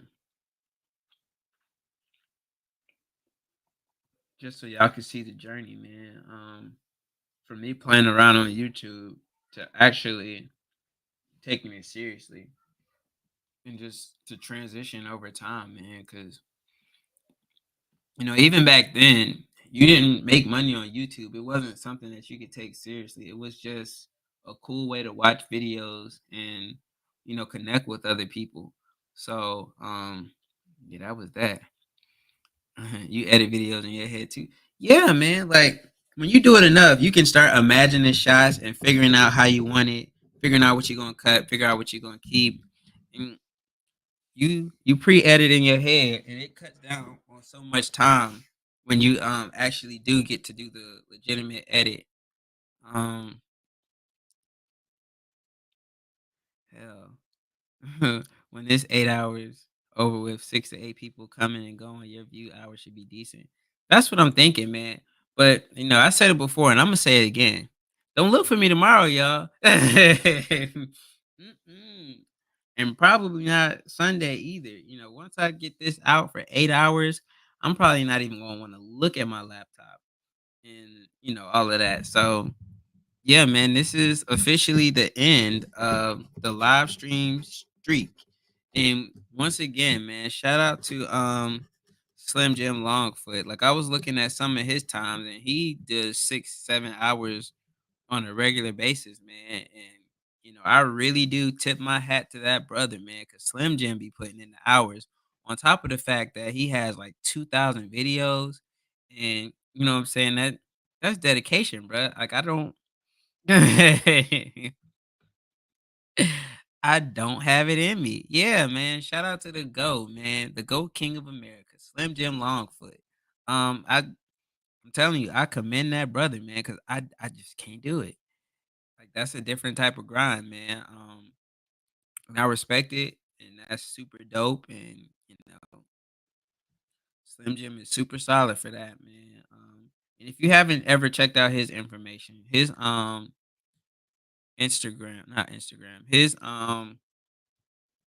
information is what is it? Goat 1408. Goat 1408.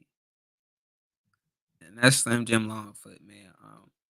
It, he has so much going on over there. You'll definitely enjoy his content, man. Yeah, man.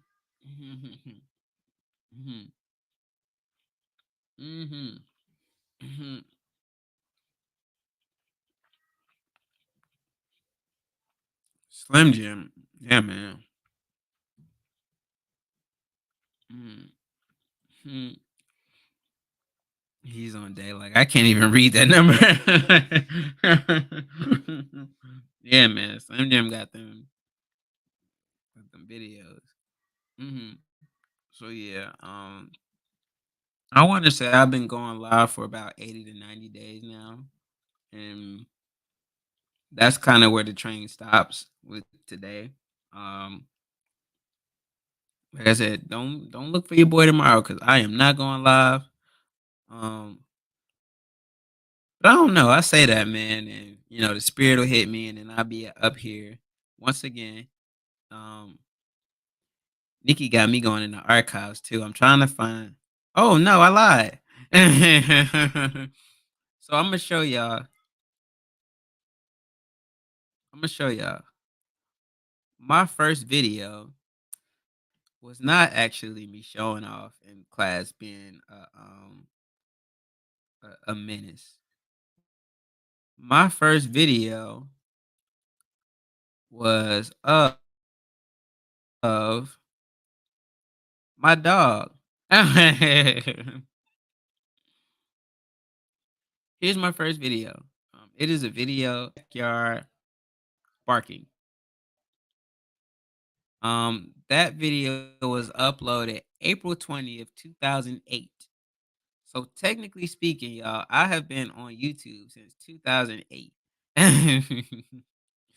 The first video that I remember is the description is so clear. Um, Us tripping in Mr. McCants class. And this is a video of me freestyling. And that's not the video that I even remember. This is the video I was talking about showing out with the little soldier boy glasses. So, that those were my first few videos on YouTube in 2008, which actually got a lot of views. But you got to remember that these videos, like at the time, YouTube wasn't on, metrics and engagement and all of that stuff. So these are very respectable views today, but that was a totally different time. Um,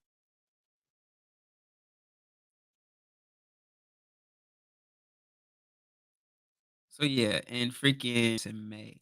So this had to be my junior year of high school. Yep, May 2008. My junior year, because May, we were just getting out of school. June, a month out. And then let's go down the journey. So this was a little podcast situation that we used to try to do back in the day. And we just get on there and talk. This was 2015. This is when I tried YouTube again, and the goal was to kind of just run as a podcast. I was running with a guy named Benjamin Bailey, who was actually an author. And shout out to him, man. Really good brother. He is like, so Mr. Bailey is 70, 72, 73. And shout out to Mr. Bailey, man. Mr. Bailey had a child last year. So Mr. Bailey, I want to say between 70 and 75. And he has a she's about the same. So she's almost 2 cuz she's younger than Amir and Amir is 1. So, she's 1 going on 2 as well. And it's crazy because he's in his 70s and he's starting all the way over, man. And that just goes to show, men can have kids until forever. uh, so this was one of my friends who was a rapper, and he opened for T.I. in Greenville, South Carolina. I shared that. Um, this was when I tried to get back on YouTube again, 2016. I was doing interviews with people. This guy was a financial advisor. Shout out to him. I need to actually check and see how he's doing. And this guy right here, Keyshawn Scott, he was actually a young brother who wrote a couple books, and he actually ended up becoming like a representative back in my hometown. And he's like in his early 20s. So shout out to him. Um, and then this was when I first started trying to vlog in October of 2016. Tried to vlog. And the crazy thing is Koi is in these videos, because he was just born. Um, Look at your boy on the air mattress and the whole nine. And then the vlogging thing that I tried to do initially, I made it from October to December. Look at baby Koi. This is my oldest right here, man. He was just so little. Uh yeah, man. 2016. And then I said, you know what? I'm done with this YouTube thing. And so I stopped in 2019. 2020, I came back and I was like, yo, man, I'm gonna try to do the motivational speaker type thing. And that's what these little shorts were. And this was before shorts were a thing. So these were like just little videos that I would upload and go from there. Um, Let me see. So that's that. What else? Um, so yeah, I was going through that phase. Lord, they being mean to my baby, but I ain't about to get him. Why do you have videos on private just asking to keep the conversation going? Girl, you know good and well why these videos are private. I have private videos. I think my first video. Exactly. You know exactly why them videos are private. Y'all, I'm sharing these with y'all because I'm just showing y'all this journey, man, of, starting and stopping and starting again.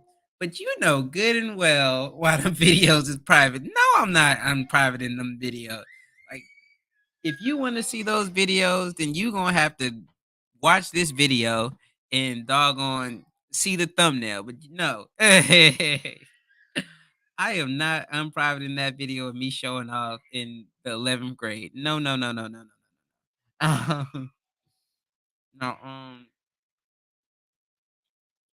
some of the early videos are unprivate, but those first few videos, no. So right here, November 20th, November. That's when I first moved to Charlotte. Um, and I was just running my mouth. Right here. Let me see. I started back. Let me see. Gotta show y'all. So started in January. I stopped again, and then I started in November. And November 2021 is kind of when I was like, all right, man. You know, I really enjoy YouTube. I really enjoy content creation. I'm gonna start taking this thing a little bit more serious. And so that's when I got back into vlogging. November of 2021 with this one right here. Um, I met my wife in January of 2021. Um,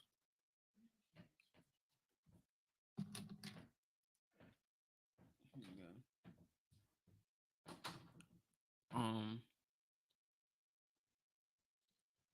this. Let me see. Yeah, I met my wife in January, and let me see, November.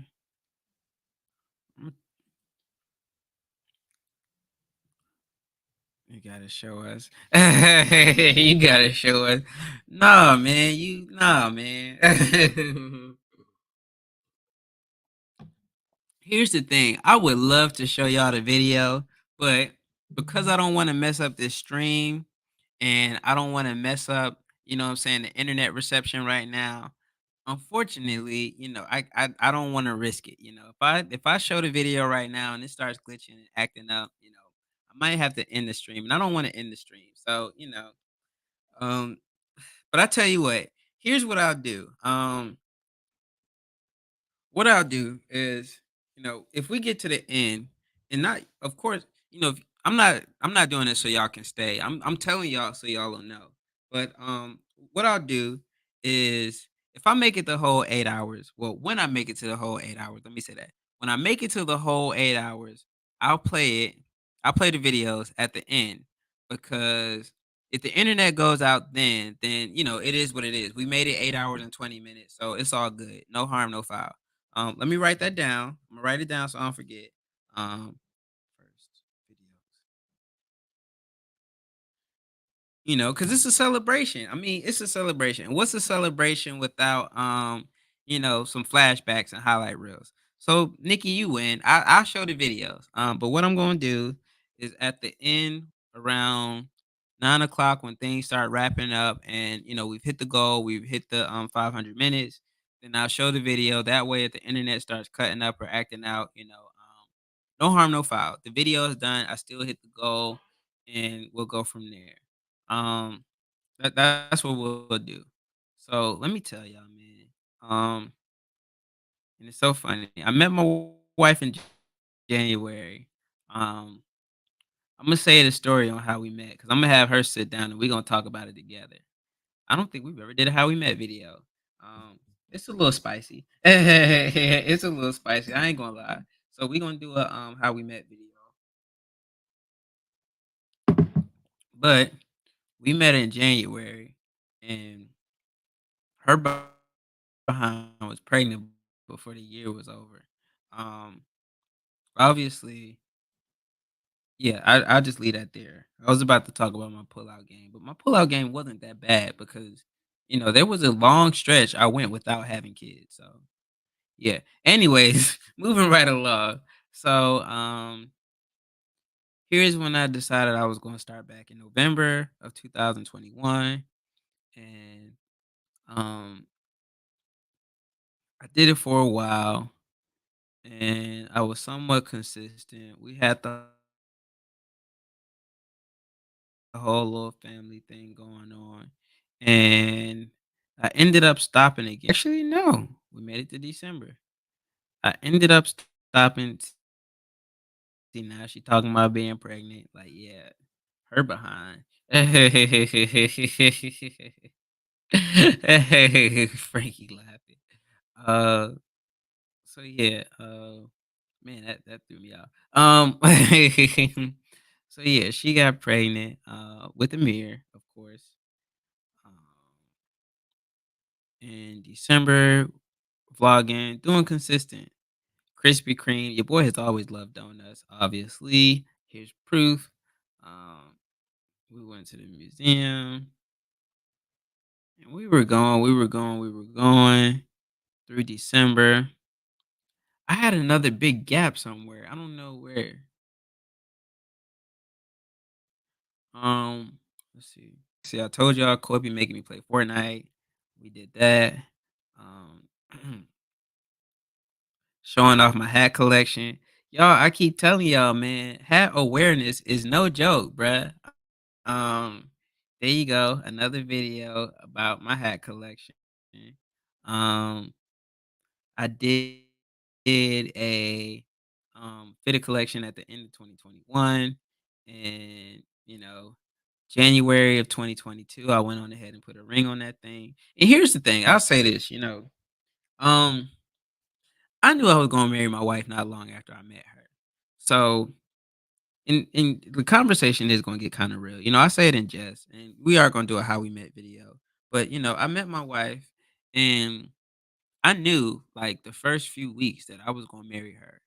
And so when she did get pregnant, we had a decision to make. And it was like, are we gonna move forward or are we gonna look at a different direction? And when I say a different direction, I'm paraphrasing, you can fill in the blanks. If we're gonna go in a different direction. And, I just told her flat out, like, I love you. I actually want to be with you. I want to marry you. And, even though this isn't the perfect scenario and this is not how I wanted to do it, here we are and I want to be with you. So we decided, and Amir's here. And my biggest thing was I never wanted people to say that the only reason I married her was because of Amir. And granted, we did get married before Amir was here, but I can honestly say, and it's documented that I had intentions on marrying her long before that was even in maturing in the womb. So it was it was little rush situation, but you know, my intentions were always, and like I said, it's documented. Like I knew instantly. Like, and I'm gonna tell y'all exactly. Like, I won't tell y'all how we met because I'm saving that. But what I will tell y'all is, not long after we met, um, she came over and she cooked because at the time I was staying with one of my friends because I was still getting myself together, and she came over and she cooked, and that food was so good, bro. Like she made like some sweet and sour type chicken or like some teriyaki Asian type chicken, and just watching her cook and everything, I'm like, yo, bro, I'm not letting this woman get away. And I did not trap her. No, no, no, no, no, no. When I say I'm not letting her get away, that's not what I meant. That's not what I meant. I'm not saying that, so I don't want to get that narrative started at all. But seriously, I was like, man, I could really see myself building a life with this woman because, just the time and attention that she's taking, putting into this food. And she was just cooking, y'all. And I was just like, yo, man, I really, really, really like this woman. And so there's that. I proposed to her. If you haven't seen this video, it was a super dope video. Like I put a lot into this, and I surprised her because she didn't know. I had her parents come down from Jersey. They flew in, and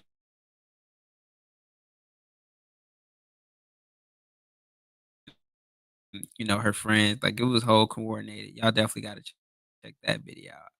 And it has 506. So apparently people like it. Mhm. Trying to see where's the gap.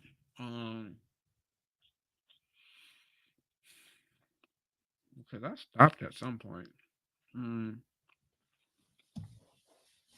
And then we could talk about metrics too. This video right here, almost a 6 minute video, freaking damn near 7,000 likes. You know, um, and this goes back to a conversation that I had not too long ago with Nikki and Mike about how people just like, random stuff. This video that has almost 7,000 likes, I mean 7,000 views. Y'all, this is about me unboxing a pair of shades. You know those shades that I be wearing, those Louis Vuitton shades? Right here,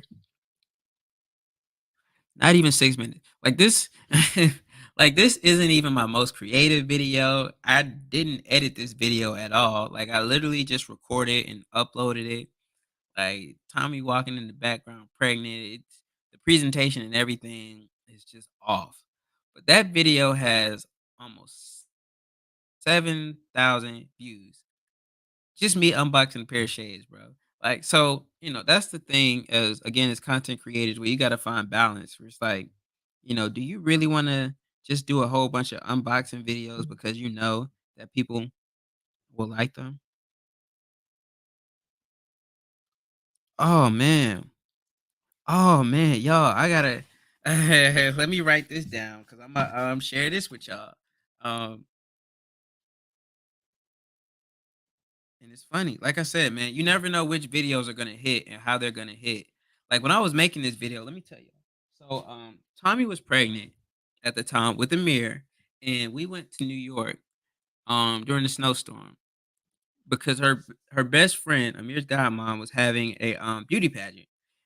And so we went to support her. And while we were there, I was looking for these shades. Now, mind you, at the time, I just started making real money. And I was like, yo, man, I'm going to get these shades because I just want them shades. And, I went and I got the shades. So here in North Carolina, in Charlotte, we have a Louis Vuitton store. And that Louis Vuitton store didn't have them. And so, I would just go around Louis Vuitton stores trying to find the shades. And the only place that had those shades was in Soho. Um Soho. Yeah, Soho in New York. And so we went to get the shades, which is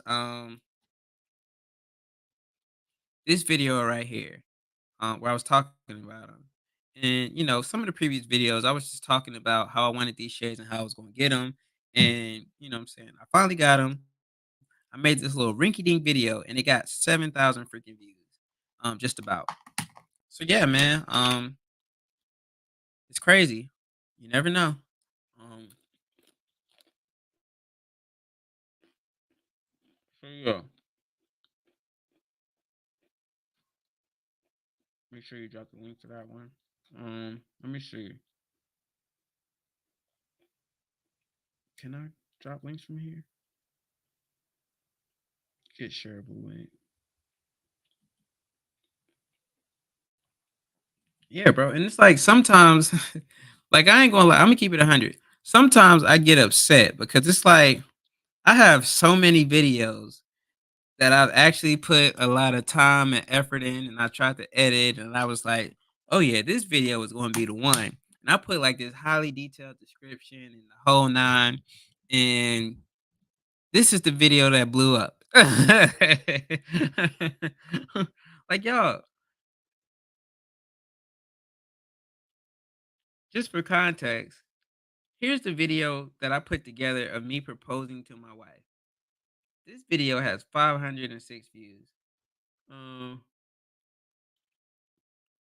506 views. You know, compared to a video of me taking a pair of shades out of a box in a hotel room in Long Island, New York, that has almost 7,000 views. So, that's just the stuff that we deal with as content creators. You want to express your creativity and, you want to, respect your artistic integrity. And then you do something like that and it goes crazy. So, yeah, where did I pause at? Because I took a break for a minute. I was not this consistent. Um, Let me see. So we went from November straight to and mind you, at the time, I think this was every day. I was doing daily vlogs. Um, or every other day. Look, February 18th, February 20th. Here's where I stopped. Okay, so I stopped in February.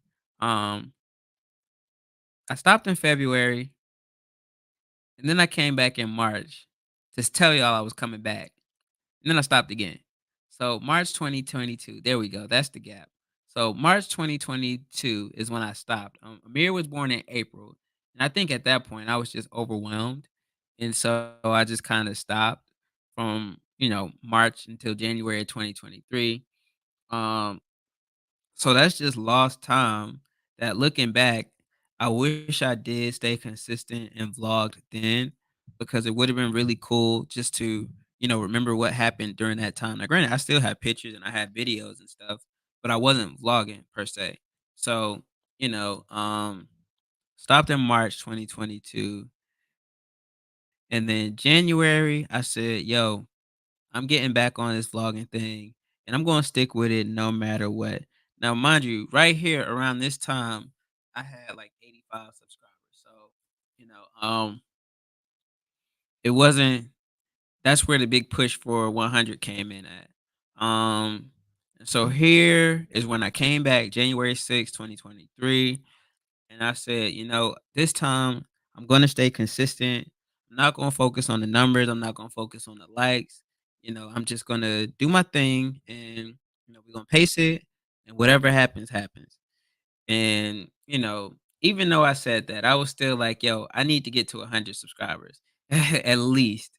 So, here you have me coming back. Um, it never fails every year in January, one of our cars break down, bruh. Like 2023.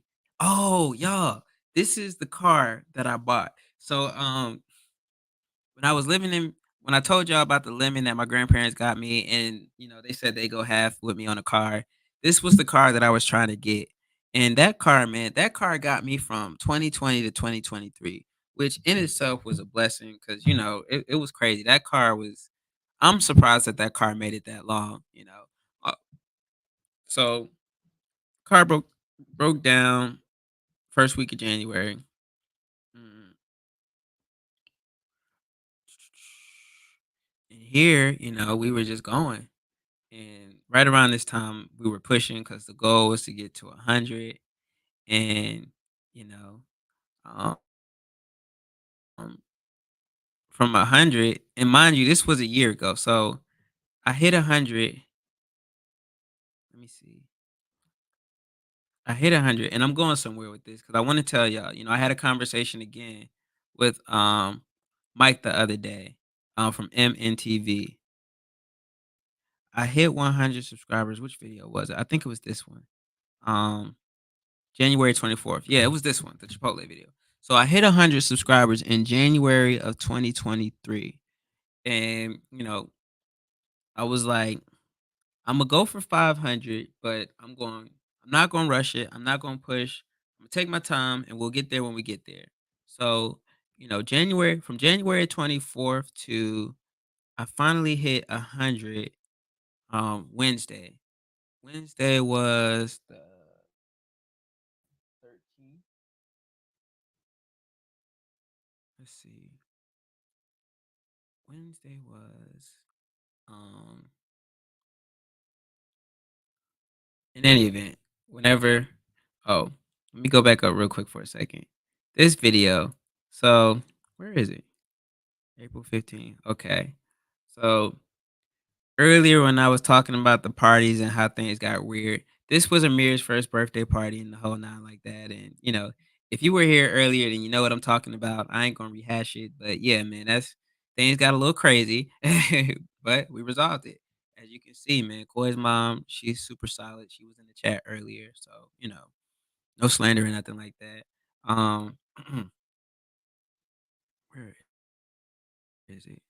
Sneaker content. That's when I was realizing again. Let me see. I guess that's why lyricists get upset how unskilled people music is pushed. I mean, it's like the same way they feel. Can I use StreamYard on the cell phone? I think there is an app for StreamYard. I haven't used it, so I can't speak to how it works in the whole nine. But I do think you can. Yeah, as a matter of fact, you can use StreamYard on your phone because I used it the other day, Wednesday. Crazy. I hit 500 subscribers, y'all, using StreamYard on my phone. So yes, you can 100% use StreamYard on your phone. So yeah, this is what I was talking. This is what we were talking. Let me post it back up. Yeah, I mean, look, like I said, using the same video. When I proposed to my wife, that video has 500 views. In no world would I think that a video of me unboxing a pair of Nike Air Max 1 Escapes would have 8,622 views. Yo, it's crazy. It's crazy. Like I have videos again that I have sat down and it took me hours to edit a 15-minute video. Hours, literally hours to edit a 15-minute video. And that video doesn't do that good. But I just turn the camera on, press record, and I unbox a pair of shoes, a random pair of shoes, and that pair of shoes gets 8,622 views. You can't make it up. You cannot make it up. That video has 8,000 views, bruh. Like some shoes. So yeah, man, it does get frustrating. Here's another one. Unboxing Nike Air Flight Huarache 2023 and cleaning. 213 views.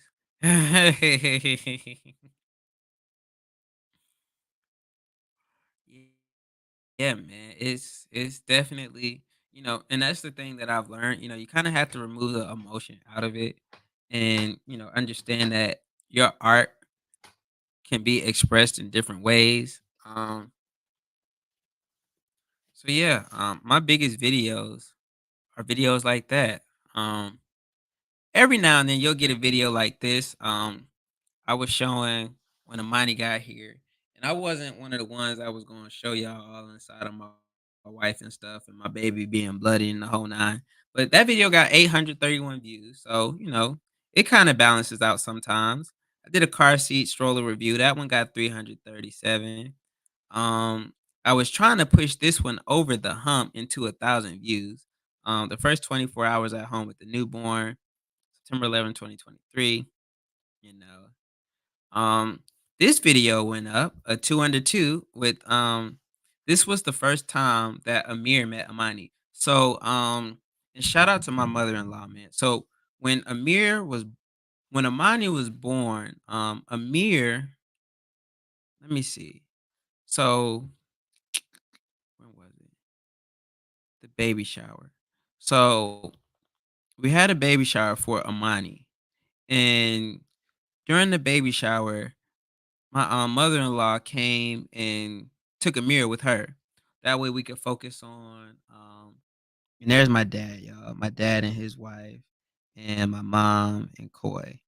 Um, let me see. And there's another one. That's my dad and me and Amir, Tommy, his wife and Koi, my stepmom.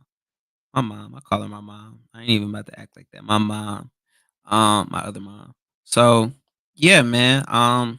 When Amani was born, Amir went with my mother-in-law so that we could just focus and everything.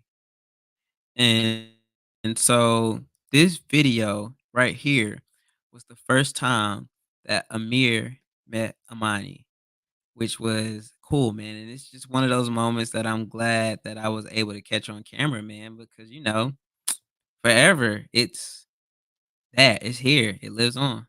Um Another video of 730.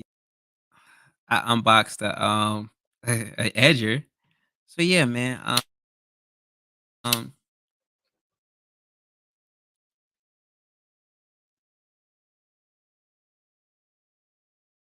that's it, man. I can't stress it enough. If you thinking about getting into this YouTube thing, what kind of content you want to do, where you want to go. It's the one I was telling you about earlier. That was the big one. But yeah, man, this was November. So, I can honestly say that I'm glad, last year happened the way that it happened because I was able to document and record so much stuff. Super consistent.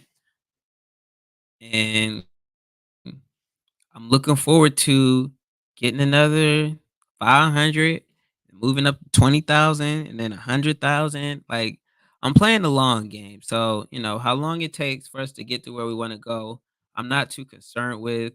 The goal is just to get there, man. I say all of that to say, everybody has their own journey.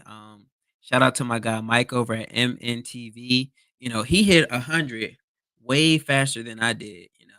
And a lot of people when stuff like that happens, they get jealous or they get envious, man. Like I just feel nothing but proudness and enjoy to see people figuring out the things a lot sooner than I did and being able to use it. Because, at the end of the day, man, there's so many things you could do with YouTube and it just opens up so many doors and puts you in so many different positions and opportunities, man. It's a beautiful thing. But what I wanted to show y'all, my wife just shot me a text from Miss Nadine. And Miss Nadine, I did a review for her cheesecake a couple days ago. And this just touches back on what I was telling y'all earlier about you never know which video is going to be the video or which video is going to, go off.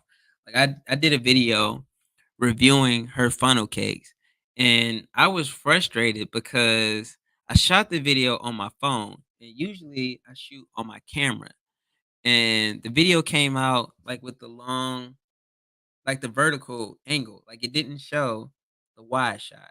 And I had it set on wide, but for some reason it did vertical.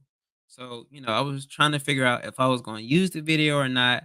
Ultimately, I decided to use the video because I just didn't want to waste the content. And I already ate the funnel cake, so it wasn't like I could record it again. It's a food truck, so it's not like she's open all the time. So I went on ahead and did it. And, my wife just got a text and it says, "Tommy, I sincerely appreciate you and your husband for the review on YouTube. It hit my heart heavy with tears of happiness, blessing, and genuine love. And that's the thing, man. And I was saying it a little bit last night. Like you never know how your videos are gonna impact somebody else. Or especially in terms of small businesses. You never know, how your video is going to impact their business or what it's going to bring to them. So, just keep going and keep pushing. And also as content creators, you definitely want to leverage what you bring to the table. And, I use the word leverage carefully because I don't mean, just beat people upside the head or feel like you're entitled to anything. But what I'm saying is my bad. Is leverage it to where you can, get into these rooms and have opportunities and, grow. And it becomes a mutually beneficial opportunity for both you and that channel or that small business. I have to run to the bathroom. And no, it's not because of the coffee or the burger or the pretzels. I just drunk a lot of water, so I have to pee. So I'm gonna go on mute for a second.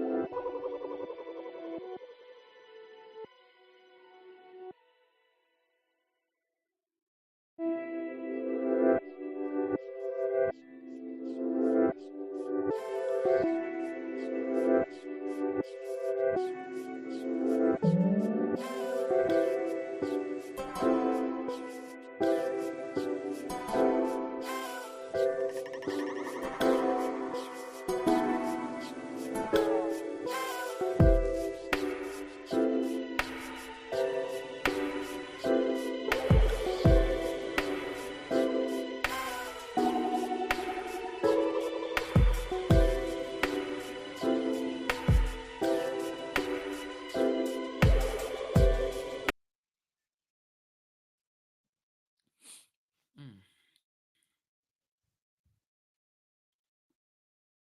All right, y'all. My bad. We back. We back. We back. We back. Um, I had to go refill my water as well.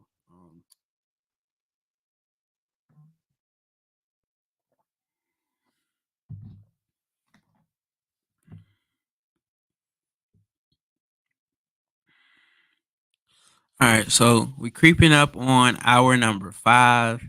3 more hours to go. 3 more hours to go. 3 more hours to go. Yo, man. Whew. Whew, whew, whew, whew, whew. Let me see what's going on.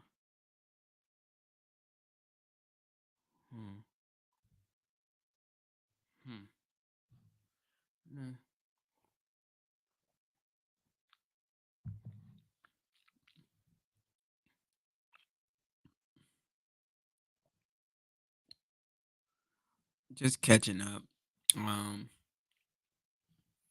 and here's the other thing. I can't speak for other content creators, man, but I find it very hard to keep up with content like as far as social media.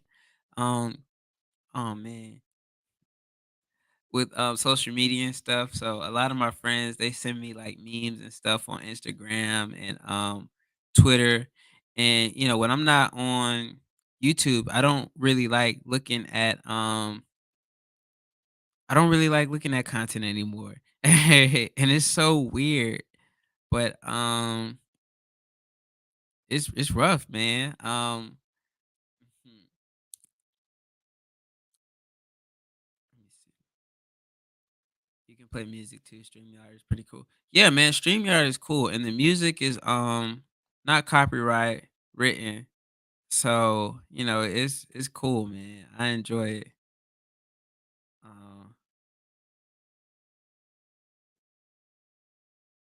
Yeah, I'm just trying to catch up a little bit. I enjoy StreamYard a lot. And then, oh, Nikki, here's the thing. So StreamYard, which is probably the other reason why I probably won't be going live for a few days, is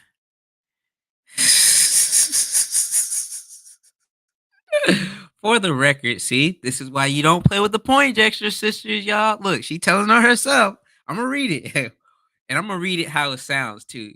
For the record, when I said you would have to use the toilet, I wasn't saying the burger was greasy or gonna upset your stomach.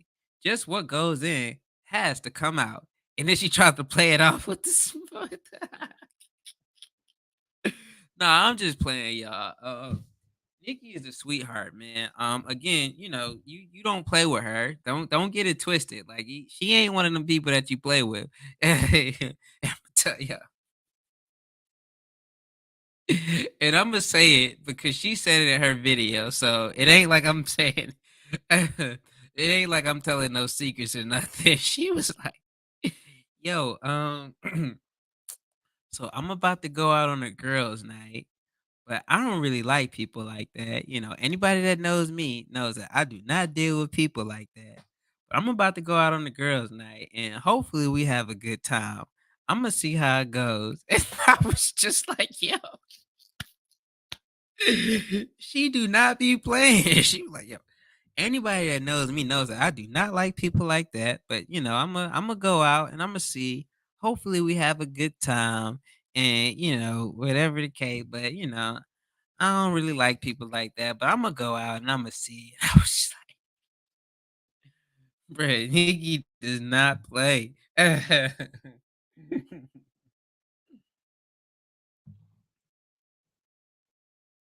Yeah, man. Shout out to Nikki P, man. For real, for real. Like all jokes aside, man. I keep saying it because I'm so serious. Like she definitely gives me um inspiration to, think outside of the box and try new things with the videos and she gave me a lot of wisdom and put me on a lot of good game. So shout out to Nikki P, man. She really does her thing, bruh. Like it's really good content, man. Um, let me see. I got a list. So I told y'all about Miss Nadine. We talked about my first videos. We talked about my grandparents selling lemons. Told y'all about my hobbies. I did not tell y'all about when I was a teacher. Um, I haven't told y'all about college yet. There's so many things that we could talk about for the next 3 hours. And it's crazy, y'all, because again, I told y'all what my plan was, but I didn't know if I'd be able to sit here for 3 hours and just, talk. But we are here, man, and I am truly grateful for everybody that came through and stopped by. Again, I'm a crazy person. I know that, everybody has to work, they have jobs, they have things that they have to do. So, I appreciate everybody that took a second to stop by and kick it with your boy over here in Yorktown, man. 'Cause you didn't have to be here. There's so many other things that you could do with your time. And, time is something that's very valuable. It's something that you can't get back.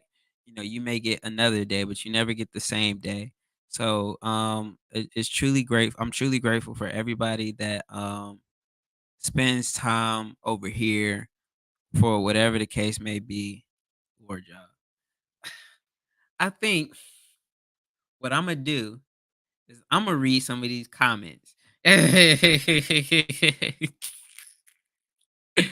think that'll be fun. So here here's one. So I did a video about, a job interview that I had. And, anybody that watched the video, they know that, in the video I was saying, man, I'm kind of skeptical about taking a job. And I listed the reasons why. And so, Murder, we are checking in at 5 hours and 3 minutes, my guy. 5 hours, 3 minutes, and 20 seconds running as we speak. We have been on consistently, man. Mm-mm. She's 5 hours. Yeah, man. We going. I got my coffee rolling. I got my water. I finished my burger, so my energy is back up. I still got my pretzels and my hummus, and we rolling. So now I'm looking at some of these comments. It's just how off the water they are. We got my boy Black Street, Black Star Exotic, Black Star. Oh man. So I also have somebody else in the video in the chats right now that deals with dogs. His name is Bulldogs for You 559. I just put his most recent comment up. Make sure you subscribe to him. Y'all exchange information and everything cuz Black Star Exotics, he um he does something with dogs too.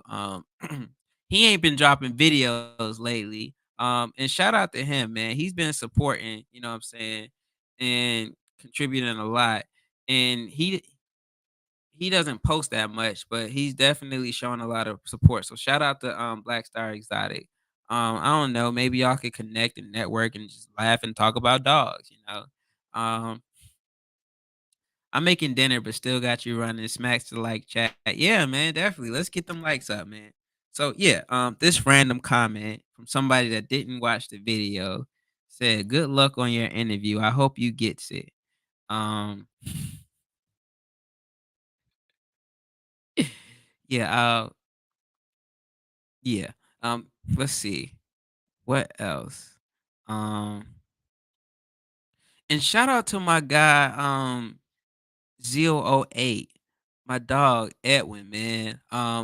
Edwin is one of the people that is like a OG of Yorktown, man. It's been times where literally it's just been me, Murder, and Edwin sitting in the chat, dog. Like and we just talking to each other. And then usually my boy Sneaker Hunter would come in later because his schedule was a little different and he just dropped a comment. So, it's literally been times where it's been a video or a live stream and there's only been four people. And it was me, Murder, Edwin, and Sneaker Hunter, dog. It's Superfly, like 5 people, bruh, like, so again, man, I really like, I don't want y'all to think I'm not being genuine or I'm being fake humble or anything like that, like, no, I literally mean, like, there's been days, and I've said it, like, there's been days where just those 5 people have kept me going, cause 'cause y'all have seen, I mean, I showed y'all my record history. Y'all have seen I've been on and I quit a lot of times, man. So, for me to stay this consistent, it's because I found people that really, really, really, support the vision and they support the videos. And I just like I would be remiss if I didn't shout out Edwin, man. Edwin is really like one of the first few people. And here's another, I'm gonna write that down. Top social media. I'm gonna get to you. But here's something, and it's funny because I was just talking to one of my friends the other day. He was saying that he watched my video and he saw I hit 500, and he was congratulating me and stuff. And I told him thank you, and I appreciated it because and it's gonna sound strange, but I'll say, I really don't expect my friends and people that know me to watch my videos anymore. When I was trying to get to 100, the first 100 was purely off people that, saw me on Facebook because I was posting it, or people that trickled off from Instagram or something like that, or family for the most part. The first 100 people, that's literally where it came from. I remember one guy, the guy that actually won the hat. Shout out to Big Flashy for my 100 subscribers. He was like, "Yo, man, I was waiting until you hit 99 subscribers so I could be the 100th subscriber just in case." So, that's kind of that's what my first 100 looked like. Um, but you know, I really don't expect my friends or family to support the YouTube thing, and I don't take it personal. And this is something that I'll tell a lot of young YouTubers that don't know or they don't understand. Like, people that know you, they're used to seeing you one way, and a lot of times they know what's going on in your life because they actually are around. So, they aren't going to be as invested or involved in your content as, people you don't know. It's kind of like how, a local rapper isn't respected until they get respect outside of their city. You know what I'm saying? And it's crazy. It's weird that it's like that, but you have to go out and get your audience and then bring them back to your city for your city to respect you. Or, you have to prove that you're successful to the world before your family takes you seriously. So, I was telling them like, bro, I don't really expect y'all to look at my videos. Like, I appreciate you. I really do. Like, I don't, what I'm saying? I don't take it for granted at all, but you don't have to do that. Like, I get it. It's like I remember a while ago, so another one of the many lives I lived, at one point I had a clothing brand back in the day. And, people always wanted free stuff or they felt like, I had to give them free stuff because they were gonna promote my brand for me. And it's like, no, like I need you to pay for it because this is my business. Like if I just give away all my stuff to friends and family, number one, you're not gonna appreciate it, so you're only gonna wear it like 1 or 2 times. Because it's free, it doesn't hit the same as that Ralph Lauren shirt that you bought. So, you gotta pay for it, and people appreciate it more. So, again, man, I gotta shout out the OG citizens of Yorktown, man. Like, y'all really kept me in this thing. Like, I was talking to my wife, man. It was y'all, bro, and her, um and then also something else that I wanted to touch on. I'm saving your comment, Nikki, because I'm trying to make it stretch. We got a long way to 9 o'clock, so I'm gonna get to it. But the other day I was talking to Mike, and he was like, he asked me, did it seem like a long time for you to get to 500? And the answer was yes and no.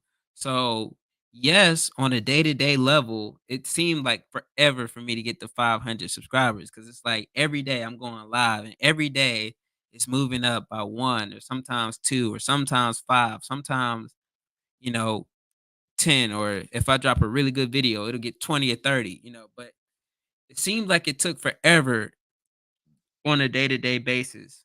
But looking back today, it doesn't seem like it took that long for me to hit 500 because again, I hit 100 on January 24th of 2023 last year. So a little over a year I hit 500, February 13th, Tuesday. February 13th I hit 500. And now it doesn't seem like it was that long because it's like in the grand scheme of things, it was a year. And I showed y'all, like, I've been on YouTube for a very long time. My first video is 2007, and it's just me recording a dog barking. I came back in 2008 and I recorded myself being bad in class. I came back later and I tried to do podcasting. I came back and I tried to do interviews. I came back and I tried to do vlogging. So, in the grand scheme of things, no, it does not seem that long a year later looking back, but every day building up to it, it seemed like it was forever. So definitely, and I know it sounds cliche, I know it sounds like whatever, nigga. But enjoy the journey, bro. Like I'm telling you, it is a process. When you look back and you see what you did and how hard you worked, it hits different, man. So again, I went all around the world again just to shout y'all out, man.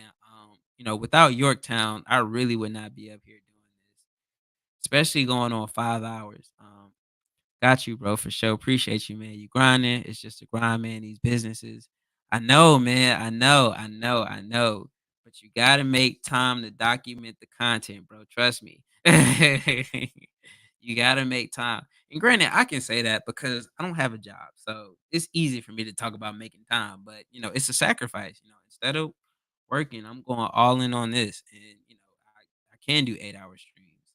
Um Wow, over 5 hours. Let's go. Run it up, Kurt. Hey, I appreciate you, Jewel, man. Shout out to you, man. I really appreciate y'all, bro. Everybody. Berto in the building. 3 more hours to go. Yes, sir. 3 more hours to go. Let me see. Murder. Yeah, bro. Murder's a real life day one, man. When we got started, bro. It was let me see. Favorite social media apps, fave from least.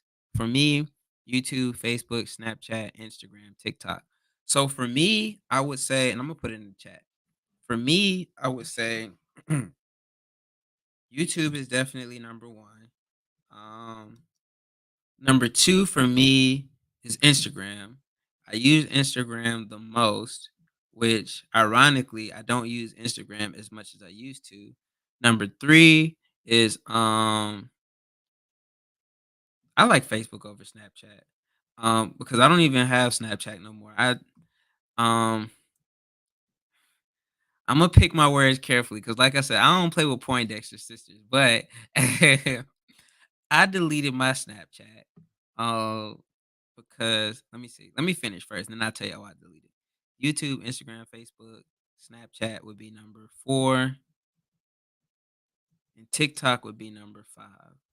Um, I think TikTok is a great app, but once I saw that, the Chinese people kind of run rampant on TikTok, I was like, you know what? I don't know. And that's the other thing. Like people always say, yo, you need TikTok, you need TikTok. Your channel will blow up so much faster if you had a TikTok. You'll go viral on TikTok. You can get TikTok partnerships. I was like, in the off chance that it's not a conspiracy theory. I mean, here's the thing. So government the there's a lot of companies that well, not companies, there's a lot of local governments in a lot of states that say, hey, state people can't have TikTok on their phone. So if they can't have TikTok, I don't want TikTok. And I know it's like, what in the world would they want with Lil Kurt's information? Like what they gonna do with Curtis information? But in the off chance they might want to use me for something or whatever the case may be, that's always why I've been hesitant to use TikTok. Which even though, my wife has TikTok, so if they really wanted to get me, they got her stuff. So, for me, it's YouTube, Instagram. I forgot about Twitter. Twitter is number 3. I definitely like Twitter more than I like Facebook. But what I can say is since I met Nikki and Mike and our little group, Facebook has moved up for me a lot. I like Facebook now a lot more than I did before. Um, Snapchat. He, here's the thing about Snapchat, and I'm gonna be honest with y'all, man. My wife's gonna watch this one day, and it's cool, but it's Yorktown. We can talk. You know, Snapchat is just too. It's too tempting, man. Like the fact that I could say something to somebody and it's gonna delete. If they screenshot it, I know it, and you know, it disappears. You know what I'm saying? I'm like, I don't need that. And, I'm not saying that I'm going to cheat because I love my wife and, just the idea of hurting her, like I legitimately feel bad. So I wouldn't even want to do that. But it's like with Snapchat, if there's even a possibility that there's a temptation, it's like I don't need it. So that's why I don't use Snapchat because back in the day when I was, single and mingling and, having my little relationships and whatnot and my situations between because after Koi, I was single for a while. I don't think I had one girlfriend, but that didn't work out. Actually, no, I had like two girlfriends. I had a couple girlfriends, but they never really worked out. But Snapchat was Snapchat was crazy, man. So yeah, that's why I don't have Snapchat. I just deleted it, bro. I'm like, yo, I don't want the temptation. I don't want nobody sending me a message that's going to delete. and it could be something, risky or anything like that. I don't even want to open Pandora's box. So I got Snapchat out of there. So that's right above TikTok as far as apps that I just don't use. So yeah, man, that's I'm a man, bro. At the end of the day, like you know, I don't put myself in positions where I have the opportunity or the position to cheat because I'm a man, dog. That's where my discipline is. I'm just not even gonna do it. If I feel, I'm not doing it. So I don't even allow the opportunity to, plant the seed, bro. That's why I always say I'm married, what I'm saying? I'm faithful and I don't even put myself in the position or opportunity for trouble to even start. So yeah, that's why I don't have the Snapchat. YouTube, Instagram. Black Star said YouTube, Instagram, Facebook, Snapchat, TikTok, and he'd be on Twitter. Um, yeah, I love Twitter, man. The thing about Twitter is like the fastest. So I've seen stuff hit Facebook and Instagram like 2 or 3 days after it was on Twitter. So yeah, man. I don't get support from anybody I know in any that's what I'm saying, dog. It is so weird, bruh. Like people people that you know and love, they won't support you until people that you don't know support you. Like again, I always have to add the disclaimer that I'm not beating up on him. But my uncle sat up here and told me that, people only want to watch videos that, interest them. Or what did he say? Like educational type videos and things like that. Which again, I'm not knocking it because to a certain degree is right. He's right. But y'all, we've been up here for 5 hours and 19 minutes. And the little eye at the top corner has never hit zero. Never. The whole time, y'all. So for 5 hours, somebody was here. And the lowest I think I've seen it was well, no, I lied. It was 0 at the beginning, but, at the very least I haven't seen it drop below 4. So at the very least, there were 4 people in here this whole time. So, and that's what he sat up there and told me, man. So it's like, I get it. And, when I was first starting out, so, um, told y'all I was the teacher. And, if we get there, I'll tell y'all about why I quit and everything like that. But, you gotta be really, really, really strong-minded to follow your passions and your dreams or things that you just care about, because if you're not, then you'll let somebody that's never done anything, and I'm not talking about my uncle, I just wanna make sure that that's clear. But, if you don't have a strong belief in what you do, then you'll sit up there and let people that have never done anything in their lives tell you how you should live your life or try to dictate and rule your things, and they'll say, "It's because I'm older and I have more experience." When clearly you don't have more experience because you haven't done anything, you just lived longer, like, you've just been taking up more air than everybody else, you've been wasting space.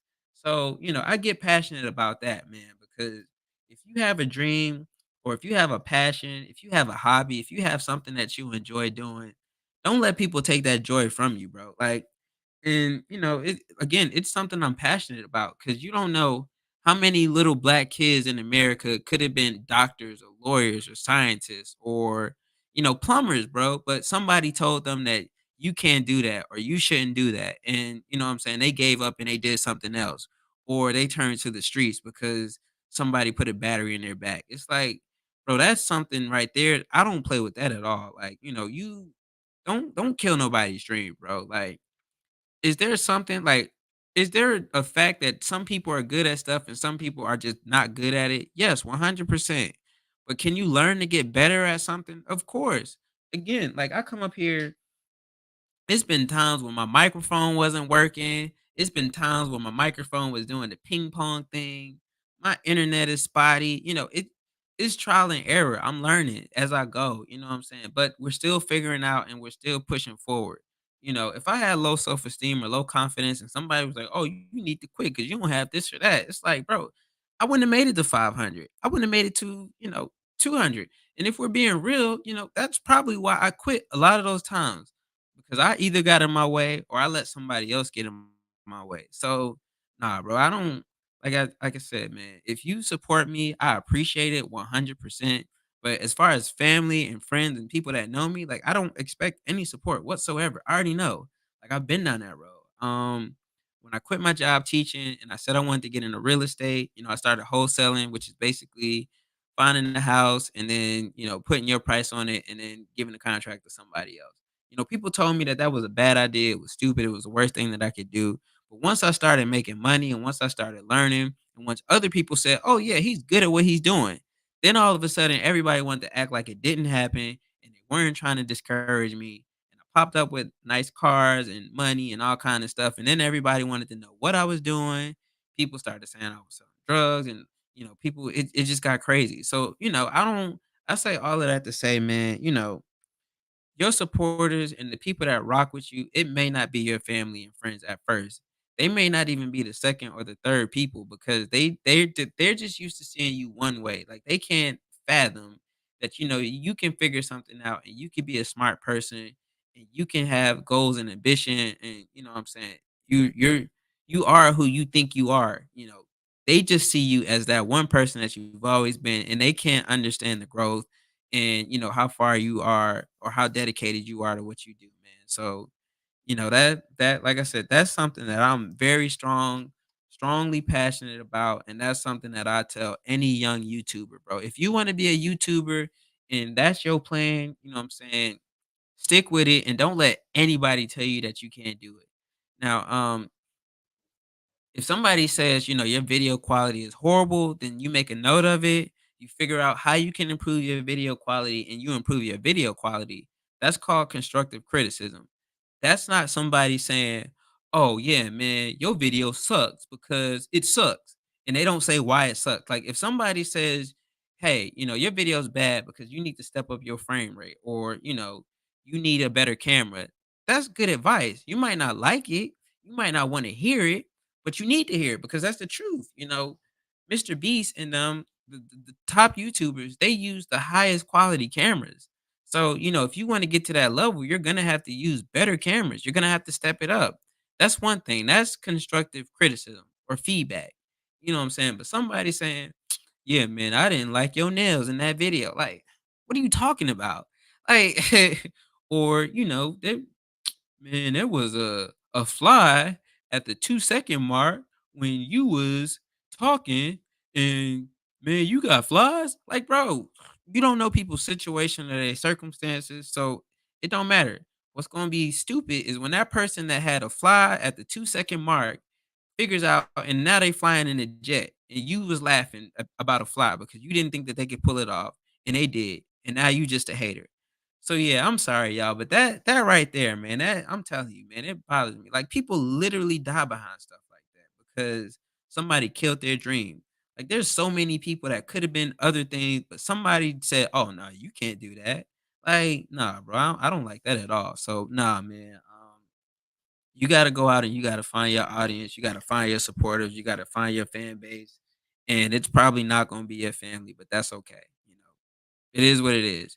And once I made that distinction in my life and I didn't expect anything, I didn't expect any support from my family, my friends, or people that knew me.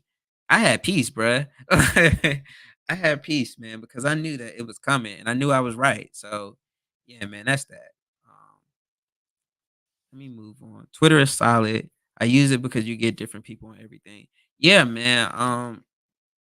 So me with Twitter as well, I follow a lot of real estate people.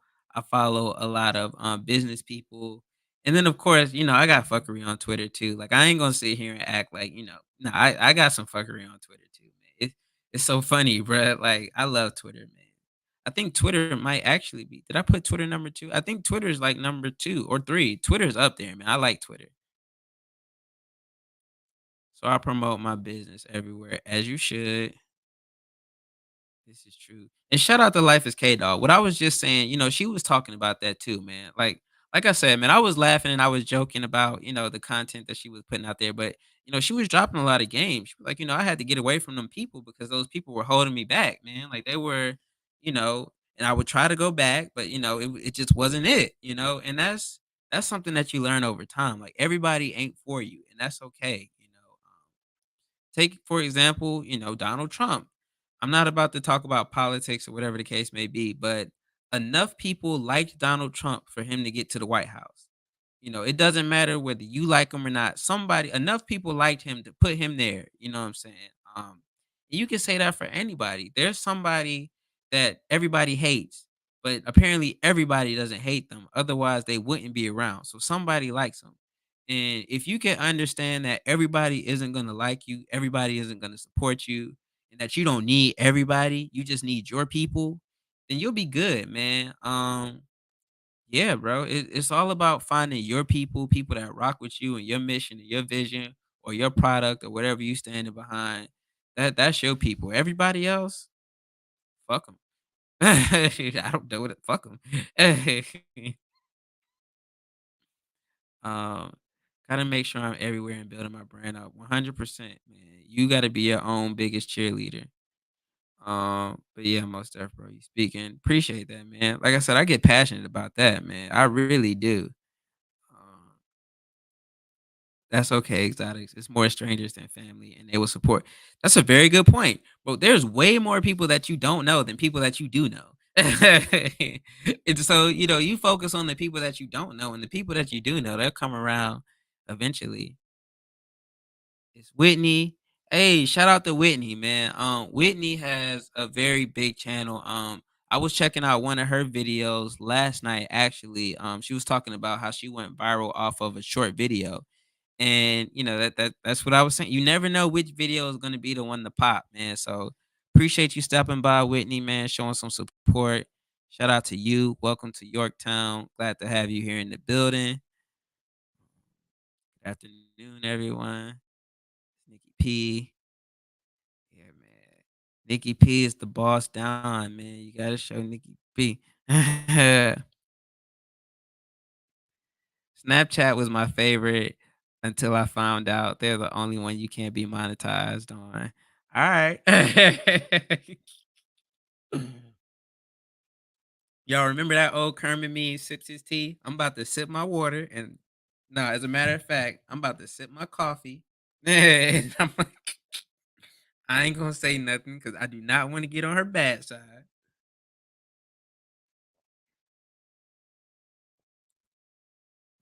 I'm gonna get my Kermit the Frog on, but I'm gonna put my hoodie on. Remember the dark Kermit? So let me see. Let me see how old some of y'all are. So you had the dark Kermit where he had on the hoodie. It was the good Kermit and the bad Kermit, and then you had the Kermit that was sipping on his tea. So I'm gonna put my hoodie on that. I'm gonna read it again. Snapchat was my favorite until I found out they're the only one you can't be monetized on. So I'm gonna sip my tea.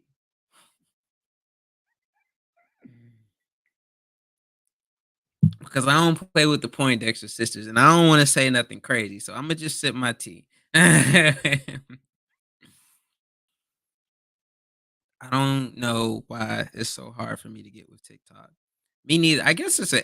I don't know, man. Nikki, I think we just gonna have to admit it, bro. TikTok, we might have aged out of TikTok, man. I think that's what it is. Because like I said, a lot of people go viral on TikTok and they blow up fast. So anybody, let's do this. Anybody that's in here on the comments, let me know if you use TikTok and what your experience has been. Like if you had a video that blowed up on TikTok, or if you have any brand deals or partnerships or anything like that based on TikTok, y'all let me know, man. Because I'm genuinely curious. Like I said, I'm not a conspiracy theorist per se, but once I saw governments, local governments say that their employees weren't allowed to use TikTok, and I said, they might be on to something. So I'm not gonna get on. As a matter of fact, the other day, there was a news article that came out and said that Joe Biden got a TikTok, even though the National Security Agency advised him not to. So, I see stuff like that. It's like, all right, I don't need TikTok that bad, bro. Like, if I can't work Instagram, if I can't work Twitter and Facebook hard enough, then I don't know. But, for my TikTok users out there, let me know what y'all experiences are like, man. Like I said, my wife uses it a lot. And a lot of the meals that she cooked and, a lot of the do it yourself ideas, because she's very creative.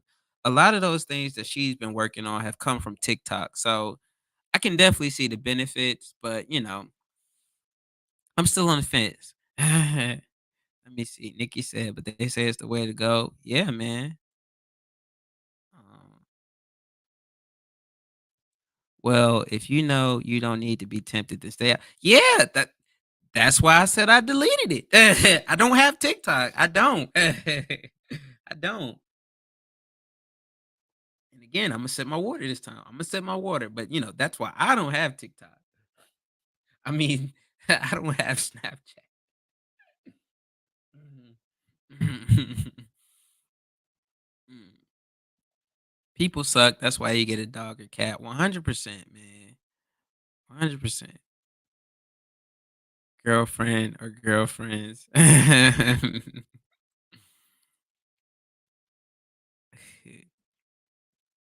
love the people who got so much to say but never did shit themselves. 100%, man. Like, bro, how you gonna tell me what I should do if you not even doing anything remotely close or you've never done it? Haters put the time into their own lives that they put into everyone else. Wouldn't that be some? Yeah, that's right. Haters put so much time in other people's stuff, and that's usually why their life is so janky. Like, because they're so busy worried about what everybody else got going on, what everybody else is doing. You know, I don't know. It's one of life's unsolved mysteries, bro. Yep. Don't confuse advice for disrespect for sure. 100%. That's game right there.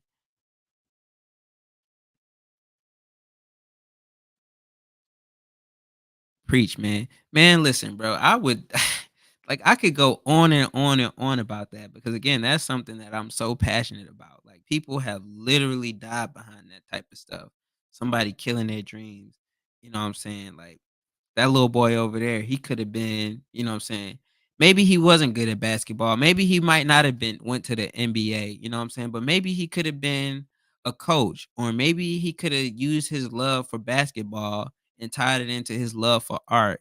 He could have been, you know what I'm saying, creative for the art direction at a sports team or something like that. But because you kill his dreams, he don't even want to look at basketball no more. And now he goes out and he does something stupid because somebody just killed his dreams. Sometimes the dreams is all people have, man.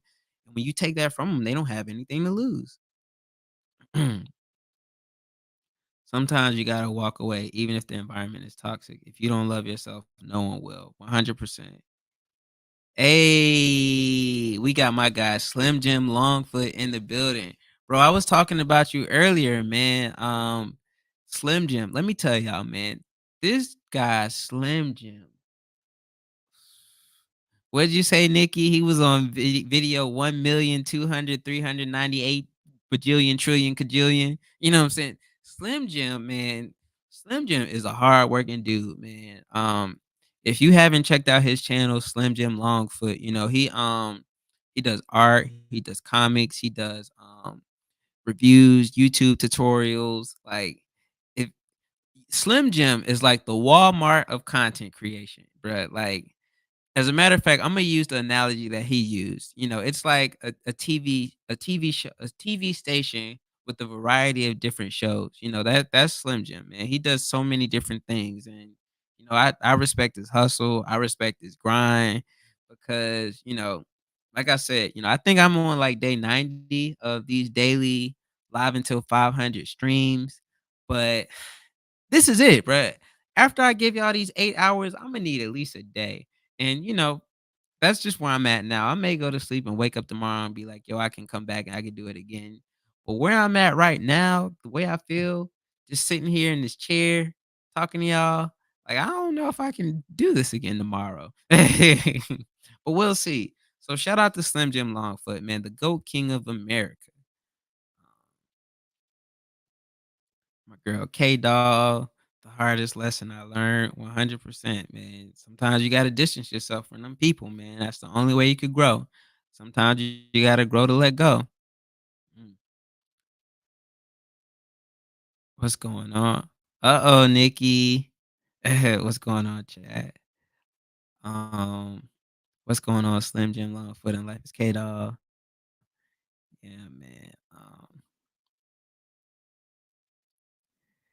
Actually, you can. My friend got monetized on Snap. Uh-oh, Nikki, you can get monetized on Snap. Um, I keep trying, but I just don't get TikTok. Me neither. Um, Ain't no aging out of TikTok. I know a beautiful 74-year-old woman on TikTok that's hitting numbers. But yeah, I don't trust TikTok on that level either. Yeah, man, that's all I'm saying. Like maybe that's it. It's not an age thing. So good job. You corrected me on that. Constructive criticism. I mean, that's a valid point. There's a 74-year-old woman that's hitting numbers on TikTok. As a matter of fact, you posted her on one of your videos, didn't you? If I'm not mistaken. I ain't gonna lie, Slim Jim. Sometimes it's hard to keep up because you got so many videos. But I want to say I did see a video of you with somebody regarding TikTok. I know that or maybe I'm confusing it with Miss Miss Gelatin. I think that was her name. The art video that you did today, because I know she blew up on TikTok. So I may be mixing up my references, but I want to say I think I did see you talk about her before.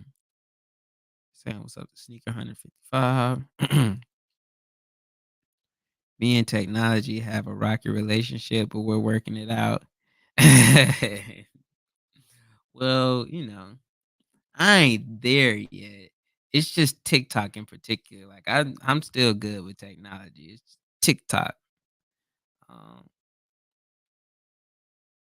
when TikTok was made, I went up on there, then stopped using it.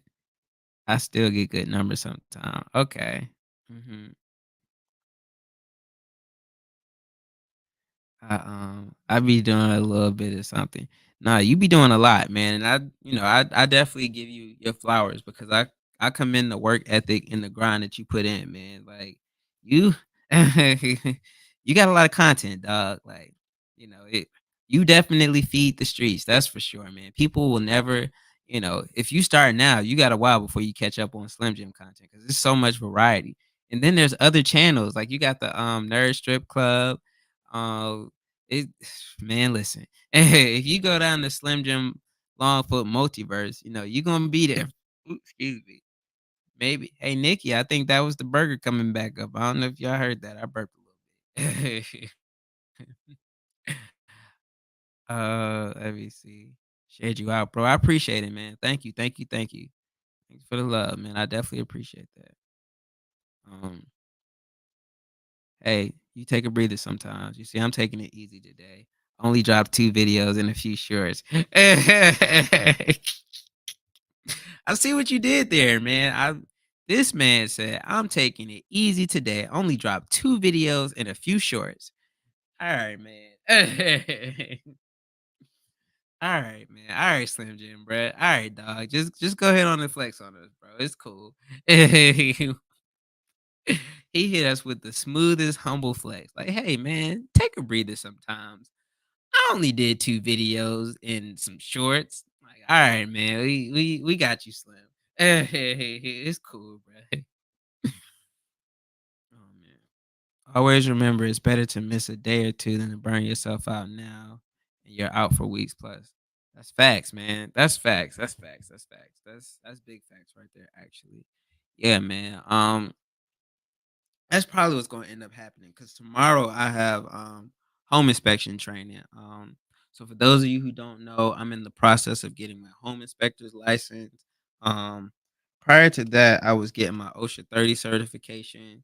So, what I can say, um, earlier I was talking about how when you're in the moment, you kind of don't take a chance to appreciate it or you don't really enjoy it.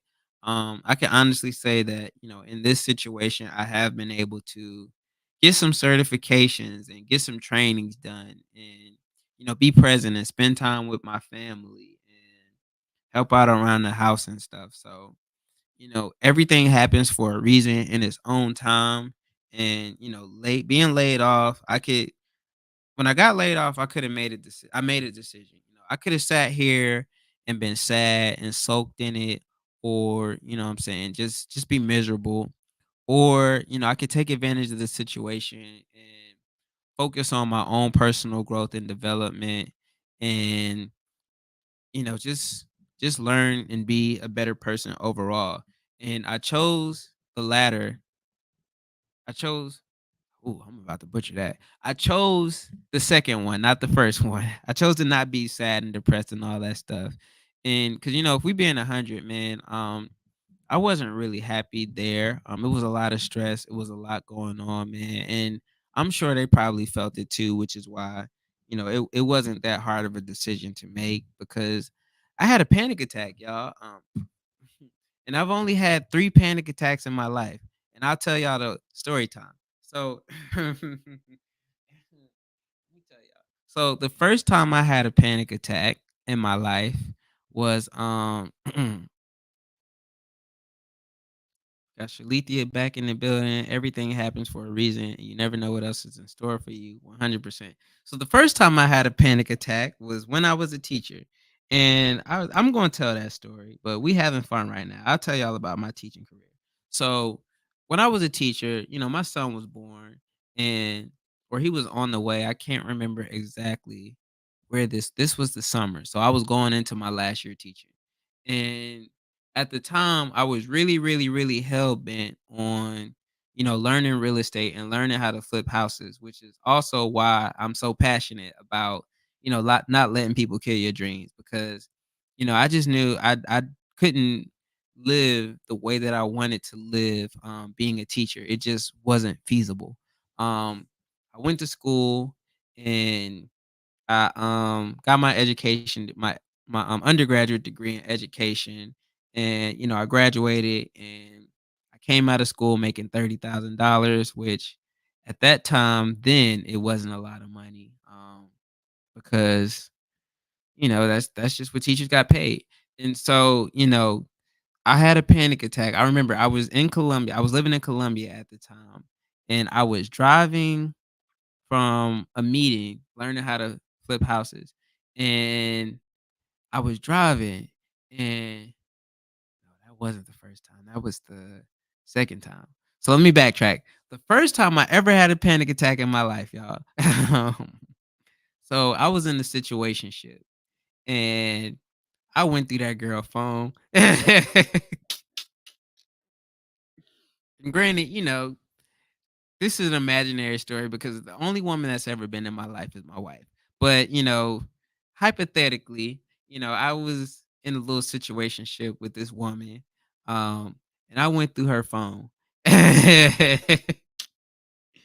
what I saw, bruh, I could not breathe. I was like, you know how they have those memes where it's like, um the man cheats on the woman and everything's all good, but the woman cheats on the man and that man is just going through it. Bruh, that was me, dog. Like, I went through her phone, bruh, and nigga. It's like, oh my goodness, I can't believe this. Like, whew. That's all I'm gonna say. I'm gonna leave that there. So that was my first panic attack. I do all I can say is what I saw in that phone. I'm surprised I'm married. That thing broke me, bruh. Like that thing, man. Listen, like I thought I experienced heartbreak in high school. You know what I'm saying? But this is I'm talking grown man. I done went through this girl phone and I done seen some stuff, and it was like, bruh, take me now. Jesus, take the wheel. Like that was, and then the worst part about it is we were out of town. When you talk about the longest, quietest car ride in the world, bro. That thing, bro. Oof, man, man. And you would think I would learn my lesson about treating people right and karma and stuff, but nah. But yeah, man, that's the first time I ever had a panic attack going through a woman's phone. So, guys, be careful out there, man. You go through a woman's phone, you got to be ready for whatever you might find in there. Cause you know what I'm saying? I ain't even gonna tell y'all what I found or nothing like that. But like I said, it was enough for me to just have a panic attack, bro. Like I just, I'm like, yo, this ain't it, bro. Like, goodness gracious. So yeah, man, it was crazy. Yorktown. Shout out to my guy Daniel in the building, man. Real life OG Yorktown citizen, man. See all the women laughing because they know. And women, y'all know women be up to some stuff, bruh. Like, you think it's one thing, And you know what I'm saying, bruh. All right, you get on the woman bad side if you want. You know what I'm saying? I ain't gonna go to detail. And I ain't going, like I said, bro. That thing had me hurt. And I'll admit it, cause see, most guys ain't gonna admit it. Like they'll be, oh man, that ain't bothering me. You know what I'm saying? I just kept it moving. Nah, bruh. That ain't me. That ain't- nah, I tell you, yeah, that cut me deep, bruh. She did her what they say she did. She stood on business, bruh. She stood her she oh man. As men, we just asking for it sometimes. Yeah, man. And it's like, on one hand, I couldn't really be mad because, I wasn't the best. I wasn't, let me say this.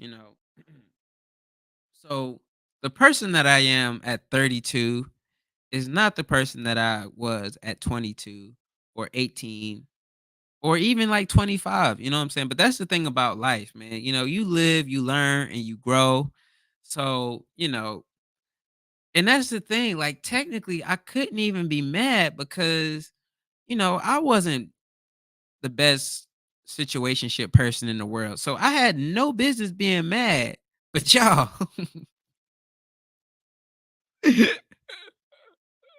bruh, I was in that car stuck. like the way I sound right now, that's literally how I was talking. Like I was gasping. You would have thought I was drowning, bruh. I'm like, I was drowning and hurt. Like what they say, she did her big one, bruh. Like she did her big one, dog. So that was the first time I ever had a panic attack. And it was so bad. I thought I was having a heart attack. Like that thing hit me in the chest, bruh. Like I'm like, yo, I'm dying in this piece, bruh. Like she that's when I knew, man. So that's why, I don't judge men when they say that they're going red pill in the red pill community and all of that stuff. Or, men be like, I'm just not dealing with women no more. I'ma just, just chill and go sit under a rock and I'm gonna just be alone. Cause, bruh, when a woman wanna cut you, bruh, and I'll say this and I'll move on. I'll talk about the second time I had a panic attack. But if a woman wants to hurt you, and this is for all you young guys out there, because everybody in here ain't 30 and up. Some of us in here are a little younger, and y'all think that y'all gonna have y'all fun and y'all gonna play and y'all gonna do what y'all do. Let me tell you something. If you piss a woman off and a woman wants to hurt you, bruh, a woman will hurt herself so she can hurt you, bruh. Like women don't play fair, bruh. Women so in during World War II in Japan, you had the kamikaze fighter pilots. And what those were hey Amir, what's up, man? And what the kamikaze fighters were, people in jets that would blow themselves up. They would crash their plane into like other planes, or they crash their planes into battleships, the whole nine. Like they would kill themselves to hurt you. That's what angry women will do, bro. An angry woman will hurt herself if necessary to hurt you. You know what I'm saying? So I say all that to say, you young boys that don't know no better and you think that you out here, playing over women and whatnot, bruh. If you like her, you better not do it. Cause when she play back, you ain't gonna be ready, bruh. So yeah, that was the first time I had a panic attack. Let me catch up on the chat real quick, and then I'll tell you about the second and third time I had a panic attack. My boy Mike said, "Off work now and with you for the home stretch, man. Hi to everybody on the stream." All right, my wife says she is cooking, so Amir is in the building. I know that Amir is a loose cannon, so now I'm gonna give y'all some parenting game 101. Mhm. Watch how I work this.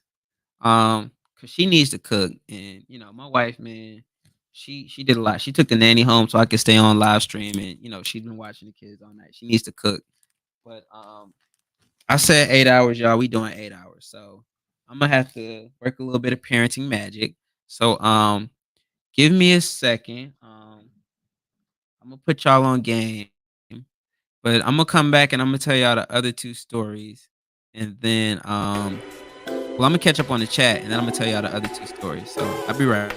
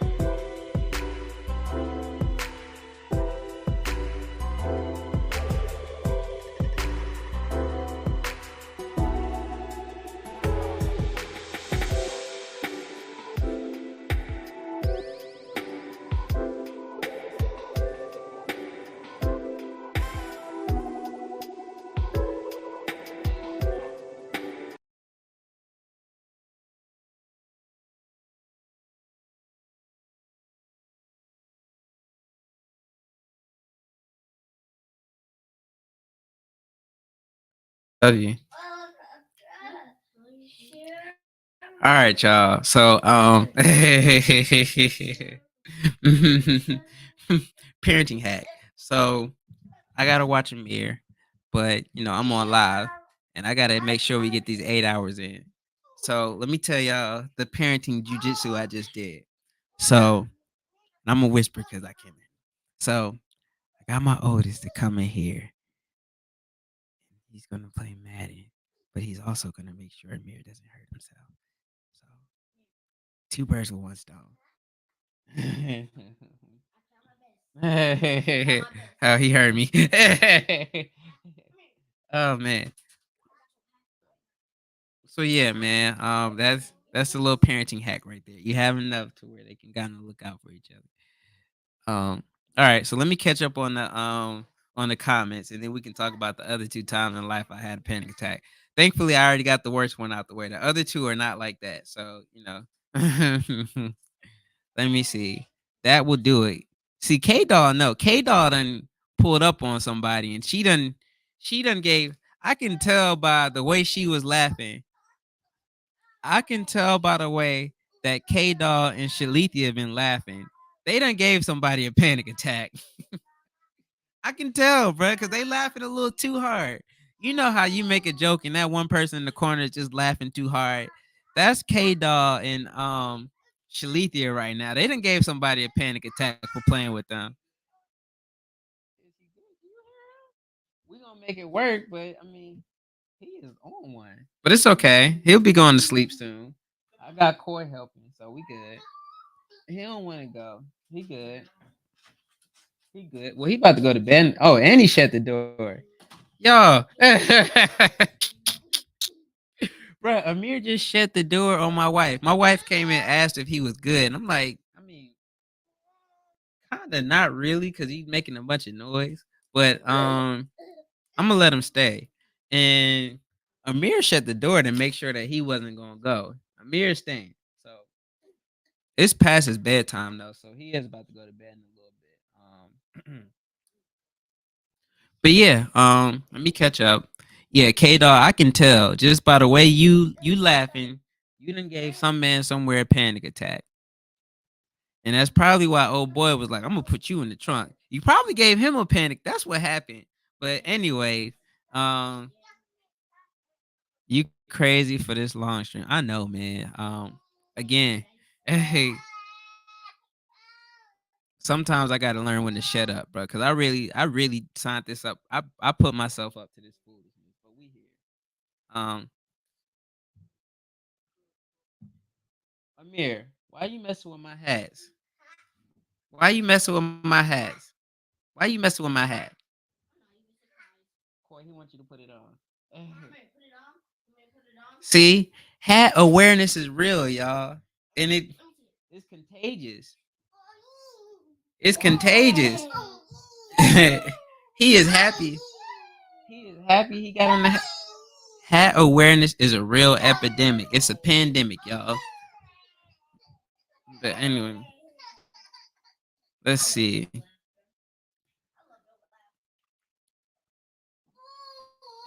What's good, MNTV? Shout out to my boy Mike, man.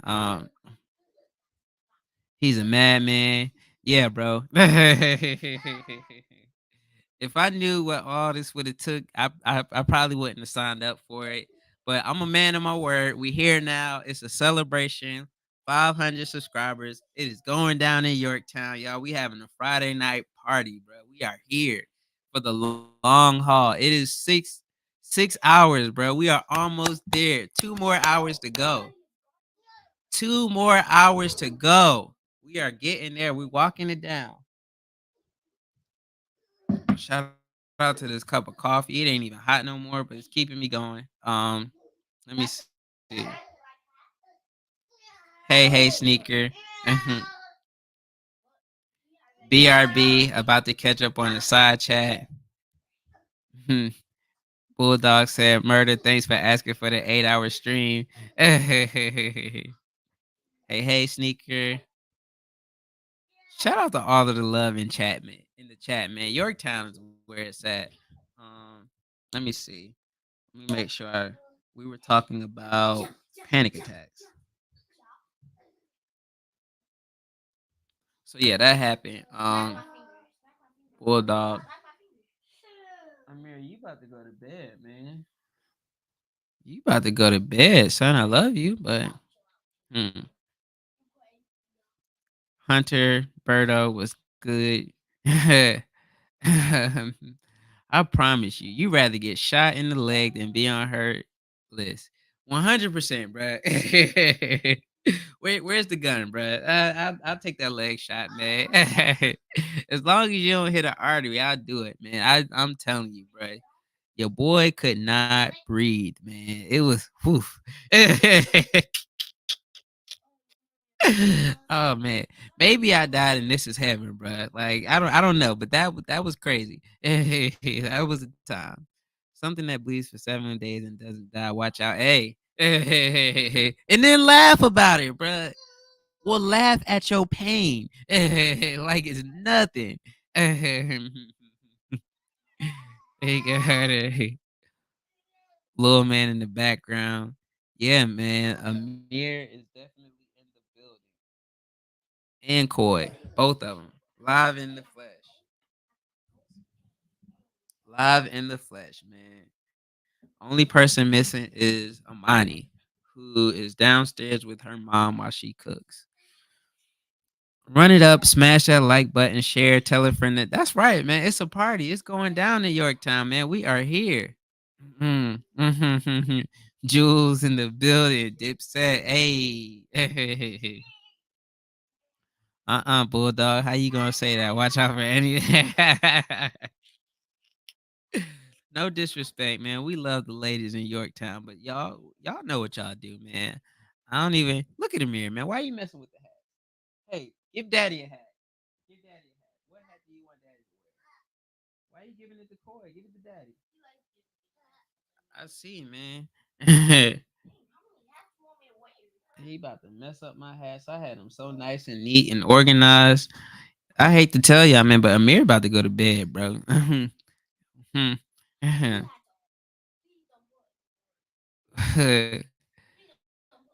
We ready for the weekend, Hunter. Yes, indeed. Yes, indeed. Shalithia said, "Play stupid games, win stupid prize." See, I told you, she gave somebody a freaking panic attack, bro. Look at how, like, bro. She gave somebody a panic attack, dog. Definitely. And Nikki being quiet, but I'm sure Nikki gave somebody a panic attack too, because somebody tried to play with the Poindexter sister, and they found out the hard way. Or Nikki probably put them hands on them, but it's all good, man. Yeah, you don't play with women, bro. I'm telling you, man. I learned my lesson. A lesson was definitely learned, bro. I'm telling you, man. Um, Sneaker Hunter said we did triple up on the bread so far. Man, I envy y'all so much, man. There's not many things in life that I can say that I'm envious on. But everybody that's getting a pair of the bread forge right now, I am sick because I want a pair. And I'm so tempted to just say, you know what? Forget it. We ain't gonna pay rent next month. I'm gonna get these. But you know, we gonna do the right thing and wait. Oh, you brought a half a daddy? Yeah. Uh-huh. Oh, and it matches with the purple. Hey. Hey. Hey, good job, Amir. Give me five. Do it again. Yeah, man. Amir with the drip, with the drip, drip, drip, with the drip, drip, drip. Yeah, man. Amir threw the hat on. And, let me tell you about this hat right here. I got it written down. I'm gonna still tell you about my other two panic attacks, but you know what I'm saying. This hat right here came from my guy Geo over at Fitted CLT. And shout out to Fitted CLT, man. I've done a lot. I've interviewed the owner, Geo. I think I did a giveaway with them one time. For my 100th subscriber, I gave him a Fitted from Fitted CLT. This right here is a Charlotte hat. You know what I'm saying? On the back it says good ones only. This is that Charlotte special. I actually won this hat for a contest. But let's see. As we talk about hat awareness hits all ages. It doesn't care if you're rich or poor, black or white, blue. It gets us all. Yeah, man. Um, I'm back. Shout out to Black Star Exotics back in the building. What's going on, my guy? Um, I cannot even imagine streaming for over an hour, let alone 8 hours. Bruh. It's stupid, man. I'm telling you, like, bruh. I don't know what's gonna happen after this. I don't know if I'm gonna crash. I don't know if I'm gonna keep going, but we are 6 hours and 5 minutes strong. And 6 hours is the longest that I've ever streamed before. Yeah, I did 6 hours 2 times in the day, so that was 12 hours, but it was 6 hours 2 times. So, we 6 hours. And even then, when I did the 6 hours, I was in between your room and my room. We were playing the game. Like, this is the first time that for 6 hours I have sat here in one spot and talked. So shout out to the chat, man. Let me see. Salute to you. Salute to you, Berto, man. Definitely appreciate you pulling up and kicking it with the boy on a Friday night. So many other places you could be, so many other things that you could be doing. It's Friday night, but y'all in Yorktown kicking it with the boy. I appreciate y'all all. Black Stars, I've done it on Twitch. Man, 6 hours. Let me see. I can tell y'all exactly how long my longest. Hey, Amir, it's bedtime. Let me see. Um, Sneaker Hunter said, "Don't do it and learn from my mistake. It never works out as planned. Just pay your bills first, then buy your shoes." See, I know, man, but this is gonna be one of them shoes, man. If I wait, I know I'm gonna have to pay something stupid. I know, man. It's gonna be something nasty. I know, bro. Because you know, I think personally, I think it's gonna be sneaker of the year. The fours have been on a run right now, man. So I know I'm gonna probably have to pay something nasty unless I can come up at a sneaker convention or something like that. Cause that's how I got my reimagined threes. I just happened to luck up, which I got at a sneaker convention. I think I did that episode with Norm Nation. So make sure y'all check that out. But you know, I just don't want to play the astronomical for it. But you're right. I mean, what you're saying is wrong. I do need to be a responsible adult with 3 kids and act like it.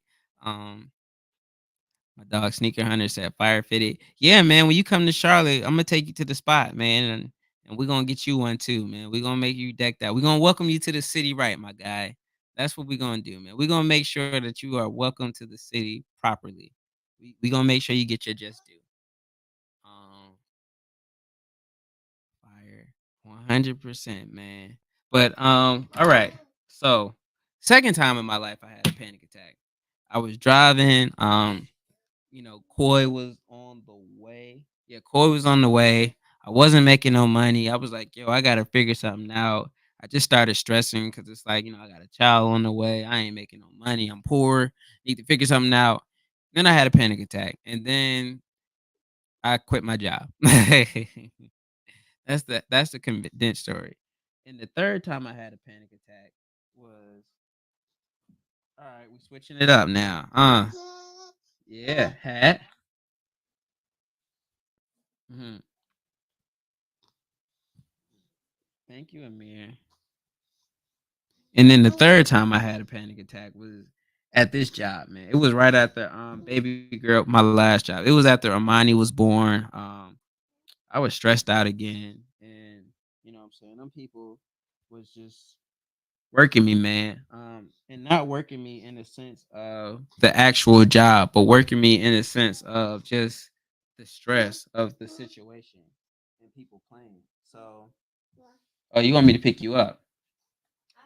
Oh, you sleepy? It's past your bedtime. It's past your bedtime. So yeah, that was the third time, and you know, I had the panic attack, and good job. And let me see. Baby girl was born in September.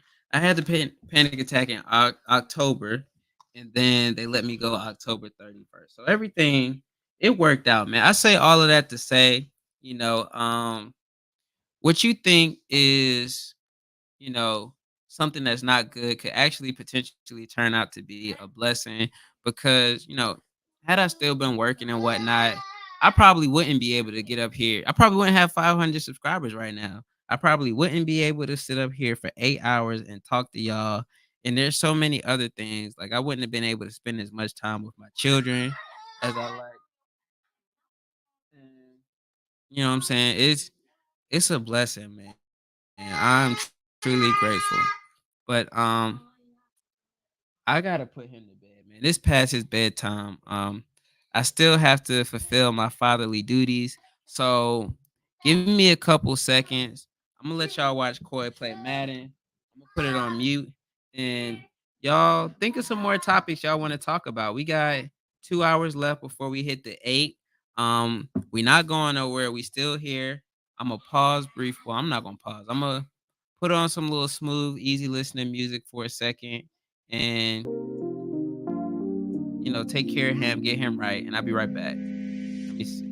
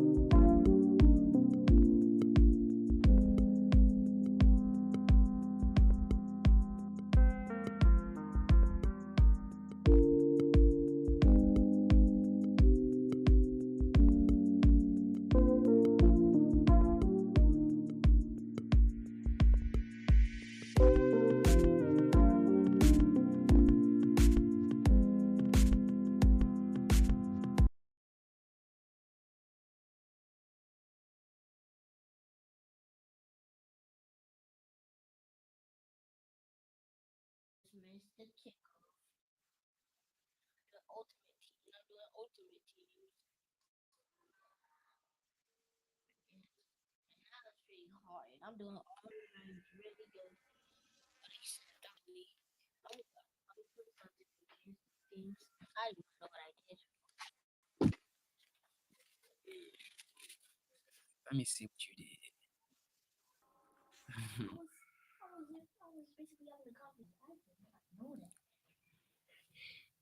Let me see.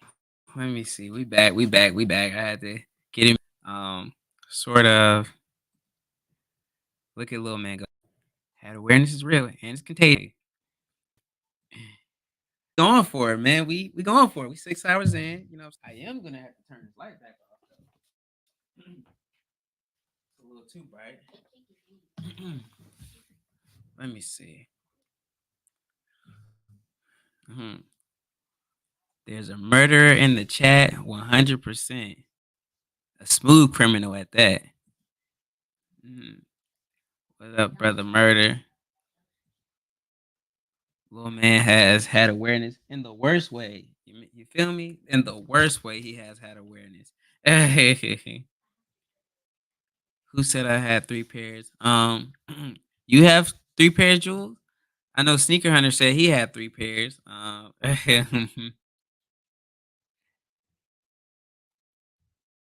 me see. Let's go get your Madden on. Hey, Coy, somebody said that the mic was up. They were trying to tell you that the mic was off. Let me see. The score is currently 28-25. He's down 3. Oh, they just picked them off. Man, the screen looks blurry. I mean, mm, the screen. Yeah. Um, let me see. Let me try something real quick. The screen's so black. Nah, that ain't gonna do it. All right.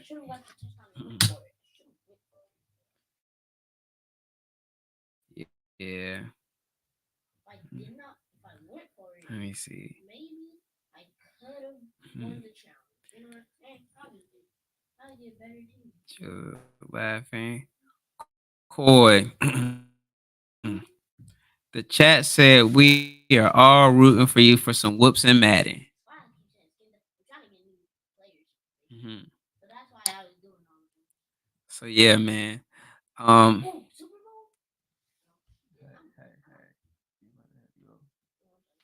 So I think we scared the ladies off, y'all. Once we started exposing them and how they get down, I think all the ladies have left the chat, man. I think we read out the ladies talking about how they be moving out here and why you don't play with women. We might have ran them off, but that is all right. We still love them the same. Mm, 6 hours in, y'all. This is crazy, man. Mike said, "Cool. It is men's hour."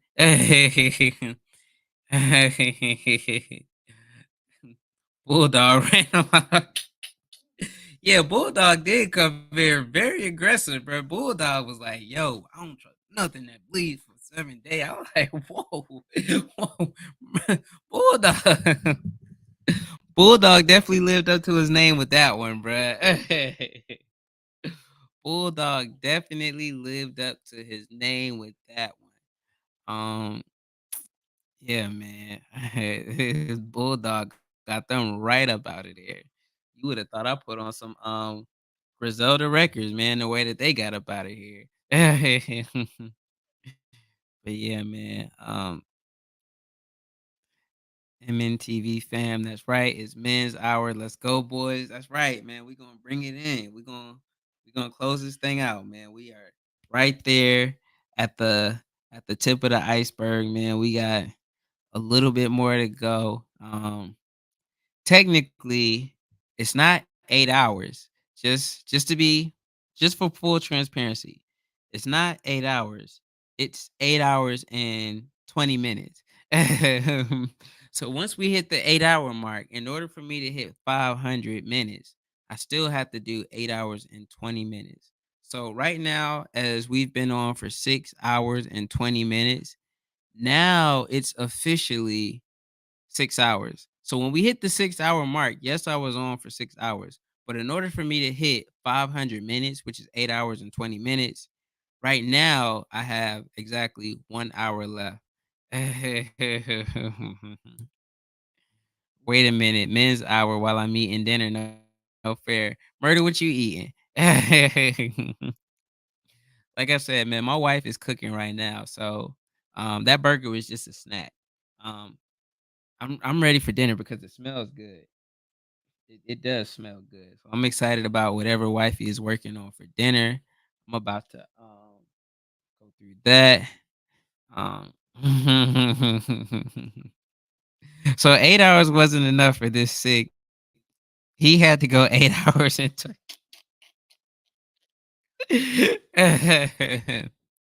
Hey man, I said 500 minutes, bro.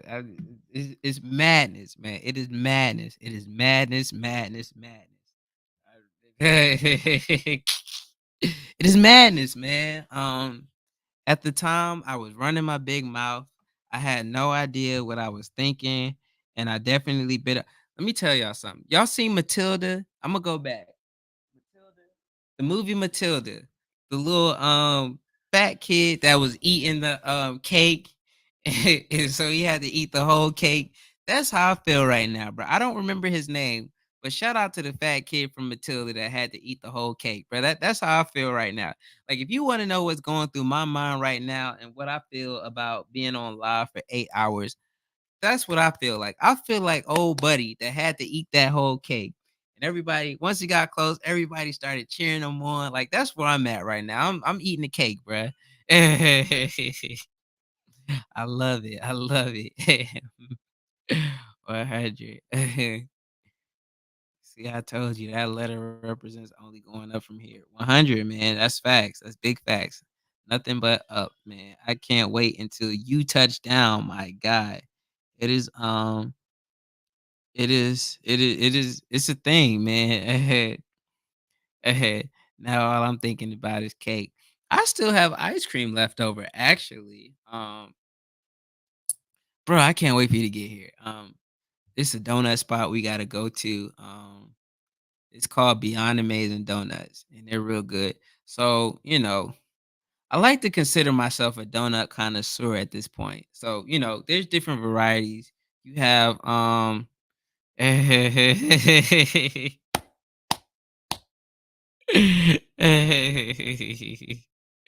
is what I'm saying. So you have the thicker style donuts that are a little bit more breadier in the quality and the texture.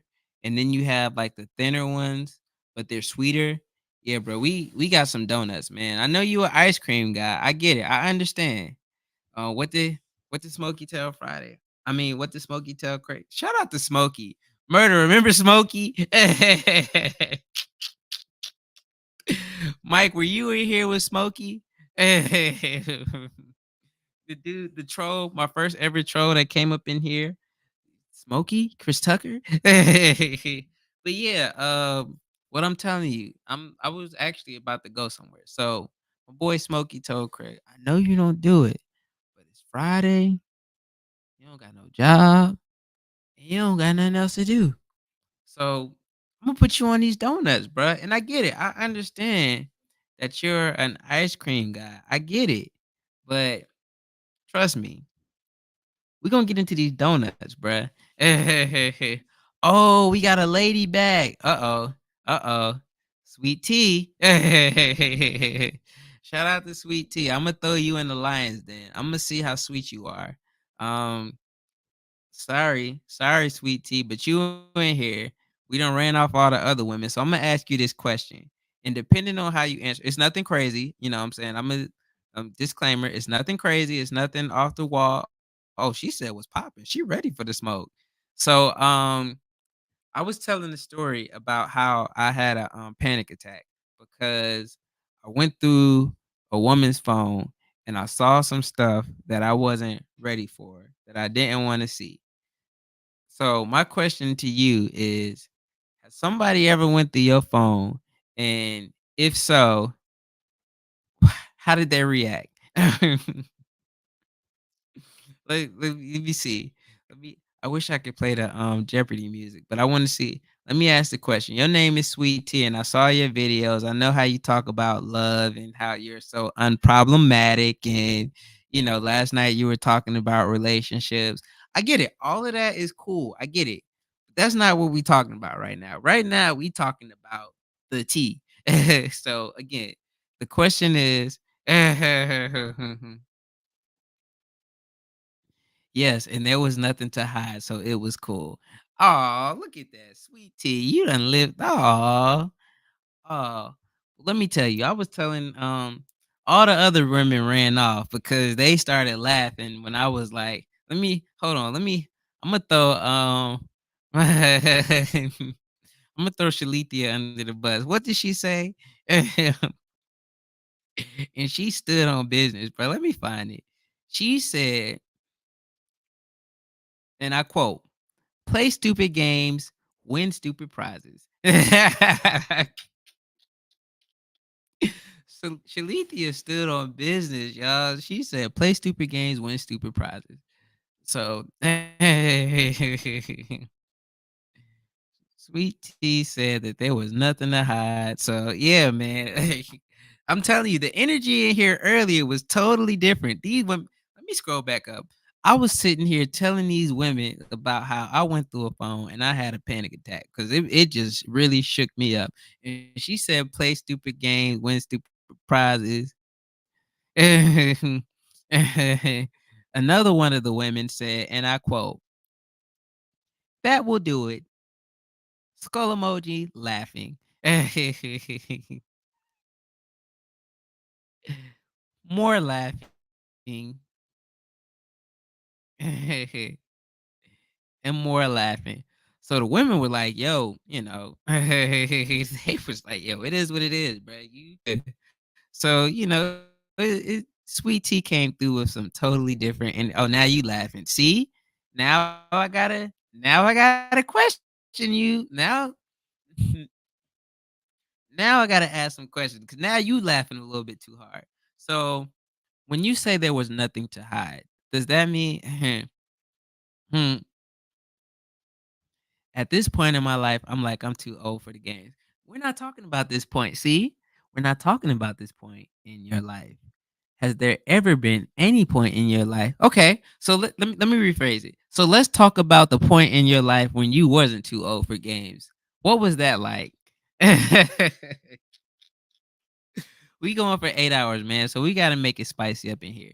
So when you weren't too old for the games, what was that like? What was young Sweet Tea like? What was Teabag like? What was lukewarm water like before the tea got boiling? Still did not. Okay. Okay. Let's shout out to Sweet Tea, man. Hey, hey, hey. Ah, there it is. There it is. There it is. There you go. That's it. That's all I needed right there. I can't say it's not PG. Well, there you go. You don't have to say nothing else. You tried to come up in here acting all I'm sweet tea, hey, I never nah, bruh, nah, we not gonna let that slide. No. Hey, that right there told me everything that I needed to know. We good. Say no more. But shout out to Sweet Tea, man. Sweet Tea is another content creator, man, and Sweet Tea has a very bubbly personality, man. Very interesting. Last night she did a live stream about relationships. I caught some of it. Last night was kind of rough, with everything going on, and then I was getting my mind right, so I'm gonna have to go back and watch the whole thing. But she made some very valid points, and it's refreshing to hear different takes about relationships that's not just, "Oh, yeah, 50-50 it is, and whoop-de-whoop, blah, blah, that." Like, that stuff is old and it's tired. So, it's definitely cool to hear other perspectives as far as dating and relationships. Sweet Tea said, "Go get a PS5 if you wanna play games. Otherwise, keep it walking." Right. Sweet Tea is just maneuvered through that so smooth. But we got her though. We got him. We got him, coach. She was like, I can't say it's not that. That's it. I can't say. And she was so classy and tasteful with it. Can't say it's not PG. But shout out to Sweet Tea, man. Glad to have you in the building, man. That was not me. That was not you. Who was it?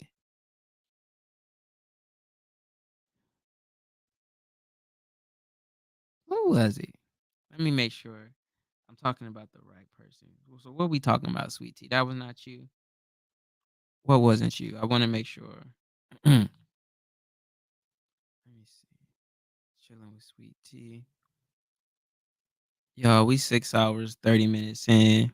We working our way down to I say treat people who you want to be treated. Oh no, I wasn't talking about you when I was saying that. I was just saying, that's mostly the 50-50 thing is just old and it's tired, everybody's circumstances and situation is different. Now, I know I was saying, it was refreshing to not hear you just spit out a whole bunch of regurgitated information that we always hear and we always see talking about relationships and stuff. Your comment was a breath of fresh air. That's what I was saying. I enjoyed watching your live stream yesterday. I just couldn't catch all of it. I think I was grocery shopping at the time when you dropped the live. So, I caught a piece of it, but I wasn't able to watch the whole thing. But, from what I did see, I really did enjoy, your angle and how you were talking about it and what you had to say. It's a lot of wisdom. Okay. No, we are different in Canada. Hey, shout out to the Canadian women. We got somebody else from Canada in the building. We got my boy Mike from MNTV in the building. From Canada also. Shout out to the Canadians, man. Facts. Treat people how you want to be treated. 100%, man. That's big facts right there, man. You definitely and yeah, that's why again, in that situation, I felt bad, but ultimately at the end of the day, I couldn't be mad because I was not treating people the way that I wanted to be treated. So when I got what I got, I can't even say I was mistreated because I got exactly what I deserved. Like I and that's the thing, man. Life, you live and you learn and you grow. And I want to make sure that I school my young ones right. Cat cat cat cat cat cat cat cat cat. Is that the Canada chant? Cat cat cat cat cat cat cat cat cat. That's what y'all say. Cat cat cat cat cat cat cat cat cat. Yes, he is in the next province over. Nice, man.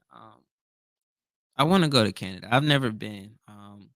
When I get there, I'm gonna have to link up with my boy Mike. Man, he gonna have to show me how they get down in the Canadian streets. But yeah, man, Canada is definitely. I mean, it's right there. It makes sense to just go across the border and see what's going on.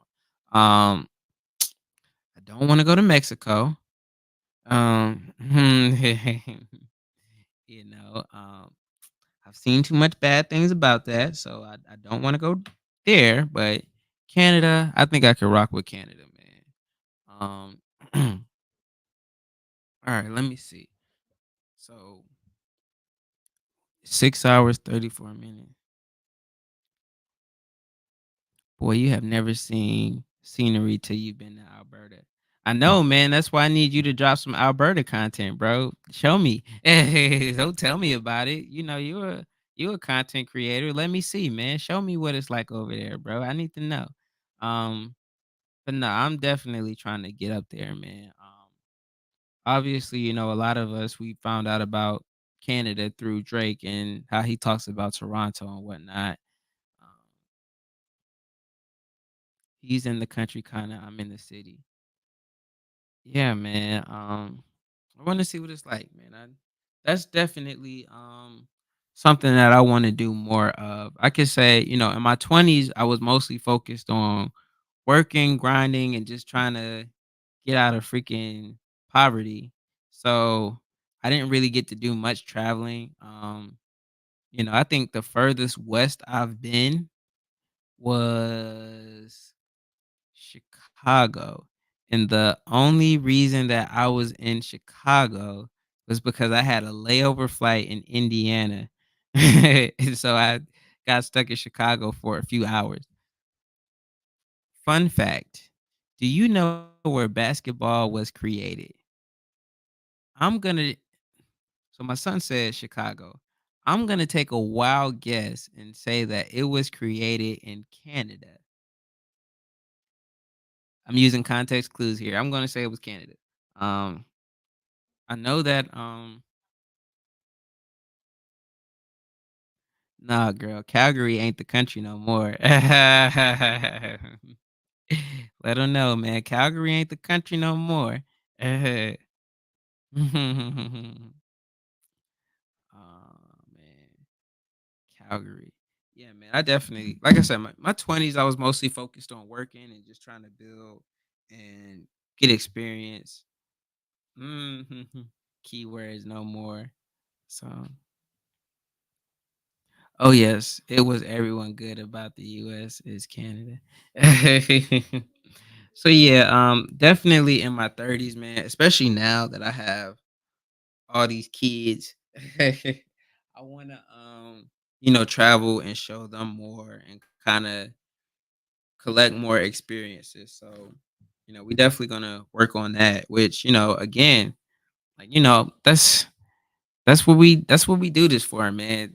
The goal for me, at least as a content creator, is to build a lifestyle where I can travel and document things and get partnerships and cut down on the overhead so we can travel and enjoy life and spend time. Like I personally don't want to create another job for myself. I want to build something that I can grow and use and leverage to build relationships and network and talk to people and, you know, travel, man. Like definitely in my 30s, man, I got places that I want to go. Like I want to go to Tokyo. I really love Japanese culture. I want to get to Tokyo, man. I want to go. My wife's people are from Liberia. Um She's from Jersey. So, what I'm saying? She was born, raised in Jersey. She grew up in Jersey. But, her parents and stuff are from Liberia. So I want to go and see, what Liberia was like and, learn from that culture. And, of course, I want to go to places like Ghana. I want to go to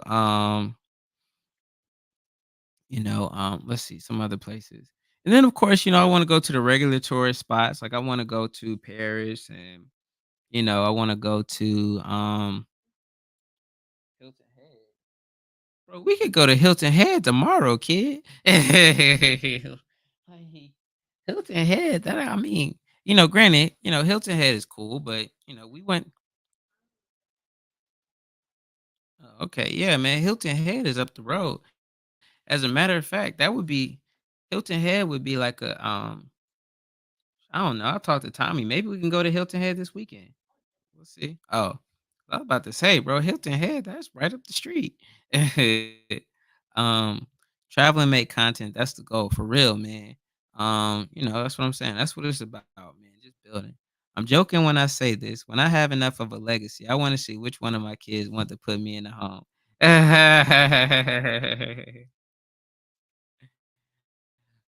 My kids really want to do Tokyo too. I'm telling you, man, Tokyo. Like that. I want to go to all those places too. You go to Tokyo in January, you got me. I'm dying to go to Wrestle Kingdom Live and just see how everything is out there. Yo, man, we figure it out, bro. Let's go to Tokyo, man. I'm telling you, man, that's definitely. So here's another story, y'all. I'm telling y'all, like I lived so many different lives. So I want to say my second year teaching. Koi's godfather and myself, because he's a teacher as well. He lives in Columbus, Ohio, and we did a video when his father died, R.I.P. We went up to Columbus to go see him, and he we both applied to go to teach in Abu Dhabi. This was like 2014 or 2015. We did the application and everything, and we were gonna go to Abu Dhabi. He got accepted and I didn't. So he went to Abu Dhabi for years and he was just over there living and stacking and having a good old time. And I didn't. Like the goal was to be able to go over there and be international because they had like a whole teacher program where, money was tax free and the whole nine. So um looking back, I kind of wish I pushed it more and kind of applied harder or did more to try to get over there. Um, but then at the time, that was right around the same time Koi was coming as well. So, it would have been a lot of extra stuff with, a new baby and a girlfriend to try to figure out how to go across the country because we weren't married or anything like that. So I ended up not doing it, but it would have been really cool to experience Abu Dhabi. So I definitely want to go over there as well, kind of see what that's like. I don't know. The thing about international travel right now also is, it's kind of weird when you have so much going on between, crises and everything. Okay, okay. We got Cliff Hefner in the building. What's going on? Welcome to Yorktown. Shout out to Cliff Hefner, y'all. Welcome, welcome, welcome, man. Appreciate you joining in.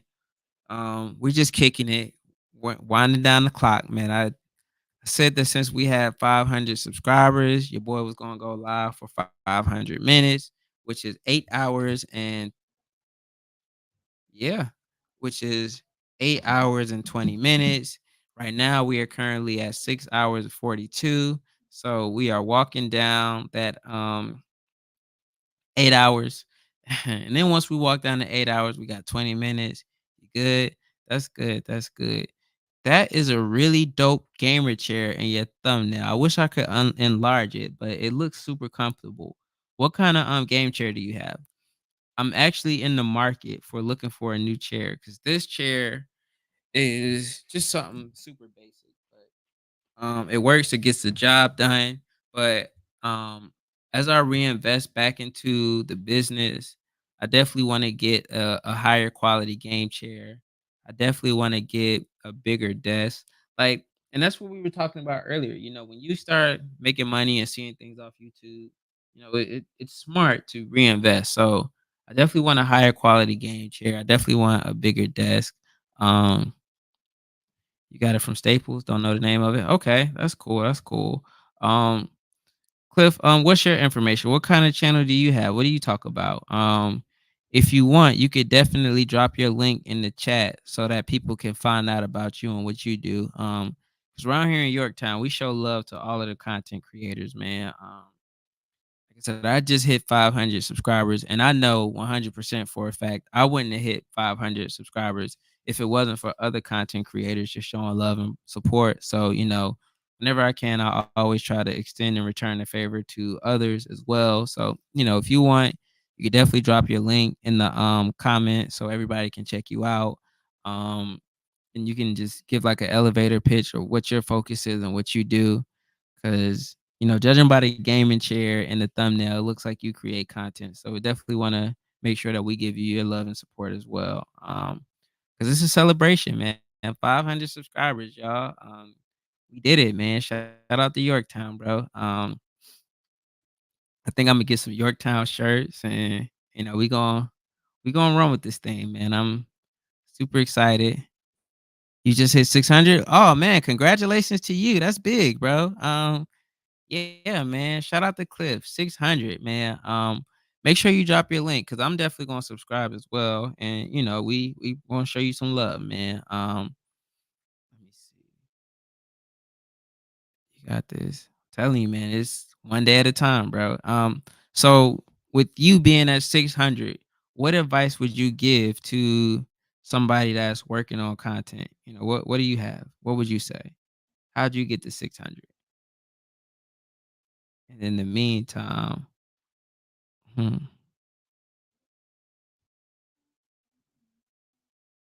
please note, please just note when you look at the content on his page, I'm still sweet. On whose page? You talking about you, sweet tea? Yeah, I done seen you. Like like, I told you you had the slow motion on when you was in the shower and stuff. I'm like, oh, look at sweet tea. Yeah, y'all, I'm sweet, but all right. Okay. It's been a process. I had my channel over 2 years, but I'm being consistent right now. Hey, we back. Mic check. Yo. Shout out to my brother Corey Edmonds, man. Yo. Yeah, man. Me on Cliff Hefner pay. Oh,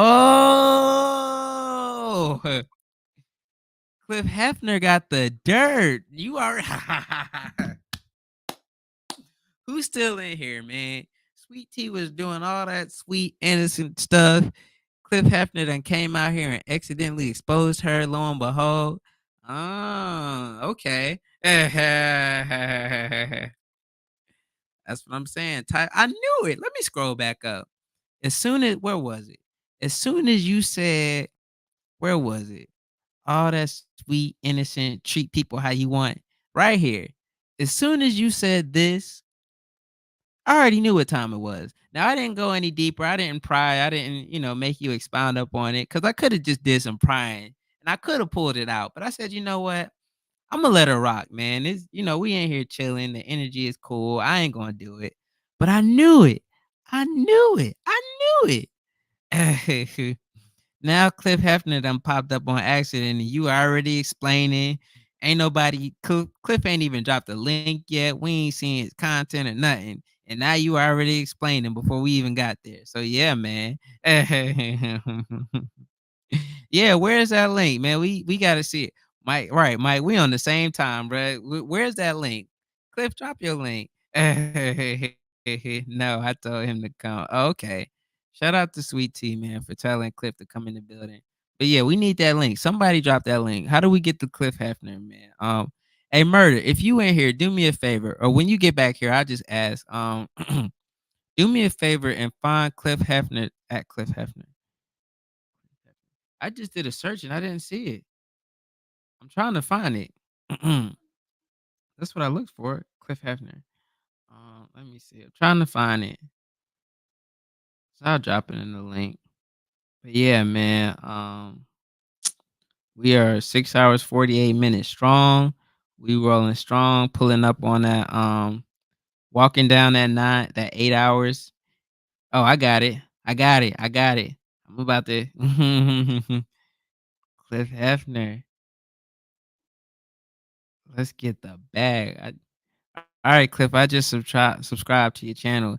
Hey, we got my LB Mike Manning in the building. Shout out to my guy Mike, man. Welcome, welcome, welcome. Appreciate you pulling up, man. We working on this 8 hours, dog. That's it, man. We We slowly walking it down, man. We walking down this 8 hours. We've been live now for 6 hours and 48 minutes. Um, Shout out to the chat once again. It has never dropped under 4 people in here at a time. Um, Mike, do me a favor and drop it in the comments so everybody can go check out Cliff Hefner. Let me see. 628 subscribers. House of Moolah. Oh man. Now, Sweet Tea, which episode were you on? I'm I'm going down. Which one? You or Cliff? Somebody let me know. Oompa Loompa is my bad behavior. Oh man, that title, bro. I feel like we about to go down a rabbit hole, y'all. Let me see. Oompa Loompa is my bad behavior. That's the name of the video. Let me see. A lot. Uh-oh. Uh-oh. All that good girl sweet tea image is going out of the window as we speak. People, you are watching it in real time. Let me scroll back up just for context. She was, oh yeah, man. I'm so sweet. I want to treat everybody the way that I want to be treated. I'm too old for games. And then this popped up. I can't say it's not PG. And I'm like, oh, there it is. There it is, y'all. There it is. I ain't gonna push it, but there it is, y'all. And then you just all you gotta sometimes all you gotta do is just live a little longer. And then the truth will come to the light. Kurt, you looking like Lil Russell on the low. Corey in here with the jokes. Oh man, I look like Lil Russell. One point it was Floyd Mayweather. Another point it was Nate Robinson, and now it's Lil Russell. Okay. All right, bro. Let me Google Lil Russell. I've heard his music, but I can't say that I'm familiar with the face. Oh man, let me see who I'm being compared to. Lil Russell. We got Prince Esquire, the GQ Queen, the GQ. Oh my bad, no disrespect. We got the GQ King up in here and with the jokes. Okay. I think it's the nose, bro. I'm looking at I think it's the nose. I can see that. The nose and the beard. I can see that. I can definitely see why you say that. That makes sense. I can see it. Me and Lil Russell definitely have the same nose. We got small people with big noses. Shout out to all the small people with big noses, man. Um, when you asked what I was like before I was too old for games. All right, and that is Oompa Loompa is my bad behavior. I'm sticking with Floyd. Yeah, because Floyd has the beard now too, and it's crazy. No lie, I was in South Park the other day, the mall here in Charlotte, and I don't know exactly why I was in there. I was just walking around, and dude was like, "Oh, you look like." I was like, "Oh, here we go," because I thought dude was just about to randomly start cracking on me for no reason because I was just walking through the mall. I'm like, all right, here we go. Dude was like, hey, yo, man, you kind of look like Floyd. And I was like, hey, I've heard that before. I have. I think it's the height, man. So yeah. Um, I ain't gonna expose you to sweet. I ain't gonna expose you sweet tea to people that don't know you. We ain't gonna do that. That's not what we do here. But if you want to see it, the information is out there. But yeah, earlier, just for context, y'all, I was talking about the time I went through this girl's phone and I got a panic attack. And I said, you know what? I ain't doing that. And, Sweet Tea came up in here acting all innocent and stuff. And there you go.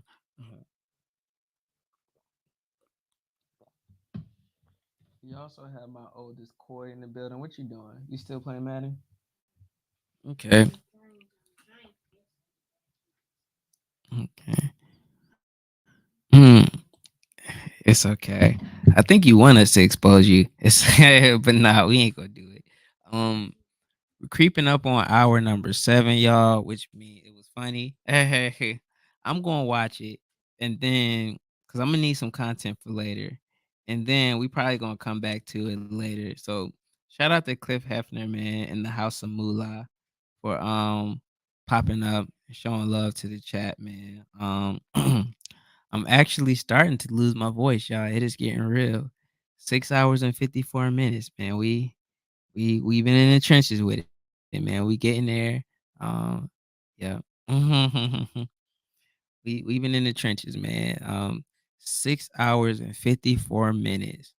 Um, I said that, if nobody came in the chat, then I was just gonna play the game and just do a gaming video and sit on the computer for 8 hours and 20 minutes. But once again, I have to shout out to the chat, man, because y'all have really kept me going. And excuse me, y'all have provided so much content.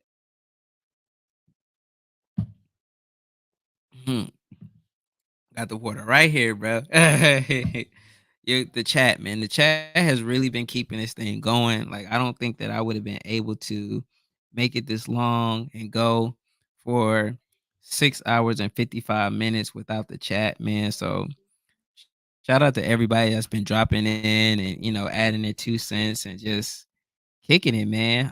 Again, it's a Friday night. There's so many things that y'all could be doing, so many other things that's going on, but y'all are here kicking it with the boy in Yorktown, and I definitely appreciate y'all, every one of y'all, man.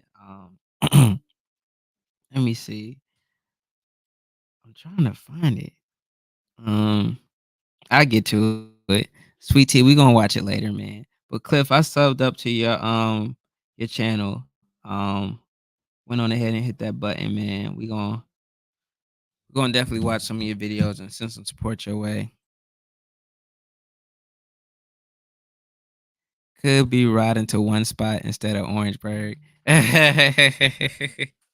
Yeah, man. There's some. Oh man, I hope everything is good, man. Going to Orangeburg. I know that's a little ride, man. So be safe on that road, bro.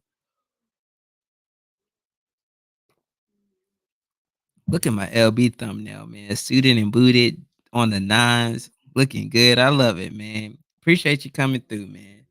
Mhm. Same here. No doubt, no doubt, no doubt, man. It's all love on this side. So all of my sneaker people, any updates on the bread fours? I know some people done popped up in here and they was like they got 3 pairs already. I'm telling you, man, y'all are really, really, really making me want to be irresponsible and get them shoes, but I'm not going to do it. I'm just going to have to go back and get them later because as you all know, it's no secret. Right now we are in a transition and I really don't need to be spending that kind of money. But they come into the house, man. Those bread fours. So let me tell you about my experience with the bread fours. I remember, and again, shout out to my LB Mike Manning, man. So I want to say that was freshman year. Yeah, freshman year. We was in our bag and he popped up my freshman year. I want to say his junior year, I think. But we were on our game, we were on point and everything, and he was like, "Yo, I gotta pop up with something different that I know nobody else is gonna have." And so he popped up at on campus one day with the bread cement threes like a year before they came out. He went back and he got the CDP pack. And for those of you who don't know what the C no the D was it the CDP? Yeah, it was the countdown pack. The countdown pack threes. It was the Jordan 20s and the threes that came together in the box that stacked on top of each other. So he popped up early with the countdown pack threes and he had them like a whole year before they came out and everybody was trying to figure out how he pulled them off and where he got them from, whatever the case may be. So I was like, all right, you came through with the threes, the bread threes. Well, not the bread threes, the CDP threes. So I'm like, yo, I need to get me a little knockout sneaker like that I could pop up with that I know nobody's gonna have for a while. So I went and I got the countdown pack fours, which were the bread fours. And so that's my story with the bread fours. I had them, and for a long time, I was the only person on campus with him, and then I think he got a pair, and then I wasn't the only person no more. But Yeah, man, that's how we used to do it, man. I know I've been telling high school stories all night, but that's a college story for you. We popped up with the sneakers and we had them and we had a good run with them. And it was definitely a time, man. It was dope, man. 6 hours and 59 minutes. We are creeping up slowly on 7 hours. How you feel about the patent leathers on the new ones coming out? Bro, I want them, man. I ain't gonna lie. I know that, for some people, it's a love hate relationship. Either they love them and they love the idea, or they hate them because it's not the OGs. But, bro, I've seen them and they look good, bro. Like, I really enjoy the way that they look, man. I want a pair, man. I'm gonna get a pair, eventually. Right now, it's just not time. And, as a father of 3 kids and a wife, I know that if I bought them shoes right now, I would be ridiculously stupid. So I'm not, but eventually those shoes are 100% coming to the house. And and I'll venture not yeah, I know what you mean. I'll venture at the end of the year, they are gonna be the sneaker of the year. Somebody, I think it was my boy Murder BX. He said that he thinks not the metallic, the military fours are gonna be the sneaker of the year. But honestly, I think it's gonna be the reimagined fours because it's a dope concept, man. I really like that shoe. It looks good. It looks good on foot. I really like the fact that they did go with the leather instead of the suede material. So I'm rolling, bruh. At some point, I'm gonna get a pair. When I don't know, but you know, they coming to the crib, man. So I'm not tripping. I know I won't be able to get them Saturday just because the way we set up right now. No, but before the year is out, Imma definitely get a pair. That's a really nice shoe. I like that they're stepping outside of the box and they're doing different takes on the classics and the OGs. You alright?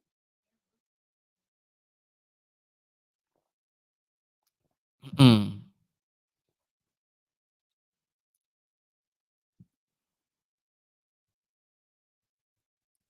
Let me see.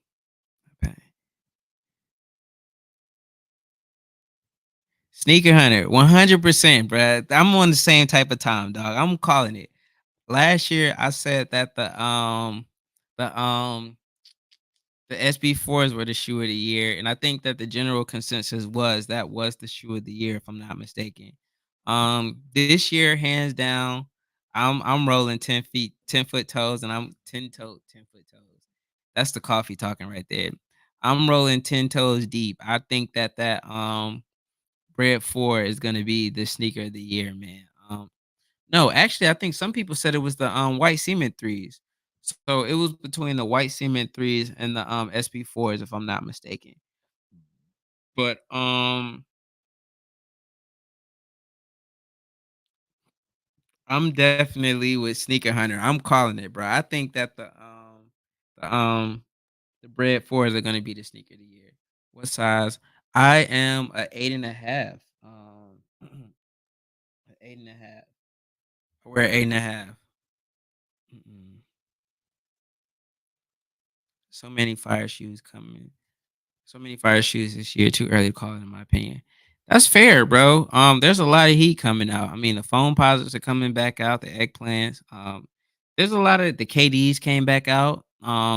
This week. There's a lot of heat, bro. It's a good year for sneakers, man.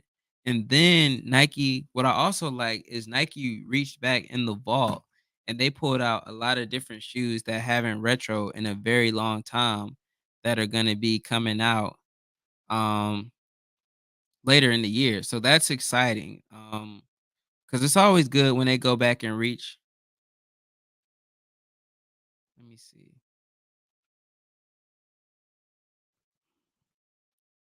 Usually I don't like when they change OG Jordans, but in this case, I think they made I agree. So yeah, that's the thing. when we first started, uh, well, Mike started before me, so I can't say when we first started.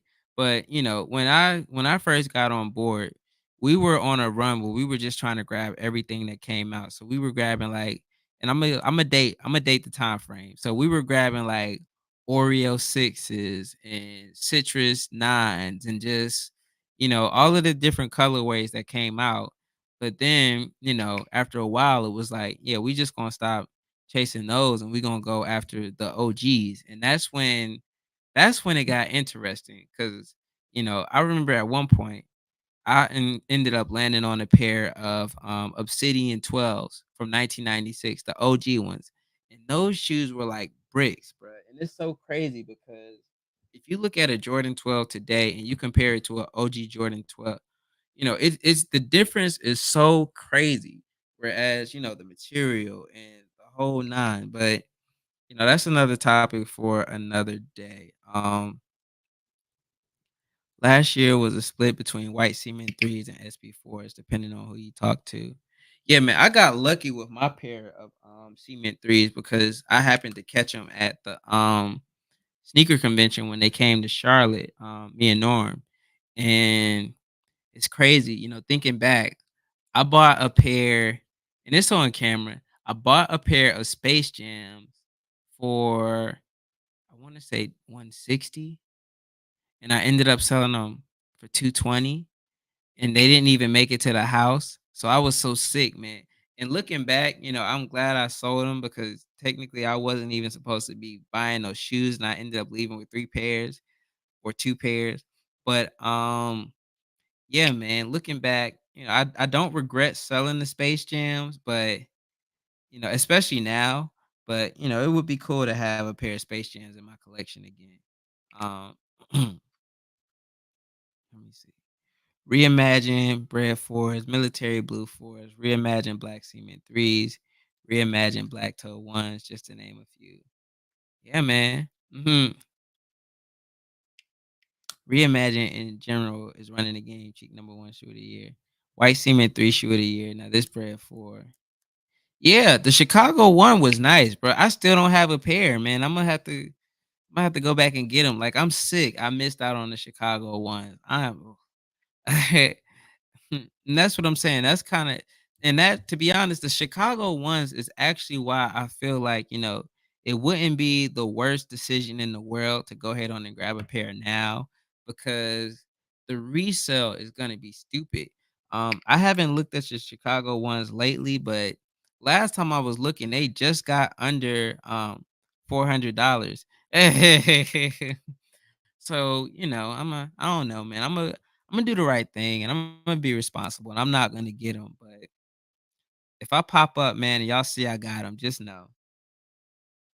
Just like hat awareness is real, sneaker awareness is real too. And sneaker awareness is worse. Black Semen threes, I'm gonna be like a little kid. I'm gonna be so happy. Right, right, right. I can't wait for the reimagined black toe ones too. I never had them back then.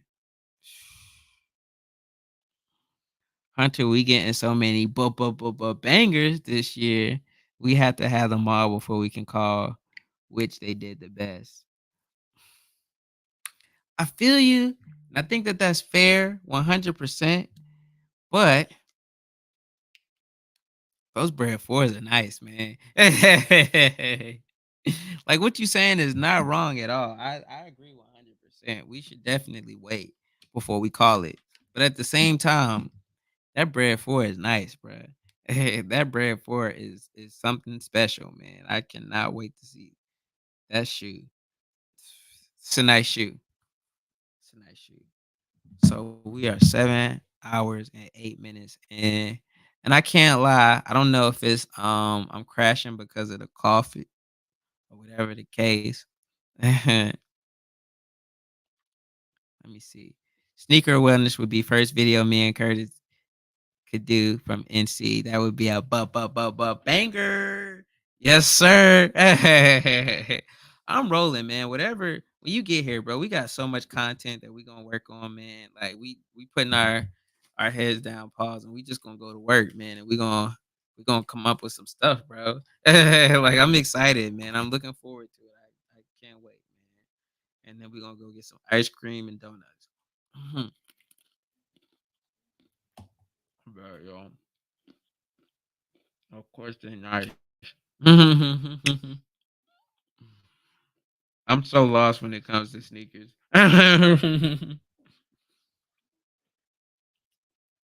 Hey, look, man, I get it. You know what I'm saying? It's like, so sneaker culture, man. Everybody has their hobbies, man. Hey, Berto, I need some energy, man. I need some carbs, man. Sneaker hunter. I mean, not sneaker hunter, but sneaker culture is, is like we got my guy Berto in the building. Not the pretzel. I need my carbs, man. I need my calories. I need the whole nine. Mm. But yeah, sneaker hunter. Oh, not sneaker. I keep saying sneaker hunter. Sneaker hunter gonna live a long time, man. But sneaker culture is, it's just one of those things, man. You have your major cultures, and then you have subcultures within it. And the sneaker game is definitely a subculture, man. It's like it's a thing, man, and it's a real thing, and it's something to be taken seriously, man. People love their shoes, bro. But I get it if you don't get it. I definitely understand. Like there's some things that you know mm, it's almost over. Yeah, man. We getting there. We getting the white what? Oh, shoes. Shoes, y'all. We're talking about sneakers right now. White. Now I gotta go get them.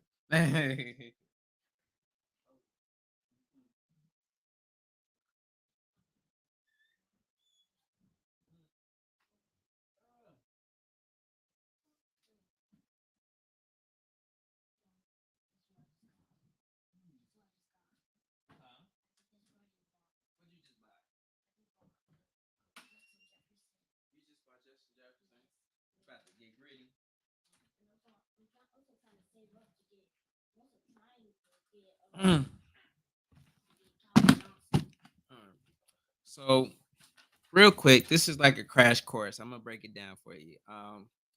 So for my people like Sweet Tea said the white what, um, this right here is the box. The box came like this. It's distorted and it's reimagined.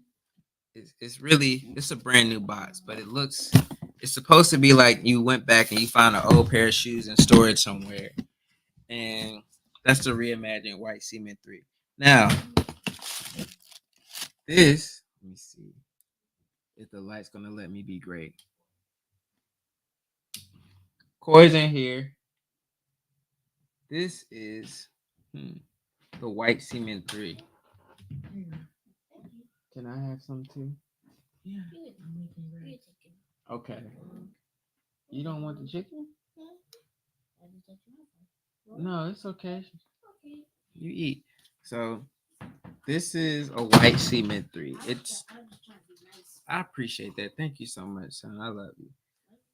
This is the white cement three. The reason that it's called the white cement three is this elephant print right here. Um, looks like cement. Hey, we got my dog Jock in the building. You gonna live a long time. I was just talking about you earlier. How we both signed up to go to Abu Dhabi, but you ended up getting it and I didn't. So yeah, man. Shout out to Jock. That's Coy's godfather right there, man. Jock McCoy. Almost there. We got my girl Nikki P in the building. So yeah, this is the white cement three Air Jordan. Um,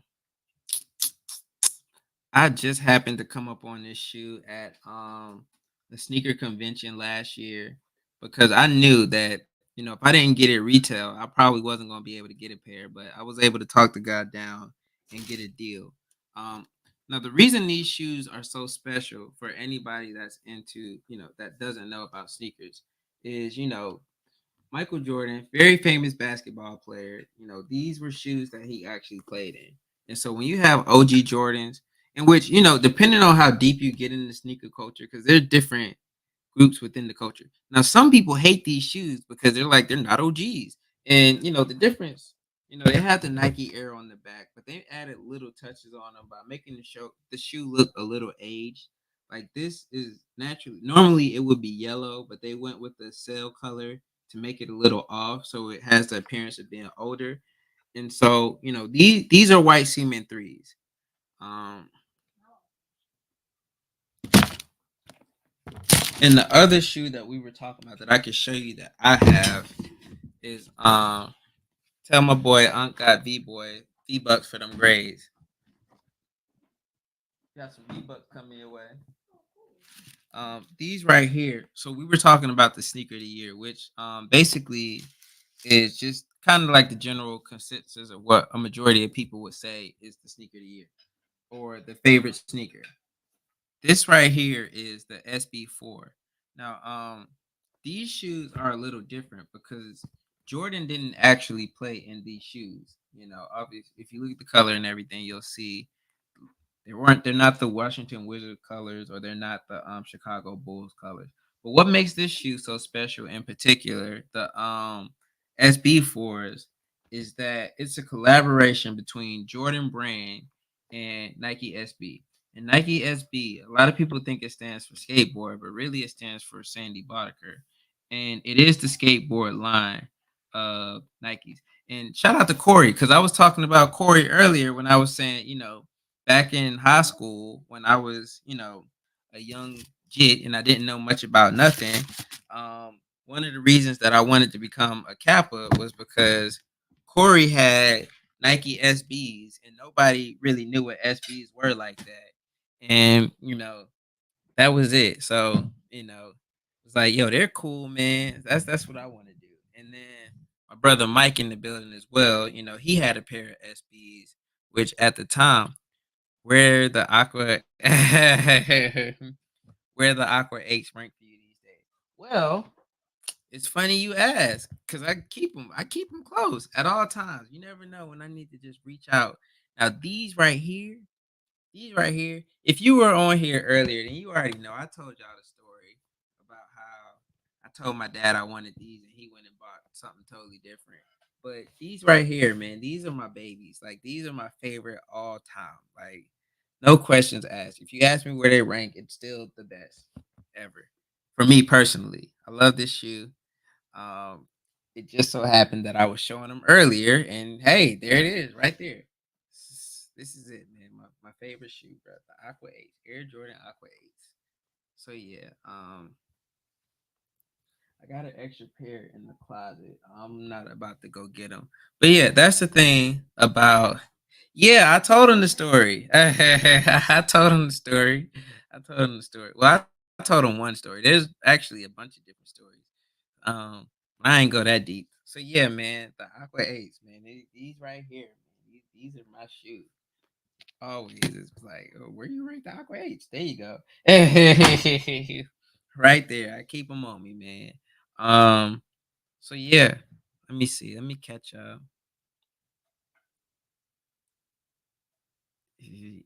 Yeah, man. You know what I'm saying? Yeah. So again, man, for those of you who aren't familiar with sneaker culture, I get it. I definitely understand. Um, it's like, some people collect baseball cards, some people collect hats, some people collect all types of different things, man. Uh-huh.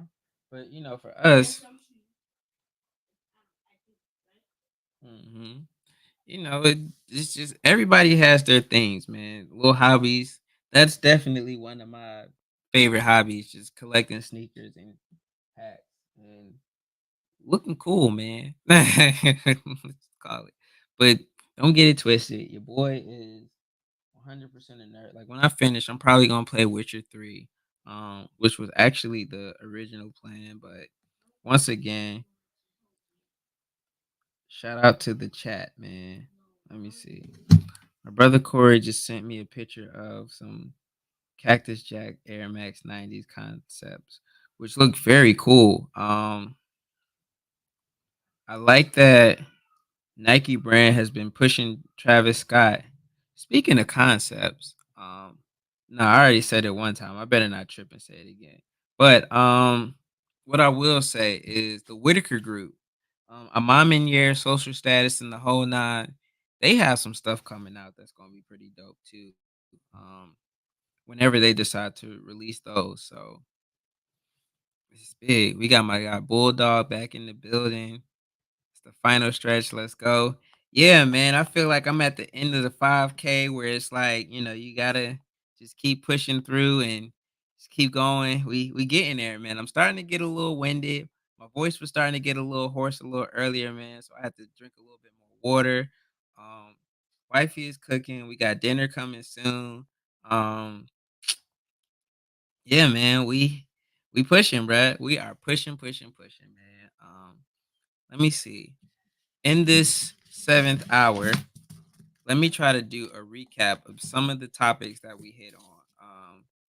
Somebody, my girl, um, where'd she go?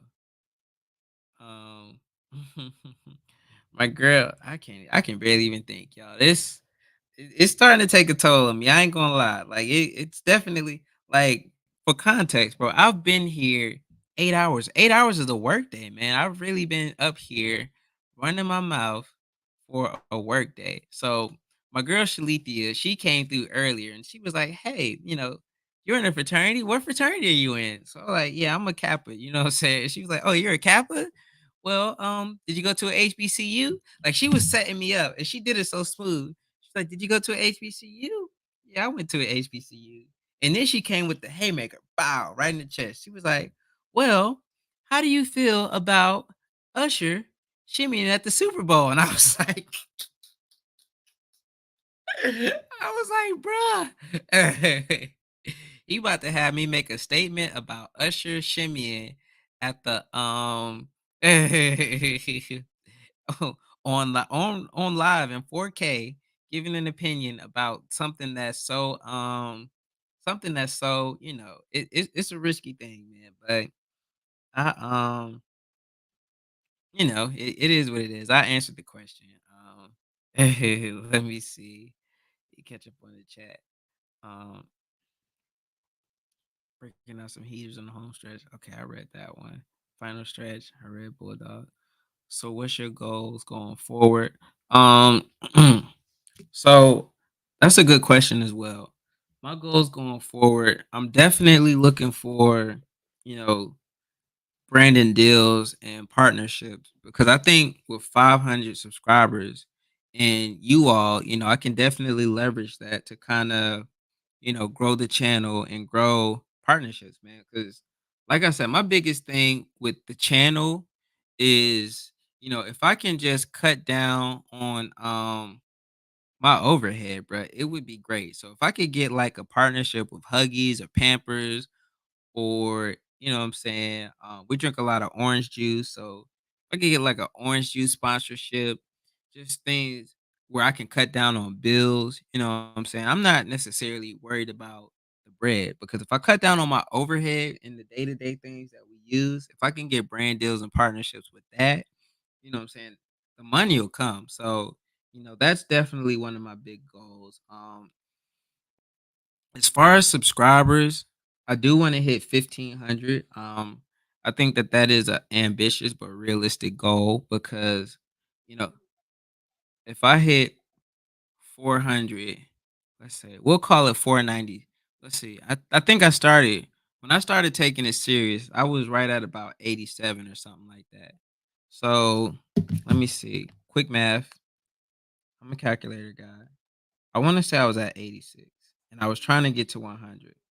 So 500 minus 86. I know that's like 14, but let me do the math. Let me see. No, that's 486. I'm tired, y'all. So in a year, I got around 486 subscribers. So, based off of that number, I want to try to double it. So 486 times two. If I could double that number, that means I hit 972, which right now, if I'm at 500 plus 972, that means I'll be right at like 1472. And if I hit 1472, I'm definitely gonna try to go for that last bit so I can hit 1500. So that's where the 1500 number came from as far as subscribers. I want to double the amount of subscribers that I got this year. Well, last year, this year. And I want to grow that. If you Let me see, let me catch up. We need a few of J Max interns on this home stretch. Yes, Jewel, yummy.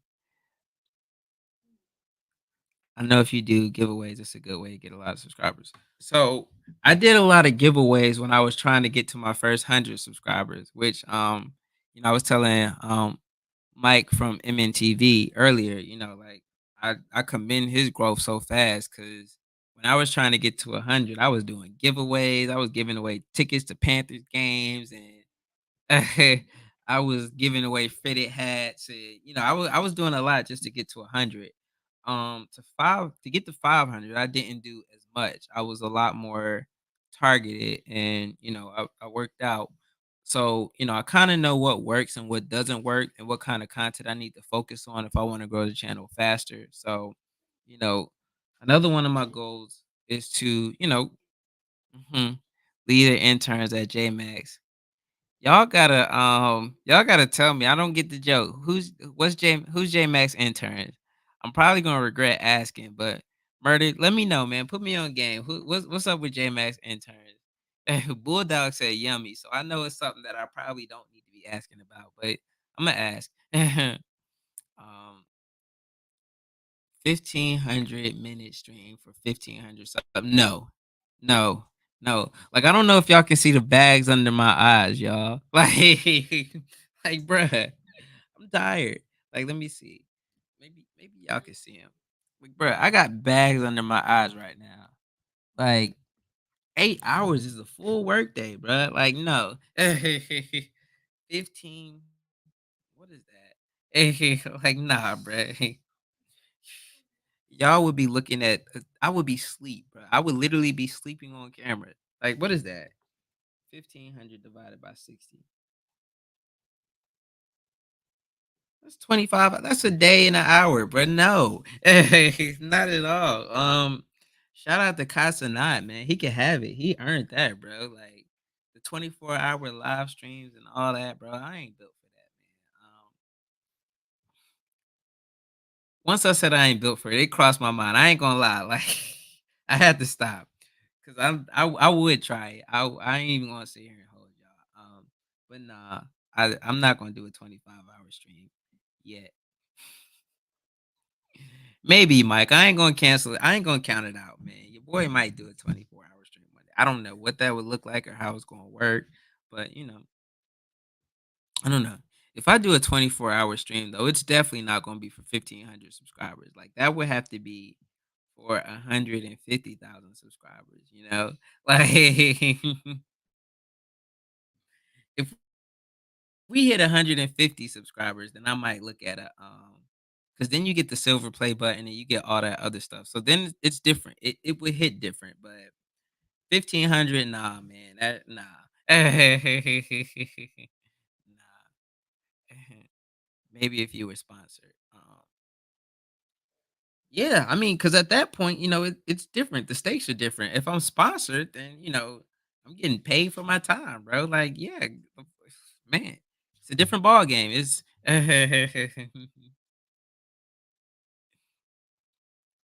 he plays vids of half naked chicks dancing to celebrate. He calls them his channel intern. Oh man, nah, bruh. Shout out to J Mac. Nah, man, this is a semi-family friendly channel. So nah, we ain't gonna do that. But I respect it, man.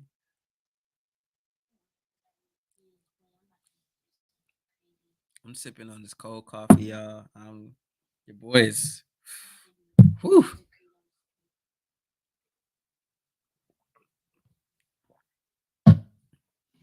Oh man.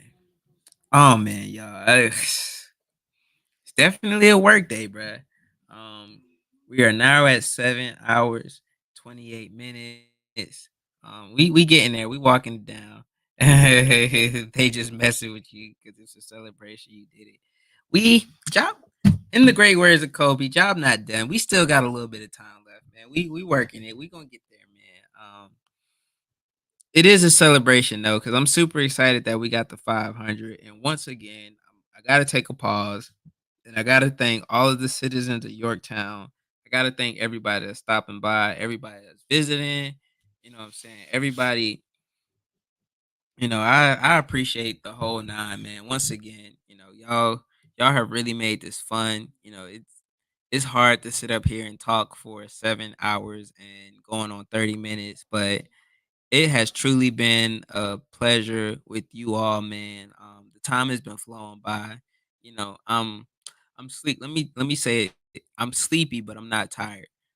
I'm not tired because I don't feel like it's been 7 hours. But my body, like mentally, it doesn't feel like I've been sitting up here for 7 hours. But my body is definitely letting me know, like, nigga, you have definitely been here for 7 hours. So, shout out to the chat, man. Shout out to Yorktown. Shout out to the OG Yorktown citizens. Shout out to the New Yorkers. Appreciate everybody that's been here rocking with your boy for now. 7 hours and 30 minutes. Yep, New Yorkers. All of the new people in Yorktown are the New Yorkers. So, yeah, man. Like I said, the chat, the whole time that I've been here, it hasn't dropped below four. So I really just gotta shout y'all out. I think the most people we had in here at one time was 11. Um, it's dope, man. I really appreciate the energy and the vibes, man. This is on the heels of a meeting. And again, man, it's just crazy how things come together and how things work out because, what you think is a bad situation or a door closing is actually so many other doors opening up that you can never imagine. And, it's crazy because I'm actually living the life that I want to live, and I'm doing a lot of the things that I wanted to do. Now, granted, it's not the way that I pictured it. Like I definitely thought that there would be a lot more money involved, but if you remove the money, you know, I'm basically living my dream. I wanted a family. I have a family. I wanted a wife. I have a wife. A lot of the things that I said I wanted, I have, man. You know, the only thing missing is the money. So at the end of the day, I can't complain, man. I am truly, truly, truly grateful, man. I'm super appreciative for y'all. Everything. Said we were going to support you. That's how we do. Hey, straight up, man. Mike, you up next. You gonna do an 8 hour vlog with the family, MNTV. We gonna get an 8 hour MNTV family vlog or live stream. You want to show them what you're doing?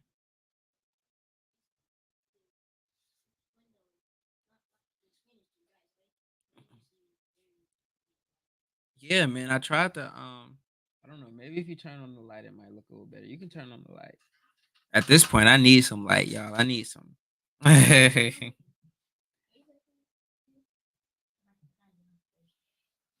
gonna pause it. No, I'm going against real people. Oh, all right, y'all. Well, I'm doing ultimate teams. I guess I gotta play a little bit of Madden. Um, Mom, you want a cookie? nah, I'm good. Okay. You done got grease all on my doggone controller, bruh.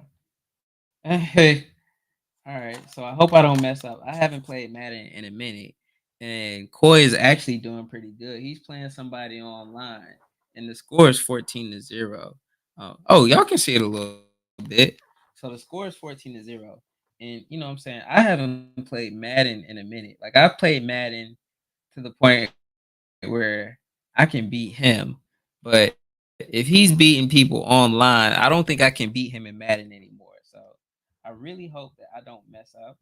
It looks like he's coming back upstairs. I hope so. Oh, I got a sack. Oh, what? Oh, I got. You got a sack?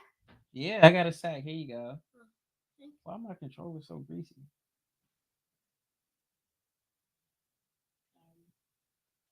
Ugh. After this, I'm changing Otto Beckham to the to the part, Jimmy. Lord, no. This guy's slow. But I might live stream an adventure when we hit 500. Hey, shout out House of the Hitters. Is that my dog? Is that my dog? Is that my dog? House of the Hitters. I know that ain't who I think it is. I know that ain't who I think it is. Man, shout out to my God Norm Nation, man. Appreciate you for tuning in, my brother. It is a celebration, man. The hitters are definitely in the building, man. Like I was telling y'all earlier, and I gotta give him his flowers, man. I know I did it on the community tab, but I met Norm last year at a court. Yeah. I met Norm last year at a ironically at a social status event, man. And at the time, I was just kind of dipping my toe back into, YouTube. And I met him and I told him like, "Hey, I do a little bit of content." And he was like, "Yo, you gotta go live, man." And I'm like, "Bruh, I don't know, man. Like live is scary, bruh." And over time, we got to kick it and spend time. We did a video together at the sneaker convention when I got my white cement threes, which for the people who don't know about sneakers, those are the shoes that I showed you earlier, the white cement threes.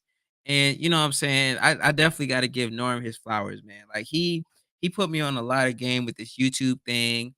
He showed me a lot of good information. He invited me on his platform multiple times. And you know what I'm saying? I just really got to give that brother his flowers, man, because you know, again, I keep saying it because y'all really don't understand. Like without people like Norm Nation, bro, I really would not be here. Like it's been a lot of days I was telling him, like, bro, man, this content thing, it just ain't, I don't know, man. He be like, just understand it's a journey, man. It's going to take time to get where you want to go, man. Don't compare yourself to nobody.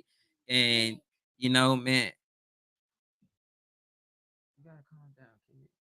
You know what I'm saying? And so again, man, what you see today, me at 500 subscribers, I wouldn't like y'all. I showed y'all how long I've been trying to do this YouTube thing and how many times I quit and how I just, this time it just finally clicked. And the reason it clicked is because of people like him, man. Just giving me advice and giving me game and showing me things about this YouTube stuff, man. So shout out to the House of the Hitters, aka Norman Nation, man.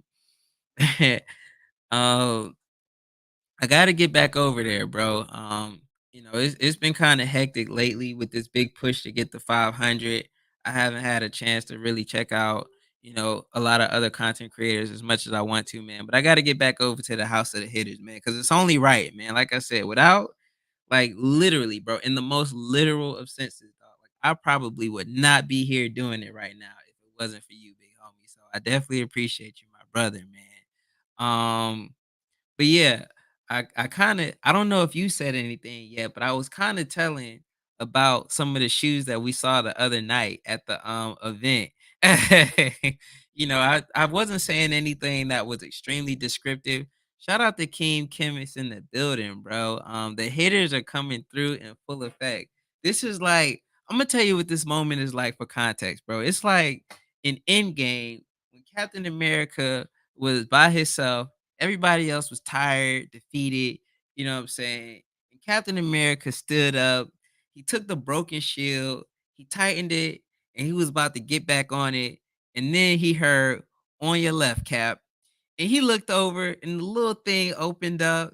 And then everybody else started coming out. Like that's what this moment is like right now, bro. I was tired. I was starting to, you know what I'm saying? The gas tank was running on E. We were starting to I was starting to get a little winded, bro. I felt like Cap, man. But then, the House of the Hitters came through on your left. I'm like, all right, Avengers Assemble, bro. So yeah, man. I definitely appreciate y'all coming through and showing love and support, man. We going for the home stretch. I said I was going to do 8 hours. I know, you'll casually do 8 hours. I've seen you put in some time before. Like this is my first time going 8 hours nonstop, bro. We've been in here. We done talked about everything. Um, so it's 10 people in the chat. Let me ask y'all something, man. And you can respond with your own stories, but I was telling them earlier about one of the times I had a panic attack in my life, and it was when I went through a girl's phone. Have y'all ever went through a girl's phone and seen some stuff y'all ain't want to see? You know what I'm saying? That thing threw me into shock, brother. Like I ain't it is crazy because some of the women, like one of the women in here, she stood on 10 toes and she was like, "Yo, you play stupid games, you win stupid prizes." She was 10 toes down on that. Like, you know what I'm saying? Hey, it is what it is. And then the other girl, she was in here just laughing and she showed the dead emoji. And I was like, "Yeah, you did that to somebody, didn't you?" And she just started laughing.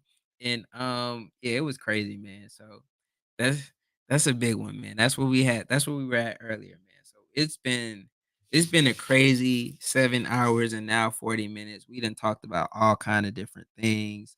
Um Also the we talked about the bread, fours, and I explained to some of the people who aren't familiar with sneaker culture, why we care so much and what it is, man. It's just a hobby, man. Some people collect various different things. Some people collect marbles. You know what I'm saying? Some people collect I don't know, quarters. We just happen to collect sneakers. And that's the thing, man. It's to each his own.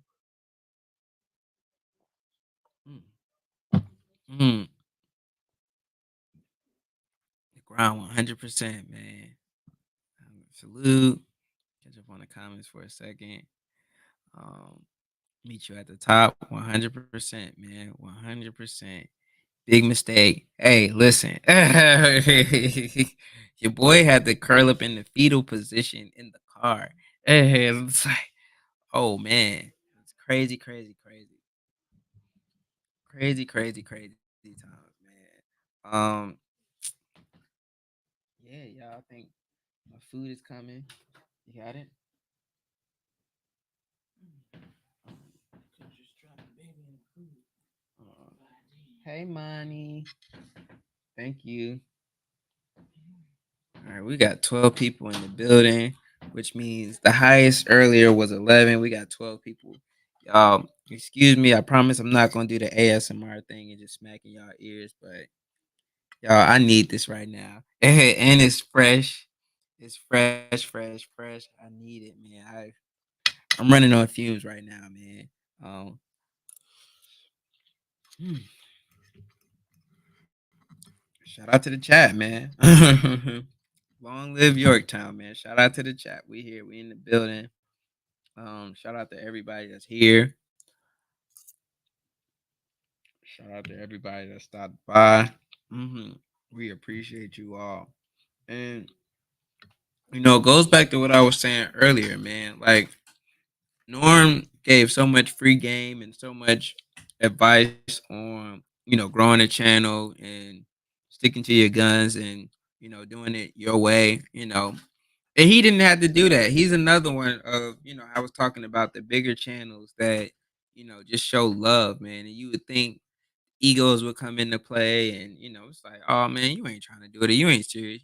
Like I can never stunt on a younger YouTuber or somebody that's deciding that they want to start or they want to try it, man, because a lot of the big wigs, they didn't do that to me. Like they gave me game and they gave me advice and wisdom and, kept me going a lot of days, man. So, it's definitely a community, man.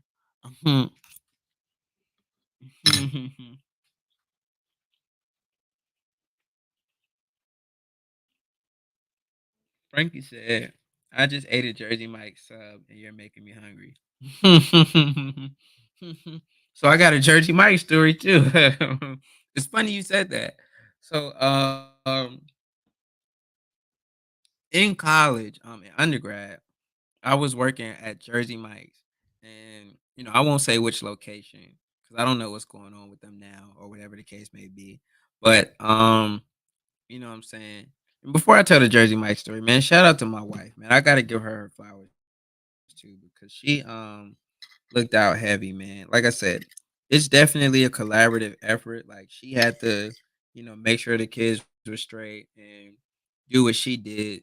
and cook so that I could, sit up here for 8 hours a day and go live, which is crazy. It's a full day. So shout out to my wife, man. I want to give her flowers too. But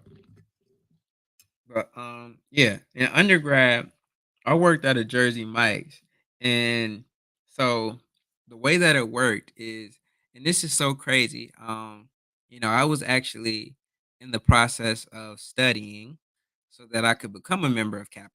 And study sessions used to take a while. They would go on for hours just because it was so much information that you had to learn. And we were just studying. And you know, one day the owner, so the way that it was set up is the owner of you had the owner of the building who owned the whole building area, and then you had the owner of the Jersey Mike's franchise.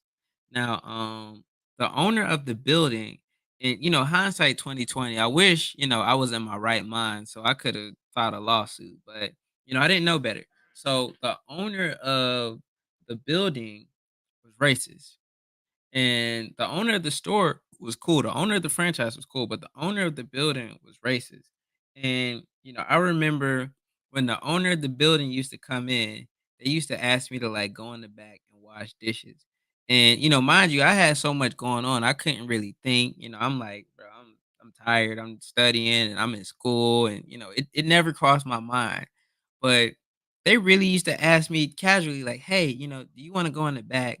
And they would never say, "We want you to go in the back to do this." And so one day I asked, "Well, what's up with the timing?" It's like, "Yeah, the owner, man, he doesn't like black people." And so yeah, bro, like I used to have to go in the back, or I take the trash out, or just all kind of little 1962 stuff. And like thinking about it now, I get so mad. But back then I just had a lot going on and I didn't know. And it was crazy, man. So that's my Jersey Mike story. I really don't like Jersey Mike's like that because of that situation. I don't really eat Jersey Mike's like that. Like I've had Jersey Mike since then, but it just always I just always think about that when I think of Jersey Mike's. Mhm. Yeah. Mhm. My bad, Frankie, man. This right here is definitely recharging the battery, man. I usually don't even like to eat on camera, man. I apologize, y'all, but we are. What's up? When I'm done. Yeah, we can play. So, y'all, you want to show me a trick? That means I'm about to get beat and mad at y'all. hmm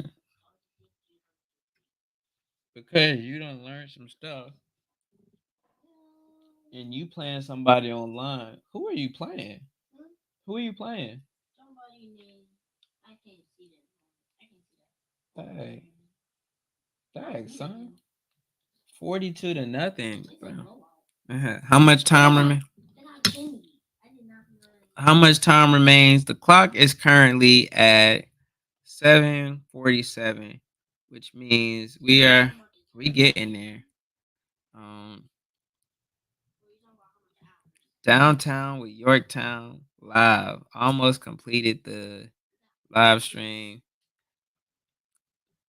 I don't know the exact time. My brain is starting to shut down, so I can't do basic math at the moment. I'm sorry. I see my net. Hey, we got my guy Tori in the chat. Shout out to my brother Grand Prize. Hey man, welcome, welcome, welcome to Yorktown, my brother. We are here, man. We doing an 8 hour stream. We are currently at 7 hours and 47 minutes. The goal is 8 hours and 20 minutes because I said I was going to do 500 minutes to celebrate 500 subscribers. Um, did you guys see the previews to Mini Kong? I can't wait to see that shit. Um, I haven't seen the preview to Mini Kong, but what I have seen the preview to is the new Planet of the Apes movies, and that's gonna be one of them ones, man. Did y'all see that the new Planet of the Apes trailer? Mm.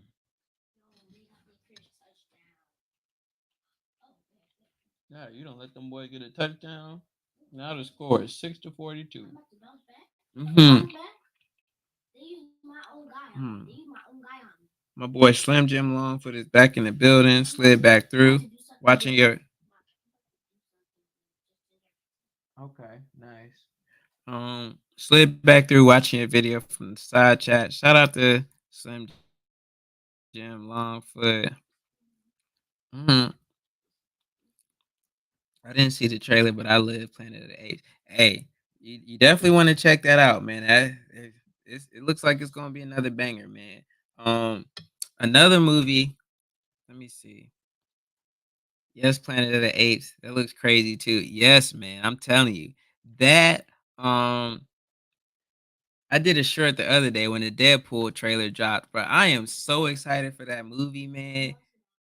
I am so excited to see Deadpool versus Wolverine, bro. Like, I'm I'm kind of skeptical. Well, Deadpool and Wolverine. I'm kind of skeptical, man, because the MCU has been dropping the bag lately, man. And I really, really, really hope that they don't mess this up, man. Like, I really do, especially with Disney taking over Deadpool. I know that they're probably gonna curb down some of the jokes and some of the content. I get it, it's Disney, but they said they were gonna keep it there, but I don't know, man. I'm super like I really, really, really hope that they don't mess this up, man. Because the Deadpool franchise has something really good going. It's like the best Fox series out there. Sony is stinking up the place because Madam Web, it looks horrible, man. I do not want to see Madam Web. I'm probably gonna go see it, but I don't want to see Madam Web. They're about to drop the ball. Sony just needs to go ahead on and give their rights over to the MCU and just leave Spider-Man alone once they make this last Spider-Verse movie. Um,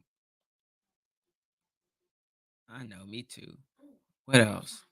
Dune. So I told y'all I'm a nerd, and I wasn't lying. I am super excited for this new Dune 2 movie that's coming out. Well, the second part of Dune. Like,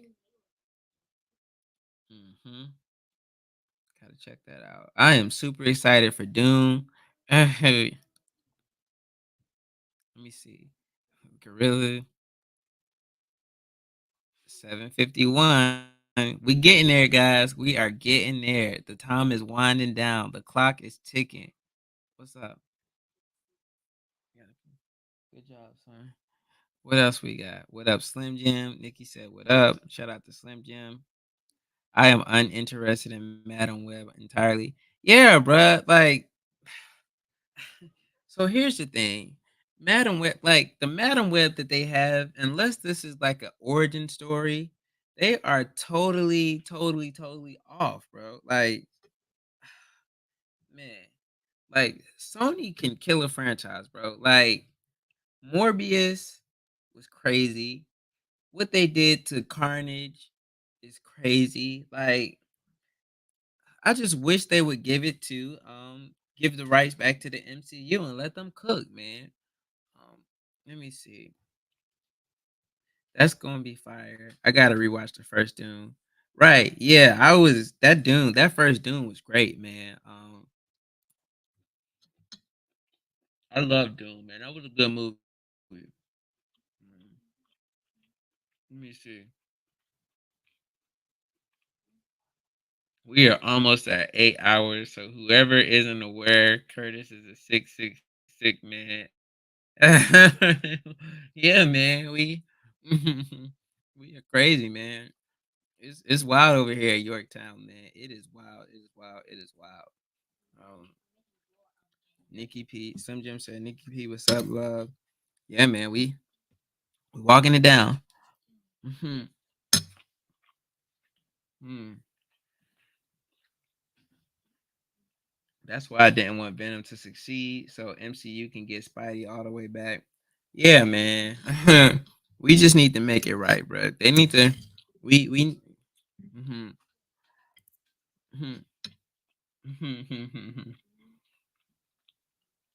7 hours 53 minutes. Shout out to Salithia. She's the one that threw me under the bus early and was like, "So how do you feel about Usher Simeon at the Super Bowl?" And I was like, Mhm. "Welcome back, Shalithia." Yeah, man.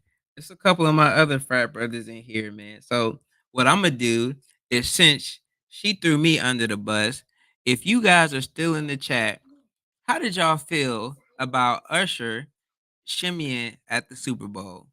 If you what y'all feel like?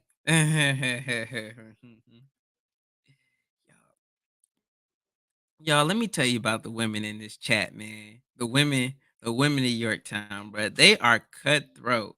So that FF gonna be tough next year, bruh. When you say FF, let me make sure you talking about Fantastic Four. Just let me know. Um, but yeah, the women of Yorktown are so vicious, man. So remember about how I told y'all the woman that was like, "You play stupid games, you win stupid prizes." That was Shalithia, man. And Nikki P, man, she is not gonna let me live down these old videos of so I told her, once we get to the end, you know, the videos might not lag. So what I'm gonna do is I'm gonna show my first videos. And here she come popping up now. I wonder if we gonna see that video since we're at the end of the stream. Like y'all really out here throwing me under the bus, bruh. It is alright, man. It's all good. It's all good. That's right, the Uno reverse. You know it. Um, Dope live, bro. Gotta get back to work. Hey, man, Frankie, I appreciate you pulling up, man. For real, for real. I definitely appreciate you. Usher ain't Usher if he ain't getting half naked. Congrats on your 8-hour live stream. Shout out to Berto, man. Hey, man, it's definitely been a success, man. We have 15 people in the building right now. Yes, sir. Oh man. Yeah, that Fantastic Four is gonna be insane. I'm super excited for that. Um, and here's what I'm thinking. Here's my theory about that. I think that right now they brought back the Marvel Unlimited universe so that they can kind of use those comics to right the wrongs of the current MCU. So what I'm thinking is the Deadpool movie, just based on the little trailer that we saw, is probably gonna be based off of Deadpool kills the Marvel universe. So they're probably gonna do a hard reset now, especially since they got rid of Jonathan Majors, which is crazy, you know. But I think they're probably gonna do a hard reset based off of what I've seen. I could be totally off, and Deadpool is just gonna get everybody out of here, and they're gonna do a brand new start, kind of rolling off of the Ultimate Universe, or maybe they'll figure out how to use Deadpool and tie him into the incursions, and we'll get a secret world battle world type. And I'm sorry for my people that don't follow comics. I told you I'm a nerd. I'm getting in my nerd bag right now. They're probably gonna yes, we love comics. We're gonna they're probably gonna use that to do a big reset of the MCU, which I think is needed. So I'm here for it. Let me see. All right. The first time he did it, it was overshadowed by the brothers on the stage, which was a major win. That's the same thing I said. I loved it. Haha, Usher can do no wrong in my eyes. All right. So we are 3 minutes away from 8 hours. 500 minutes. I mean, yeah, 500 minutes is 20. Um the shimmy in front of the mayor was bogus. That's the same thing I said, bro. Like the first time you can kind of give him a pass because there were brothers present. So it's cool. The second time, it's like, all right, man, come on, Usher. Like, really? Like, really, Usher? Like, did you have to do that just now? Like, what are we doing? Mhm. That's pretty much the same thing I said in a nutshell. Um,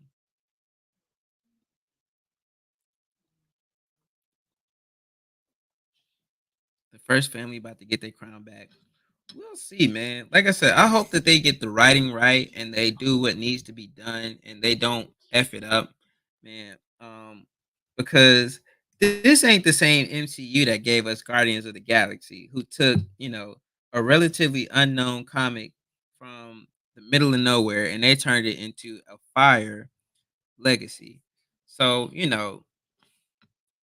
if they get it right, it's gonna be epic. But if they get it wrong, man, then it's gonna suck. That's what me and JQ was thinking too. Shout out JQG. Shout out to Johnny Quest Gaming too. Shout out to Johnny Quest Gaming. Um, yep, because Secret Wars was supposed to be popping off since Kang. And since Kang is sitting on, yeah, it makes sense. I hope that that's the route that they go. Big salute to everyone who tuned into the live and hit the like and subbed up. Shout out to my boy Jules. Jewel, Jewel, somebody got me the other day. Like, yo, why we black people always got to put an S on things? I'm like, I don't know. It's just hardwired in our DNA. Shout out to Jewel, man. Let me see. Truth. It is 7:59. We are 13, 10, 9, 8, 7, 6, 5, 4, 3, 2, 1. Hey, we hit 8 hours, y'all. 8 hours. Now, all y'all who said, you know what I'm saying, all y'all who was questioning the boy, man, we did it, man. And I was questioning myself, so I definitely don't blame y'all. I was definitely questioning myself. I'm like, can I really do it? Did you ever watch Blue Eye Samurai? I haven't, but I'm gonna have to check that out. 8 hours, y'all. Let me write that down. Blue Eye Samurai. I'm gonna check that out. Congrats on the 8 hours. Appreciate y'all, man. Once again, shout out to Yorktown, bro. We did it. We hit 8 hours. You know what I'm saying? No, murder. I ain't going nowhere, bro. I'm not going nowhere. I'm not. I'm just acknowledging the fact that we hit 8 hours. We still have 20 minutes to hit. You know what I'm saying? 500 minutes. Shout out to murder for holding me accountable, bro. But no, we got 20 minutes left, just for the record. But mhm, we hit 8. Mhm. Hey, you did that. Hey, man, it is a celebration in Yorktown, man. Congratulations on it. Appreciate it. Hey, man, appreciate you for stopping by, Shalithia. And thank you for that game. I definitely didn't forget it, and I'm definitely gonna be doing it. So shout out to you for that as well. We got a Fish University alumni in the building. Shout out to Shalithia. Um, Hey, yeah, that's right, man. We did it, y'all. Woo, boy, that thing heat. I'm gonna have to check it out. I'm definitely gonna check it out. Um, ain't no way I could talk for 8 hours straight. I would have had technical difficulties. Yeah, man. I don't know. I don't know. We did it, man. We did it. Ooh, man. We did it. It's now 8 hours and 2 minutes. Still have 18 minutes until we hit 500 minutes, but we rocking, man. We still going. We still in this thing. Let's go, murder. Here come Bulldog. Yes, guys. I know. I know. I know. I still have. Now it's 8:02. I still have 18 minutes to go, and I'm gonna give y'all the full 18 minutes. We're doing 500 out, 500 minutes. So we got it, y'all. But here's to seeing you at 1,500 next year, man. Also, I'm facing, bro. I ain't gonna lie, man. If you keep up, you probably gonna get there before me because you have a really great, a really great niche and a really great concept. And at the rate you're growing now, if you keep it up, you'll definitely get there before me. And I'm ready to celebrate you. We gonna get there when we get there, man. So whatever the case, we going. Them boys was not playing, man. It was like, yeah, man, you still owe us 20 minutes. I'm like, I know, y'all. I know. Y'all gonna get y'all 20 minutes, bro. I'm not gonna shortchange y'all. Hey, Murder was like, yo. Murder. Hold on. Murder was like 20 minutes. I know, man. I know. And Bulldog come with the backup. I know, y'all. We gonna get the 20 minutes, bro. We gonna get the 20 minutes, dog. Nikki would have had to square up by the third hour. Right. You know what I'm saying? Somebody in the comments would have said something crazy and Nikki P, because the Poindexter sisters don't play. Nikki would have been on a whole different type of time. So yeah, you know, I know you wouldn't have made it.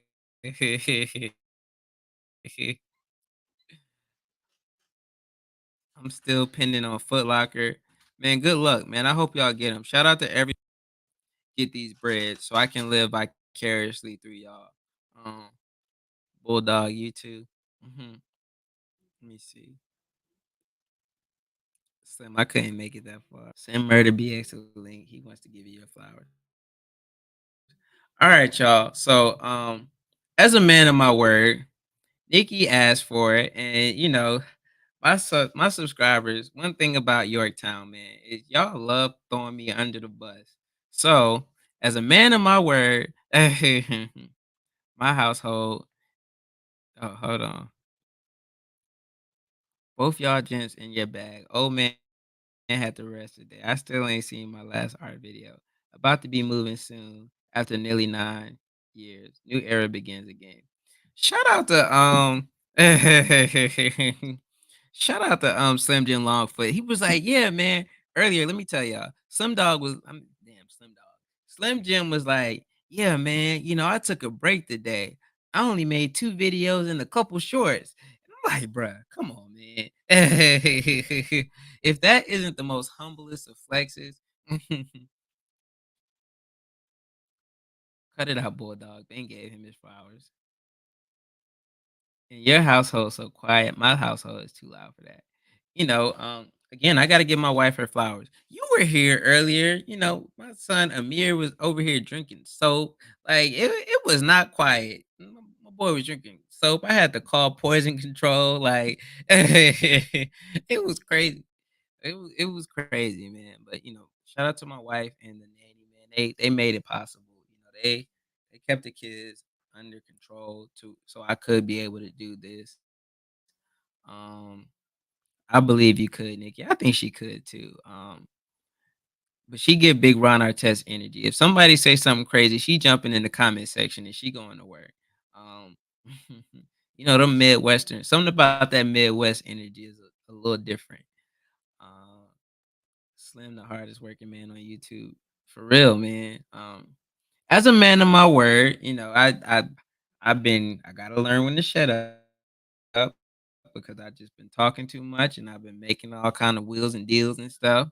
I said that once we get closer to the end, I'll go ahead on and play my first videos that way. And I didn't say my first videos with an S. I said my first video, singular. Um, I will share my first video with you all. Um, so in celebration to show where Yorktown has started into where we are today, I am gonna keep my word to Nikki, and that's what we're gonna do. So um what I'm doing right now in the background is I'm pulling up this video and I'm gonna show y'all what my very first video on YouTube was. Now, if you try to go watch this video, you're not gonna be able to see it because it's private.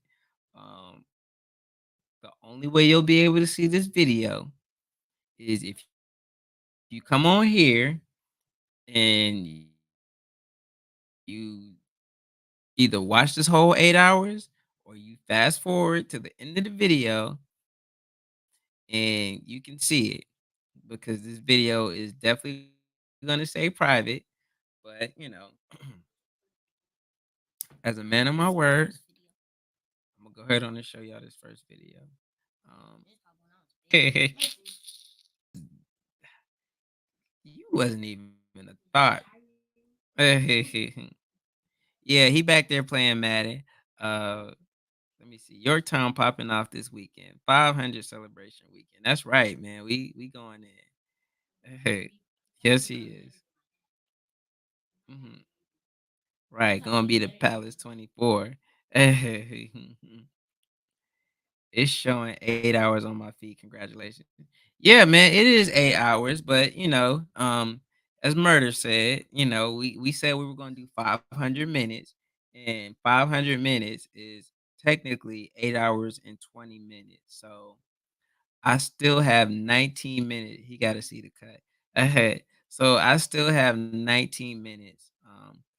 Go to back to when Yorktown was a village and it's now, but nah, bro, Yorktown was a desert.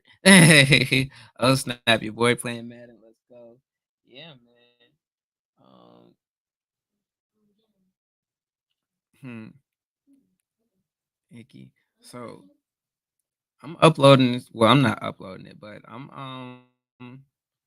pulling up the video. I'm gonna keep my word. I'm gonna show it. Um, hmm, y'all gonna be. Let me tell y'all now though. My first video. So let me share. Said I was gonna play my first video. So let me present. Mhm. This is a world premiere in Yorktown, man. Let me share.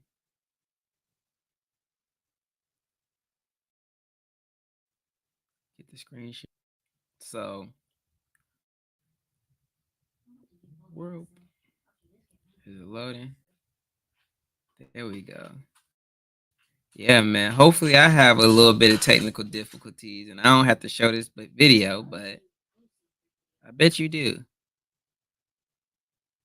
All right. So here we go. My first video on YouTube. Is that what it's called? Nah. Um, it's loading. I'm going against the best team ever right now. Okay. Mm. All right. It's 12 seconds long. My first video was 11 seconds. Yes. Why did I say 12? Um,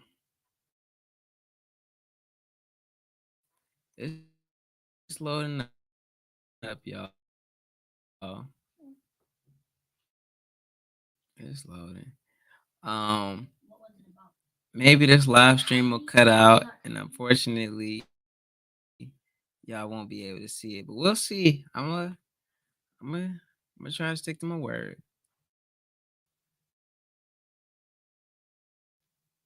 All right, let me.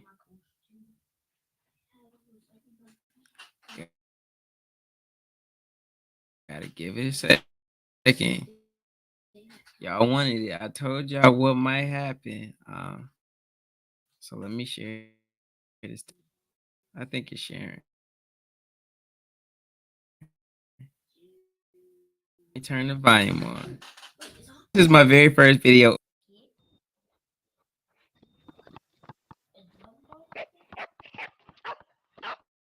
That- that's my first video on YouTube, y'all.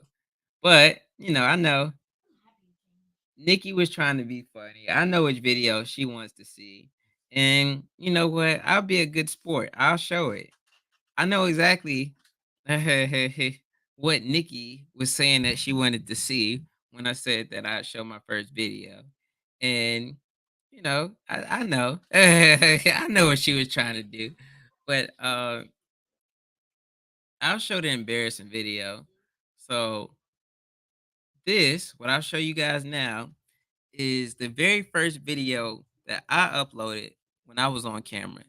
This was uploaded May 8th, 2008.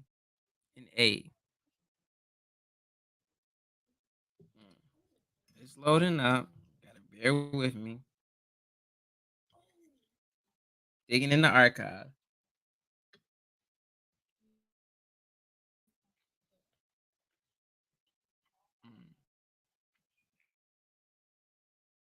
me it's loading. I'm gonna show y'all. Cause Nikki was trying to throw me under the bus, and luckily I have a sense of humor, and I can laugh at myself, so I don't mind showing this embarrassing behind video. I don't, but it's cool. I can laugh at myself, man. I'll show y'all. Um, it's loading up. I'm gonna share my screen and I'm gonna let y'all see it. Man, it's just taking a while. Okay, here it is. You alright? Yeah. Boy. I know exactly what you was trying to do. You was trying to throw me under the bus, but I got you. I'm gonna show you. Shout out Rob, man. Shout out to my guy Rob in the building, man. Man, so let me share my screen up again. Here is on YouTube. So here we go.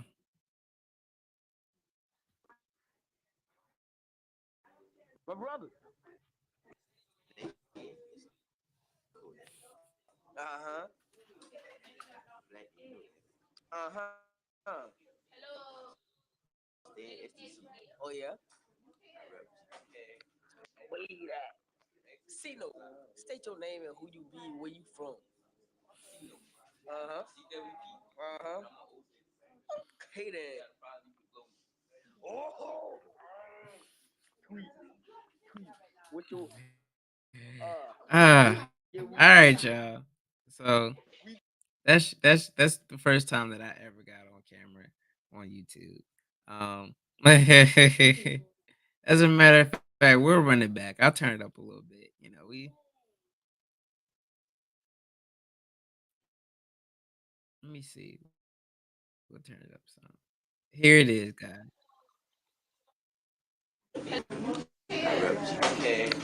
believe that. CeeLo, state your name and who you be, where you from. Uh-huh.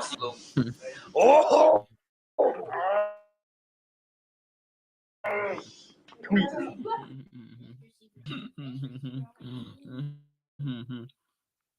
Thanks, Nikki. So yeah, man, that's the first time that I got on camera on YouTube. Um, and for some reason I did it two more times, but I'm not playing those. So yeah, man. That's the video. Once again, shout out to Rob. Shout out to Rob. You're right, that wasn't a video. I know. I know. Um that just set my dogs high. That was my first video on YouTube. Uh 4 minutes left. Rob, how many bread for so far? Hmm. Bulldog, who let the dogs out? Hey, my favorite beard. Rob in the building. Nikki P sent the fish. Rob, salute. Rob said I stopped at 4. Shout out to Rob. He copped 4 pairs of the breads. This is sneaker talk again from for the people that don't get it. This is sneaker talk. Sneaker talk. He copped 4. 3 minutes until we hit our actual goal. Um, nice. Nikki P. Yeah, man. School bus. Yeah, man. That was me in school. You joining us tomorrow for the live cop. I'm gonna try to pull up for the live cop too, man. I'm gonna just show some support, man. Pull up. I might not be able to cam up or anything like that because I have my home inspectors training in the morning, but I'm gonna definitely pull up and show some love. Boy, Jock, congrats, appreciate it, man. 2 minutes to go. 2 minutes to go until we hit 500. Um, he better. I need some beer. Oh, damn, how old were you? That was 11th grade, so I had to be 16 going on 17 at the time. Yeah, 16 going on 17. Um, okay, you a man of your word. Yeah, man. I am. I am. I am. I am. Ancient history. Good sport. Mhm. Numbers. A. Bulldog. I will be there. Should be up by 4:30 anyway. Sheesh. Let's go, Rob. Dang, I just noticed your channel was born in 2007. Wow. Yeah, man. I was on YouTube for a minute, man. I've been here for a long time, man. Like I said, I finally didn't start taking it serious until last year, January. Like I said, man, shout out to the hitters, shout out to Norm Nation, man. He was the one that, put the battery on my back and he was telling me, yo, man, you gotta go live, bruh. And ever since then, we've been going. The beard is an enabler. Beware. Rob said, "What up, the sneaker 155?" The year my niece's oldest son was born, 2007. Mhm. Oh, dang, I didn't even realize it. 500 minutes. We did it. We hit 500 minutes, y'all. Murder. I reached my 20. I've served my time. Bulldog. I've served my time. Everybody that was on my tail about the extra 20 minutes, I've done it. We're looking at 8 hours and 20 minutes. We've done it. We've done it. We've done it. And you know what? We gonna keep rolling, bruh. Huh? We gonna keep rolling. And what I'm gonna do is I'm gonna show the other first videos, man. So I got two more. We gonna celebrate, man. Can we get another 5 minutes? I don't know. I ain't gonna time it, man. But I still got more in the tank, bruh. I got more in the tank. So I'm gonna show. I'm gonna show some more of these these silly videos of me back in the day when I first started. I did say chili. And here you go, boom. I am starting to get a headache though. I ain't gonna lie. So we are gonna bring this to a close soon. But in the meantime, I'm definitely nah, it wasn't just murder. Nah, I ain't gonna let you do that, Bulldog. You was the man, you was right there with him. Cause you was on it early. You was like, yo, man, we need that 8 hour vlog. You was on it way early, dog. So nah, you ain't about to throw murder on the bus like that. It was YouTube, bruh. It was 100% YouTube, dog. See, Bulldog will throw the rocks and then hide his hand, bro. You funny, bro. It was definitely YouTube. But we did it. It is a celebration, man. So, we get 5 more minutes. Yeah, man. Let's see. Say hell to the nah. So let me see. I'm gonna show y'all. Uh, um, I'm gonna show y'all the other one, man. I told y'all, man. Soldier Boy was real big at the time with the white glasses and the writing on it. So let me see. I'm gonna show y'all, man. 'Cause it's a celebration, right? If you're gonna do it, you gotta do it right. So, um, let me see. So I'm gonna probably show these last two, and I ain't gonna lie. I'm gonna go ahead on and get out of here, man. Cause yeah, it definitely takes a toll on you, man. It's a full work day, bro. Oh, man, yeah, yeah,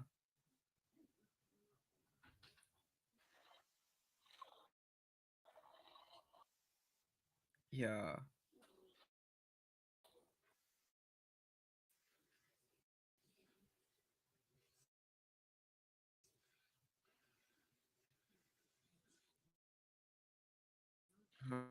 Um,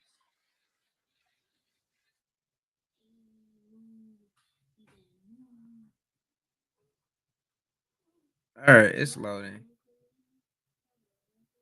how I'm gonna show y'all how real thing. I'm gonna show y'all, man. This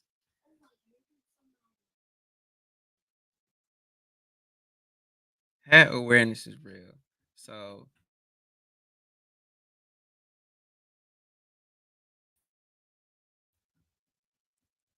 we gonna keep rocking. I'm gonna show y'all this video, man. I'm embarrassed, but here you go. Yo, Hat awareness. this guy is blue, and my pin is too. I'm spitting that fight because I got the flu. Sick heat, he made me sit down. I gotta stand back up to pull my pants up, though. I'm a killer with the slow flow, you know. Got the beads on your neck. I cut the check. I write the cash because you got ice on your neck.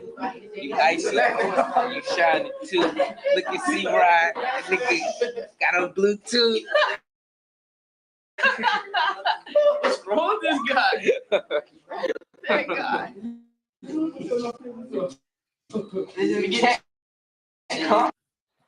All right, y'all. So yeah, that that look at that, man. I told y'all Soldier Boy was real big back then, man. That's all I got. Yeah, I don't know. That's just where we were. Now, why in the middle of class were we doing that? We got my boy Bacon in the building. Shout out to Bacon, man. Another OG citizen of Yorktown. Bacon is in the building, bro. Let me see. What up, Kurt? What's going on, Bacon? And watch me, you. Bacon, yo. Mm, OMG. Yeah, I'm gonna have to sign off in a second anyway, because one of the kids is waking up. So we got that. I told y'all, man, hat awareness is real. Even when I had hair, I was wearing fitteds. That is a crazy fitted, by the way. Oh man, that's wild. But yeah, the Fabo glasses deep wear. I told you, like that was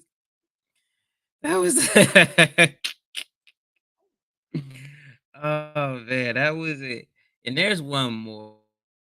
I might as well. If we gonna go, why stop halfway, man? So I'm gonna show the last one, and then I don't know what this one is. Um, let me see. I'm gonna show this last one, and then I ain't gonna lie. I'm probably gonna get out of here just out of pure embarrassment. Like I'm really a glutton for punishment. I don't know why I'm showing this, but it is what it is, man. The Fabo glasses. Goodness gracious. Yeah,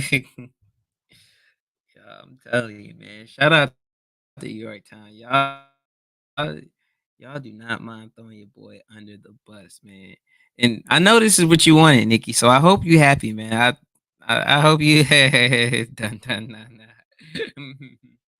All right, so here's the last one. Let me see. Last one. We going 8 hours and 30 minutes, bruh. We at overtime now, man. Um,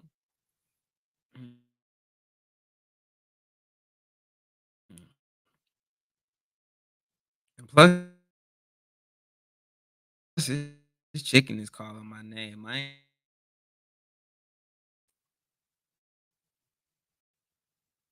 Shout out to Slim Jim Longfoot too. He's showing up right there. And look, if y'all think 8 hours is crazy, my dog, just remember when I told you this man of life 400. Like I can't compete with that. I ain't even trying to compete with that. No. So shout out to Slim Jim Longfoot. It's I'm talking about Pee Wee Longway. Slim Jim Longfoot, man, 1,445 daily vlogs. This man said, "Hey, I took it easy today. I only did 2 videos and a couple shorts." I'm like, "You got it, bro. Hey, you got it, big dog." So here's the last video. Yeah, you know. I already know it is. Churchwood all day. Shout out to my GP boys. Point the camera to the GP boys. Shout out to Cheeseburger. Doing his thing. Get Cheeseburger on the camera too. Let him get something. There you go. Now you dark. Yeah. You don't need to talk to the girl like that. Keep tweet showing yourself. Say something. Yeah, there you go. Yeah. So make sure you get so icy too, cause I'm gonna shine through him. I don't have no chains now. Since he got on so many chains, make me feel special. Get him. Show your chain one time. Yeah. Look, you can see it. You can see it. That dude shot. Anyway, Uh-oh. Uh-oh. I'm glad I got on my glasses. I'd be blind right now, boy. They do ice. But anyway, yeah, I'm about to split this for y'all. Let y'all know how we do it. Get that? Yeah. Alright. Yo, Pete the boy Stilo. I'm looking for a sexy girl. Hit me up. Or the D-Lo. I promise you. She remind me of a well when she blow. Yeah, I can spit a hot 16, but my name ain't Guan. That is that nigga. He got it going on. I'm in here killing this rap shit right now. I'm the truth. I gotta pay the studio back for blowing up the booth. That's it. Y'all don't get no more. I throw all this stuff on the floor. All right, y'all. So that is me. That's it. That's the last one. I don't think I can take any more embarrassment tonight. But yeah, that's me, y'all.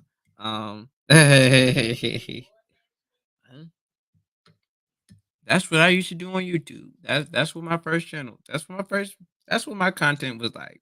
So we have came a long way. So shout out to Yorktown, man. Shout out to everybody. Um, y'all will not be able to find those videos. Y'all will not be able to find those videos. They are private. I'm not going to delete them, but they're private. They are taken care of. They are in the stash. But yeah, man, if you want to watch them, then you just going to have to come back here and go to the end of the video. Remember those timestamps. And whenever you want to laugh, or you can screenshot them or whatever the case may be. But yeah, that's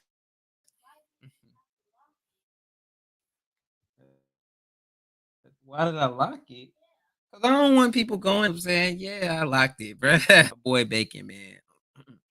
So Bacon is another one of the OGs of Yorktown, man. Like I gotta give Bacon his flowers too. Like I would feel horrible if I didn't give my boy Bacon his credit, man. Some nights it's literally just been the same crew and Bacon, man, and we'll make it rock. Edwin wasn't with us tonight, but shout out to Edwin. He's another one of the OGs. Edwin, I'm telling y'all, man, it used to just be like 4 or 5 people in here. Me, Edwin, freaking um um Murder. I can't even think right now, y'all. I'm tired. But it was the same 5 people every night, man, and we held it down.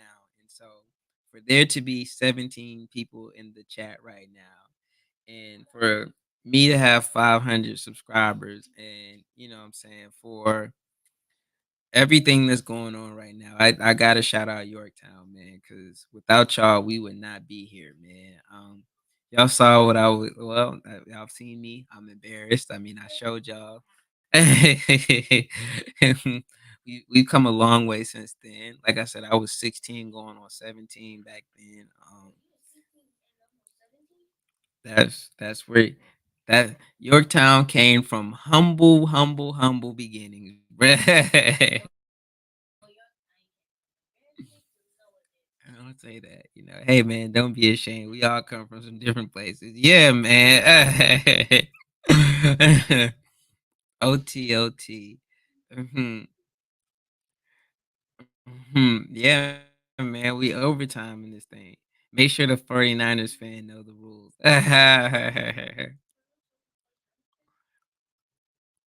Oh man.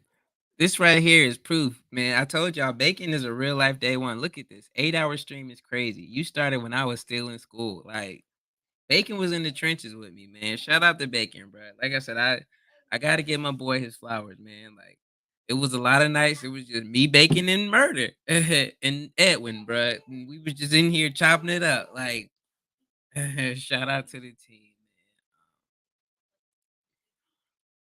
man. Murder, do your mod duties and time out Rob for talking about the 49ers. Young York was too fly. Hey man, for the time, it made sense. That's how we dressed at the time, man.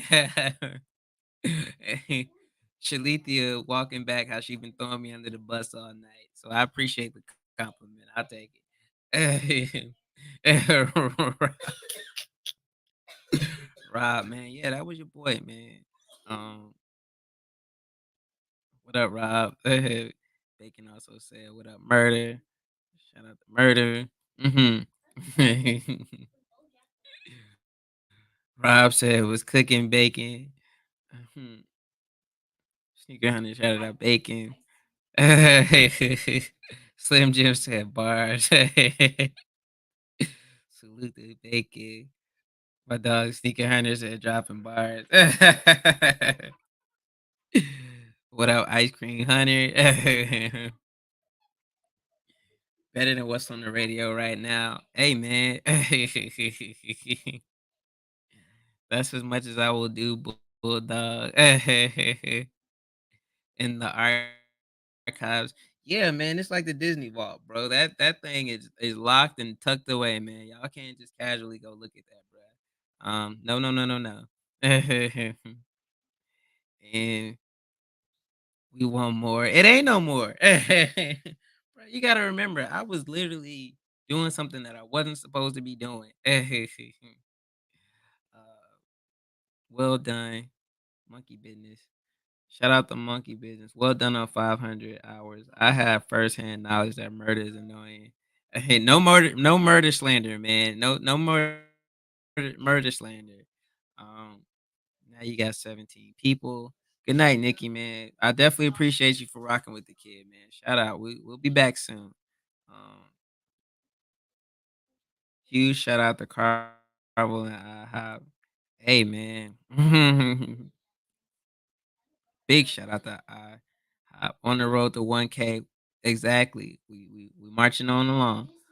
Pro tip: if you got an external hard drive, make sure your most important videos you download and put on your hard drive because you never know. Hey, that's big facts right there for sure. For sure. Hmm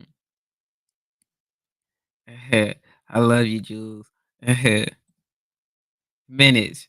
Murder is still annoying. I ain't gonna lie. When murder was like murder deflated all the air when I hit 80. He was like 20 minutes. I was like, I know. Yeah, bro. That last 20 was rough, bro. But now we 16 minutes past that. So shout out to everybody once again. I'm gonna finish up these comments and then I'm gonna get out of here, man, because I'm tired. And I ain't gonna lie, I've been trying not to be flagrant with the eating, but this chicken gotta go, man. So I am definitely about to. I'm gonna wrap up these comments and then I'm gonna get out of here, man, because I gotta eat this chicken and it's waiting. And I'm not about to eat chicken on camera. I could do the broccoli and I could do the rice, but I'm about to tear this chicken up, and I'm not doing that on camera. Wow, wow, wow. Monkey business. Shout out to monkey business, man. Did you buy your new chain today? Mhm. Salute, Slim Jim. Later. Appreciate you for stopping by, Mike from MNTV, my guy. I showed my mom's dependent, and next thing I knew, my credit card was gone. Jewel said, "Peace out, everyone." W stream. Shout out, Jewel, man. I appreciate you. I'm gonna probably see you tomorrow because I'm definitely planning on pulling up to Bulldog's channel. Hopefully I'll wake up on time, but we'll see how it goes because I don't work the full shift with this 8 hours. uh, Rob, yeah, man, I'm about to go. Nah, nah, nah. Don't keep commenting. Yo, Rob is crazy. Nah, y'all keep doing what y'all doing, bro. Y'all gonna see me all emaciated and shriveled up and stuff. Nah, bro. Who he getting out of here?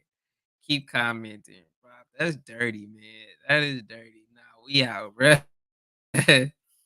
Slim Jim said about to get savage with that chicken. 100%, bro. I'm about to tear it up. I'm gonna wrap me up soon and get some carbo. Hey. Uh-huh.